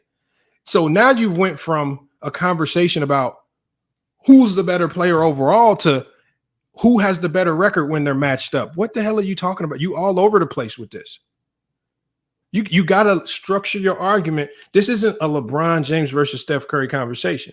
If you're trying to make the argument that Steph Curry is a better player than LeBron James, you're going to lose that 10 out of 10 times. We were talking about the GOAT conversation.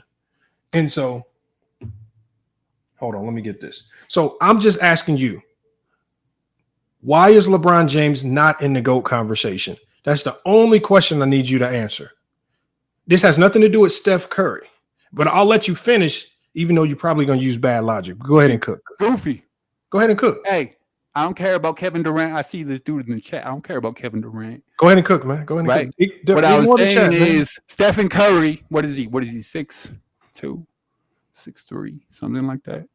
How his LeBron's generation, which is what 2010s going into 2020s. Steph Curry dominated that shit. So I don't know why you're trying to tell me that LeBron is the GOAT. That's all I'm trying to say, bro. No, all I asked you was, why is he not in the GOAT conversation? Explain that to the people. Because I would rather take Michael Jordan. I would rather take Kareem Abdul-Jabbar. I would rather take Larry Bird. Okay, I would rather take Magic fucking Johnson. But why is he not in the GOAT? I'd rather take Hakeem Olajuwon. Okay, so again, I didn't ask you who you would rather take to pick on your 5-on-5 team. I said, why is LeBron James not in the GOAT conversation? Goddamn thing, bro. How much do you weigh? Okay, why is LeBron James not in the GOAT conversation? Because, let me see, hold up. Let me think for a minute. Because he's not that good, bro. He doesn't have that type of jump shot, if you want to say it like that. He doesn't have a type of jump shot to be the GOAT, bro. I don't know what to tell you. Okay. I like that answer. No, I appreciate that. So you said LeBron James cannot be in the GOAT conversation because you don't like his jump shot. I don't like his fucking jumper, bro. That's Basically, okay. is what it comes down to. You know what? Jordan, give me Bird, give me Kobe. I don't know what to tell you, bro. I appreciate that. No, you actually. Now that I'm thinking about it, that might sway my mind. I might have to take. You got nothing. No, you're right, but I might have to take him out the top 10 because of his jump shot. I got nothing for me or what? No, I'm saying I don't. Because tell me how he's better than Bird. No. What I'm saying is, I didn't consider his jump shot, y'all. I didn't consider it. I've been watching hundreds and hundreds of games of LeBron James all this time, and for some reason, I did not consider the man's jump shot, man.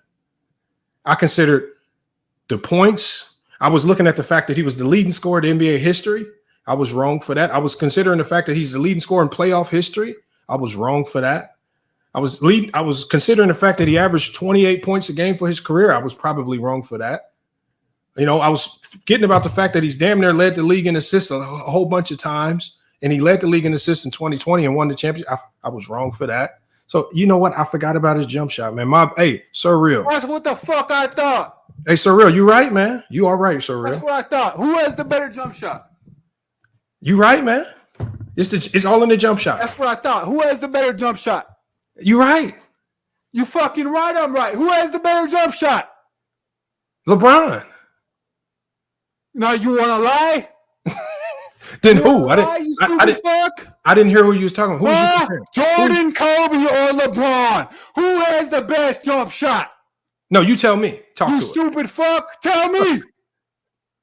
I think it's LeBron. I think it's LeBron. You think LeBron has a better jump shot than Kobe and Jordan? I think so, man. You stupid fuck. See, that's why I come on here, and that's why I'm fucking better than you on this channel and on the courts, whatever the fuck you want to say, bro. Yeah, he crashing out, man. He crashing out bad, man. Hey. That's what I thought, bitch. Hey, Moose, man. What's up? What's up? Anybody else want to show me? Hey, Moose. Hold on. Hey, Moose, check this out, Moose. Yeah. This is in real life. This is what these Jordan and JDR fans are. Now that we got them up here, we got them cornered like a little wild animal in a corner. And if you corner what do you call a possum? This is what happens. Me and you right now, we ain't even done nothing really. Like, man, first and foremost, man, prayer hand emojis in the chat for this brother, man. Prayer hand emojis in the chat for the brother, man. Hey, are you in recovery, Surreal? In recovery as far as what? Like alcoholism, drug addiction? Yeah, did you ever get right? Yes, I've been to rehab a lot of times, bro.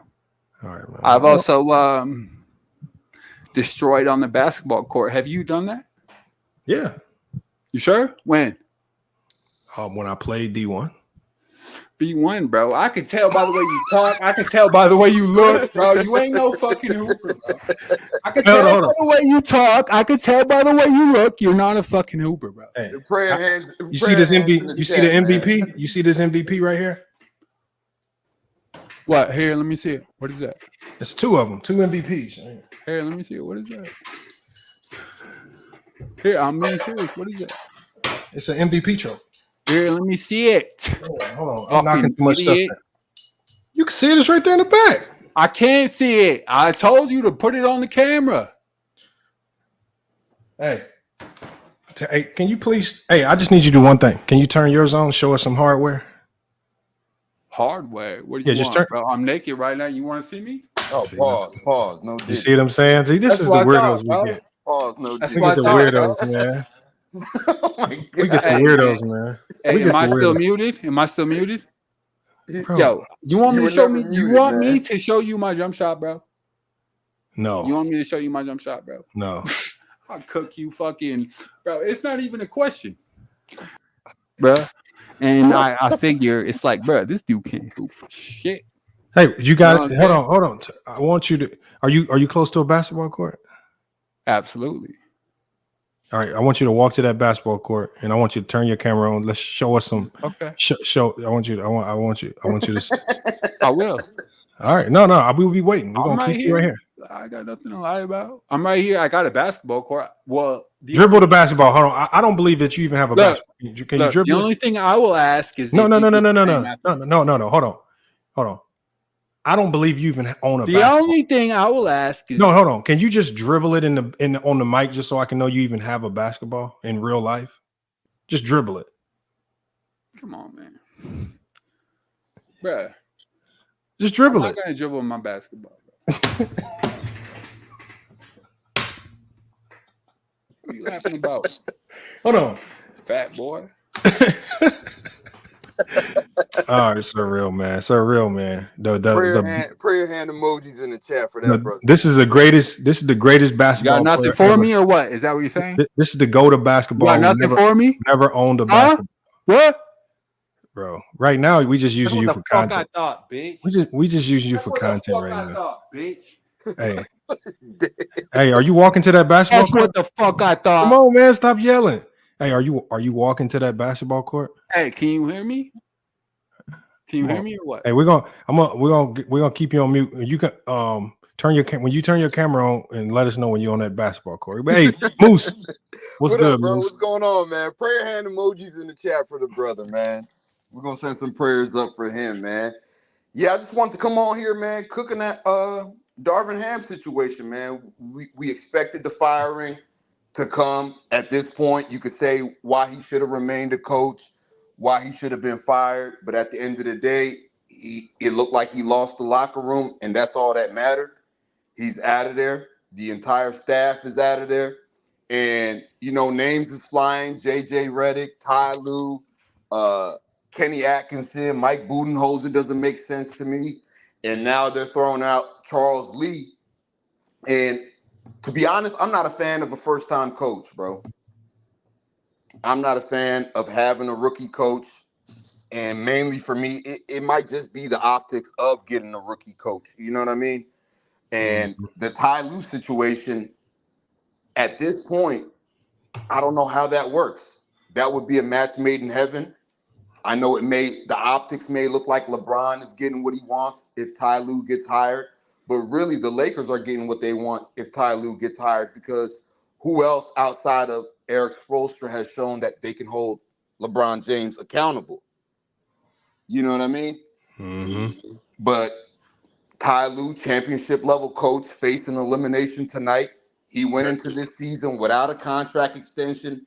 Now that Darvin Ham is fired, now that the news that he's a candidate for the Lakers job comes out, all of a sudden you get a Woj bomb about Clippers are trying to work on a contract. But here's the problem, though. This is the biggest problem, I think.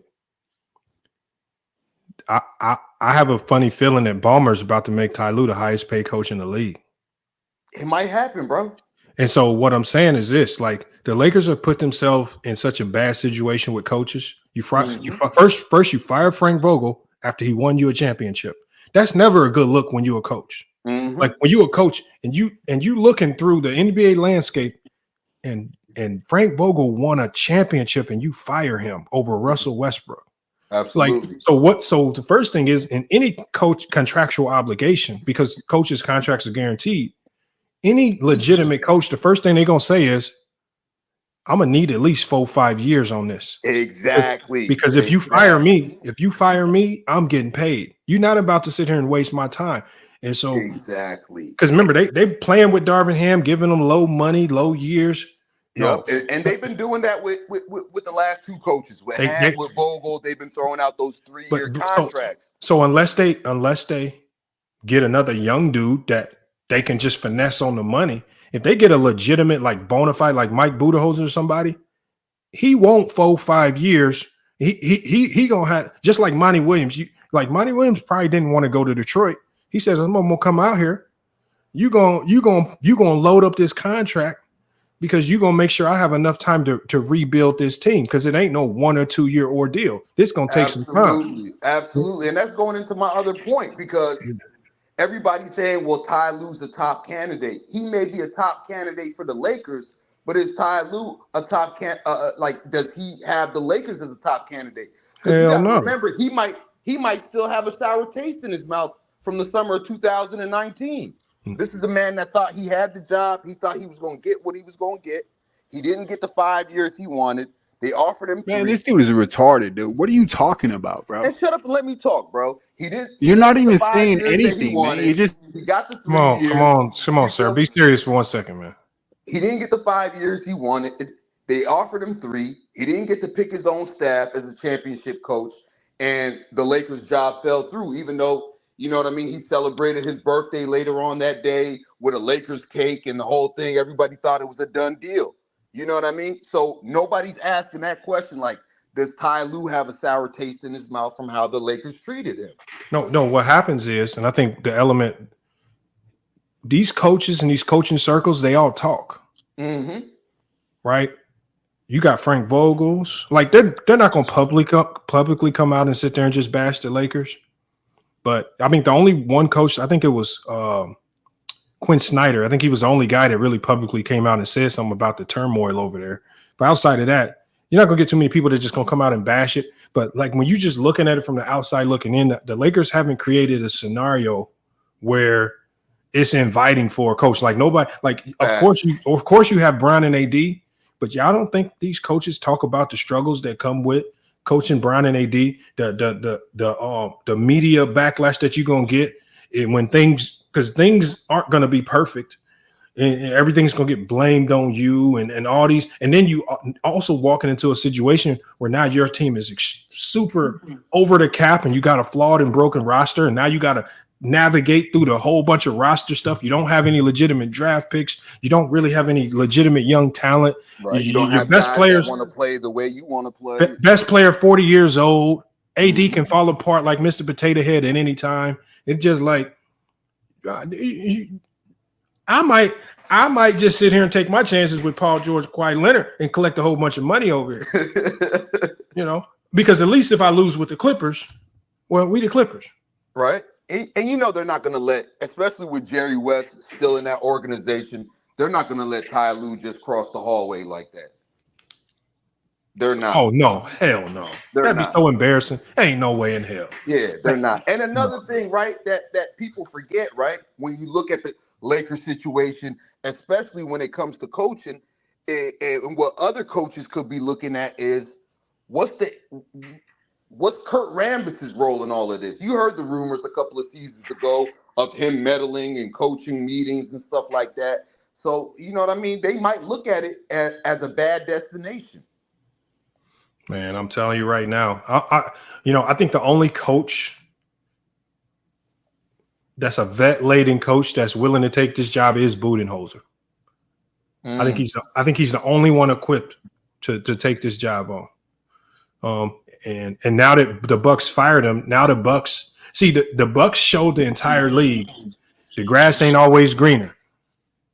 Facts. Like they fired and they got Adrian Griffin, immediately got Adrian Griffin and didn't like what they had. They fired this man midseason, 30-13. Then you bring in Doc Rivers. And it sounded good in theory. Doc Rivers, ooh, splashy name. And your defense and everything that you were doing well completely goes into the garbage can. Now it's really not good. Facts. And now you just got outed by the Indiana Pacers. Now you're sitting at home, 2 injured stars, broken coaching systems. I don't know what the hell going on. And you have Mike Budenholzer just sitting at home who, for all those years, had kept that team well put together and competitive. Right? Now guys like Middleton are older. You got Brooke Lopez who's older. You know what I mean? Like, that's why I said this little theory of just firing and bring us that shit don't work, man. And you got to think, does Bud want to go to LA after his man Darvin Ham just got fired? I don't know, man. I know these coaches talk, but I know the next coach that comes to LA is about to get a bag. He has to. Because they are not just about to walk into LA with all them taxes and all that pressure and just and take money they could have made if they'd have went to the Charlotte Hornets and coach or something like that. Facts, man. Facts. I mean, it's going to be real interesting. It's going to be real interesting. That's to say the least, man. But I just wanted to come on here, man, show some love. You know what I mean? Spit that little 1-2 real quick, man. Salute for having me up here, man. I'm about to go back and be a viewer and let Oh boy, he left. Like, I was gonna let him cook. No, he was. I don't know, man. I think he had a little issues that going on upstairs, so I just let him rock out, man. I ain't gonna kill him too bad, man. Yeah, man. Prayer hands in the chat for that guy, man. Prayers up for him, man. Yeah. Well, appreciate you, Lamont, man. I'm about to step back out, bro. Yeah, make sure y'all check out Moose Talks Hoops, man. He got a YouTube channel, man. Y'all see his name in the chat, man. Just click on his profile, man. Go to his channel, man. Go check him out, man. He does a lot of live streams. He cooks. And he does like try to be real about some of these situations, man. And I just think when we talk about this situation, man, I just want basketball fans just to be honest about what just happened with Denver. And I know, you know, in professional basketball, somebody always has to be the scapegoat, right? And the scapegoat is always going to be the coach because the coach is the one that's most easily replaceable. When it comes to players and contracts and salary caps, it's harder to move these players around. But you can drop a coach. You can drop a coach just like that and replace him really with no penalty, no cap penalty, none of that. If they put some type of system or cap system or something in place with the coaches' salaries, then we would start to see coaches not get fired and moved around as much. But there's really no stipulations on it, man. There's no step. They can get rid of guys. And then firing the coach really just appeases the fans. The fans were calling for Darvin Ham's head. So they fired Darvin Ham. Now they've made 80% of the fan base happy. And they can literally bring in whoever they want. Remember, the fans called for Frank Vogel to be fired. They brought in Darvin Ham. They called for Darvin Ham to be fired. They called for Luke Walton to be fired. Right? You keep getting these coaches keep coming in. Luke Walton coached LeBron, he got fired. Frank Vogel coached LeBron, he got fired. Darvin Ham just coached LeBron, he got fired. If you wanted to play the odds, what you think is going to happen to the next head coach that coaches LeBron James if he continues playing in this particular manner? You think this fourth coach is going to have some type of magical sauce that's just going to win them championships as he gets older, as AD gets older, as the cap gets worse? Because with this new CBA, nah, it is what it is. But look, man, I appreciate y'all pulling up, man. FYF Sports, man. Straight Hoop said drop the link. Nah, we gonna wrap it up for today. Mine right. You should start charging fees. I know, man. Yeah, Straight Hoops. Y'all should be hitting the cash out. Make sure before we get up out of here, man, support the channel, man. Support the show, man. Remember, some of you guys got my old cash app, the $ FYF Sports. Remember, we had to shut that account down. My account got hacked. Right. So until I create a new account, man, the link is in the chat. That's the new cash app. Much appreciated if you guys chime in to the cash app. Right. And support, man. Support the show, man. Because like I said, man, all of it goes to keep this show afloat, man.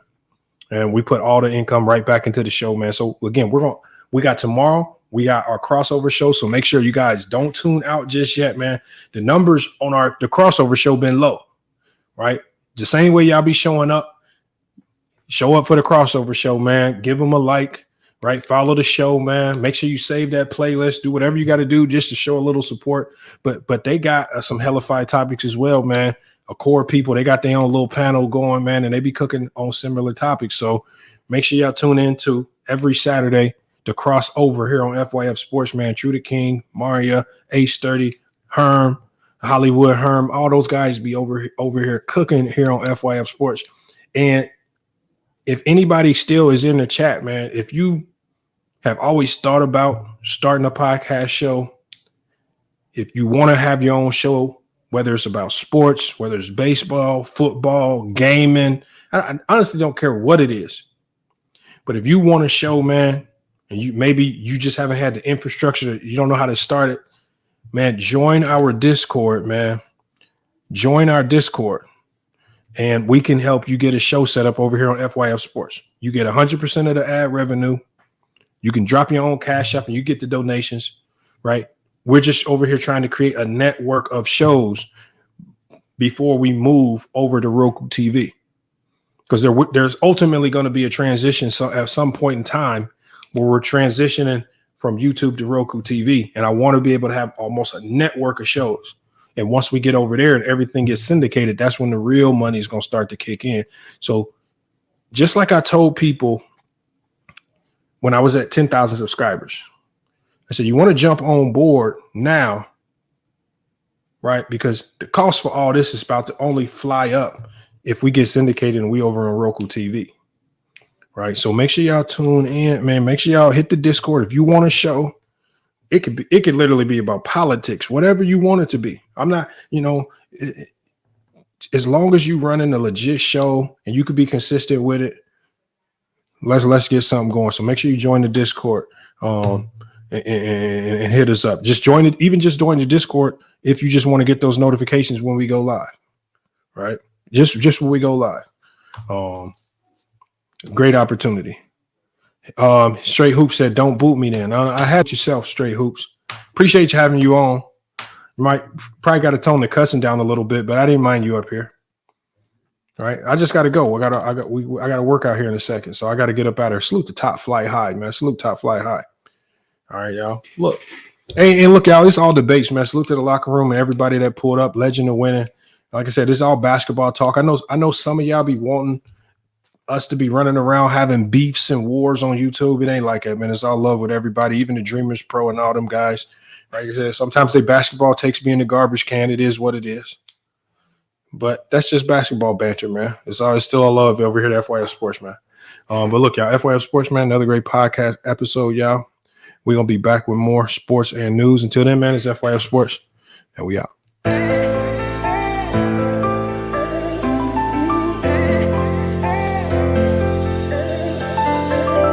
Yeah, we done came from the bottom, mad that we up, but I don't hear him talking. Started with knowledge inside of my noggin. We took a dream and then we started vlogging. Put my city on the map now. I'ma say how it is and now I'm back down. On the road to 100K, we finna act out. We gon' show them that we not just in the background.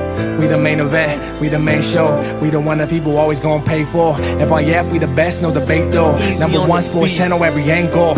I'ma show them all how we ride. Best sports talk show, we not like them guys who playing it safe while they feather the lines. We pushing the narrative all the time. Like who to go in the game is not MJ. Kobe Bryant top 10, not what we say. I keep Elijah one is very overrated. Keep it real if it ain't fact, we don't say it. Now it's stable, we won't be ignored.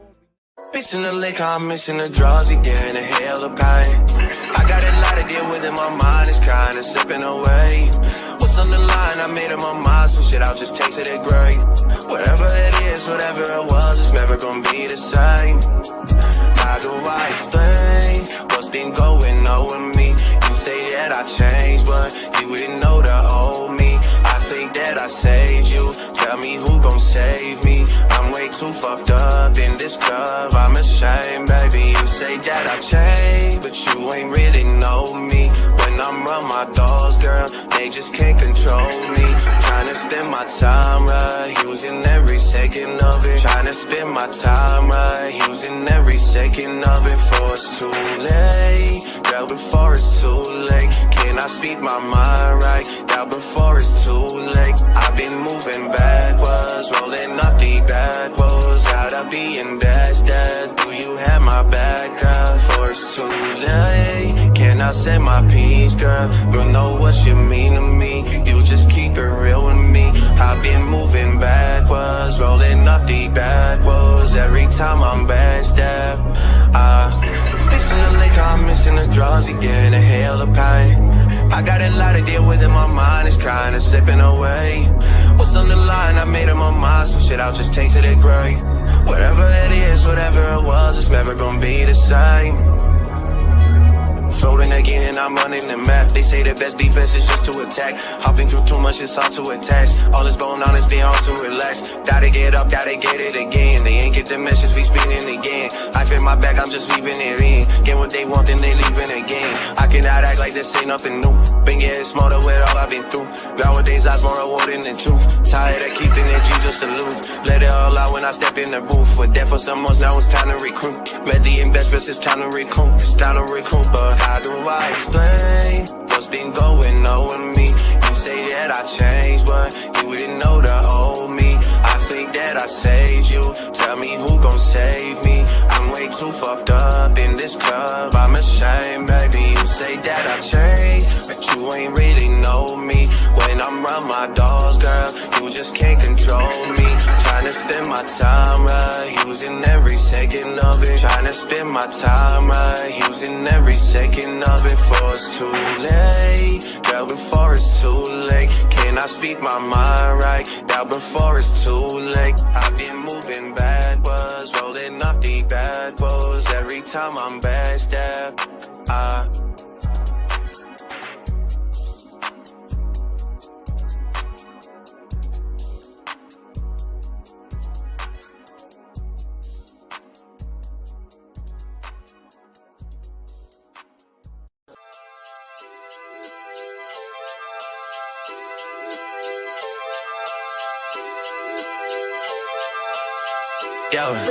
Shawty, you know I gotta let it go sometimes.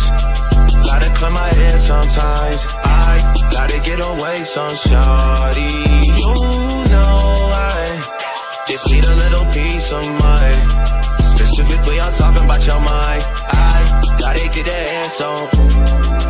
Calling you when I'm overseas, let me know what you need, what you wanna do when I'm home. Talking real dirty, real nasty on the phone. Girl, stop playing, I'm on.